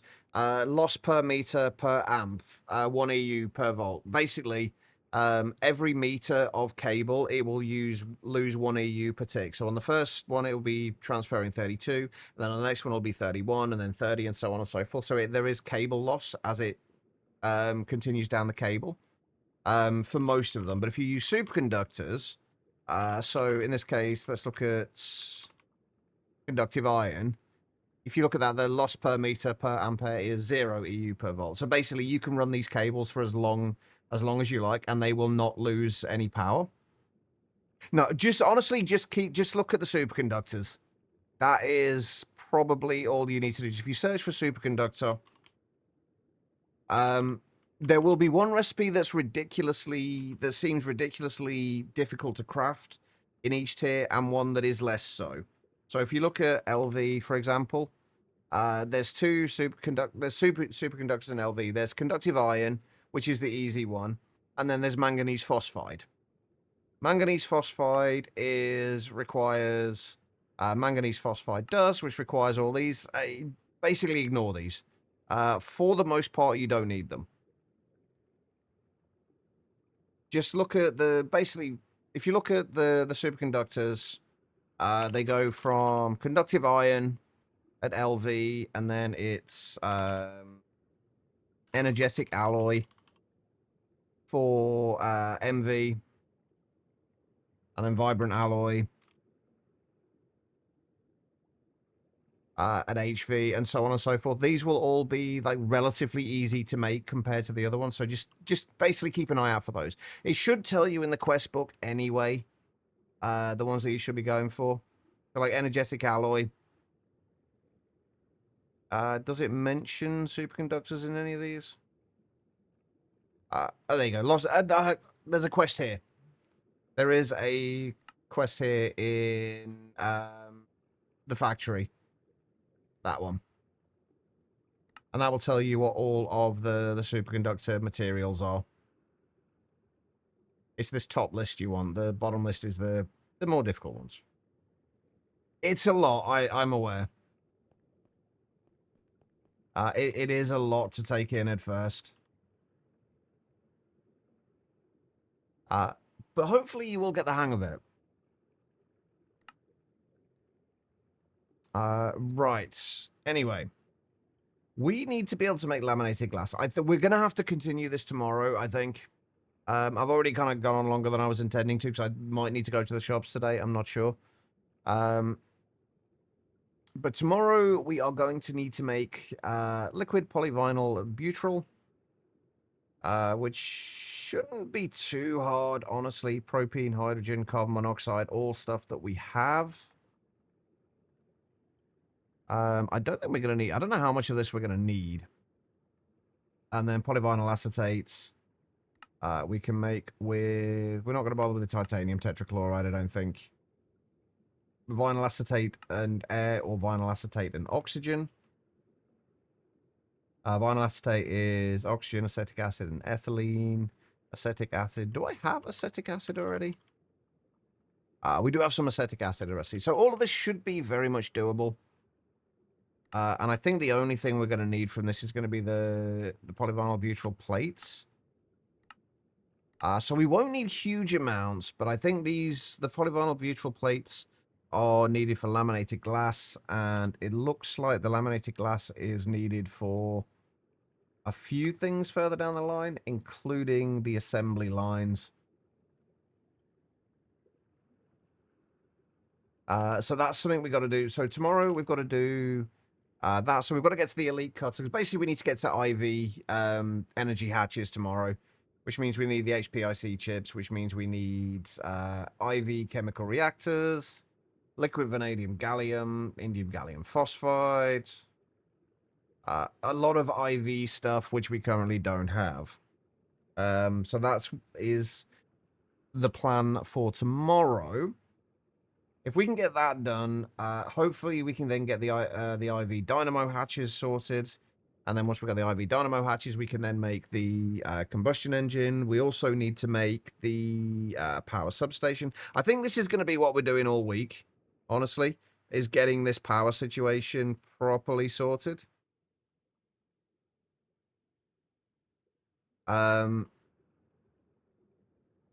Everything else here should be fine. The fine iridium wire is fine. Neodymium rods. We should have plenty of neodymium. Yeah, we've got like 1,700 neodymium at the minute, which is plenty. And then the power substation. If we could do like 2 layers of this with IV capacitors, that would be fine. That would be fantastic. That would give us a lot of power storage. And then we'd have to do the 64 amp dynamo hatches. One for, basically we need one of these for, I think, for each tier. So we need a 64 amp IV, 64 amp EV, not max yet. Oh, can we not do these at... Oh. We haven't got lower tier dynamo hatches like that. Well, anyway, that's something we get to worry about tomorrow. For right now, though, I do need to call it a day. Thank you, everybody, for being here. I do massively, massively appreciate it. Like I say, we will be back tomorrow. We'll be working more on this, trying to get the power substation, trying to get the extreme combustion engines. We have the Gene gasoline now, which is we've got plenty of, and is not going to cause us any issues, hopefully, power-wise. But yeah, until then, if you could stick around for a few more minutes, we're going to see if there's anybody we can go and send all of you lovely people over to. I'm going to go and find some food, possibly go and do some shopping if I need to. And then hopefully a biotic factor has been added to, what's it called? Game Pass. I've been wanting to play that for ages. Let's go and see Banana again. He is just getting started by the looks of it. So we'll head on over there, show him a little bit of love. He is currently on day 27 of All the Mods 9 to the Sky. As for me, I will be back tomorrow, as I say. As far as the raid is concerned, though, all I need you guys to do is copy the raid message, the /me #Chacheva raid, copy that and paste that into the Bananas chat once we get over there, along with any heart emotes you have available. They don't need to be mine. Any will do. No, you've got nothing to apologize for. Quiet. You have absolutely nothing to apologize for. All right. Let's go and see Banana. If I can remember how the fuck to do this. All right, guys. Have an amazing rest of your day, and I will see you all tomorrow.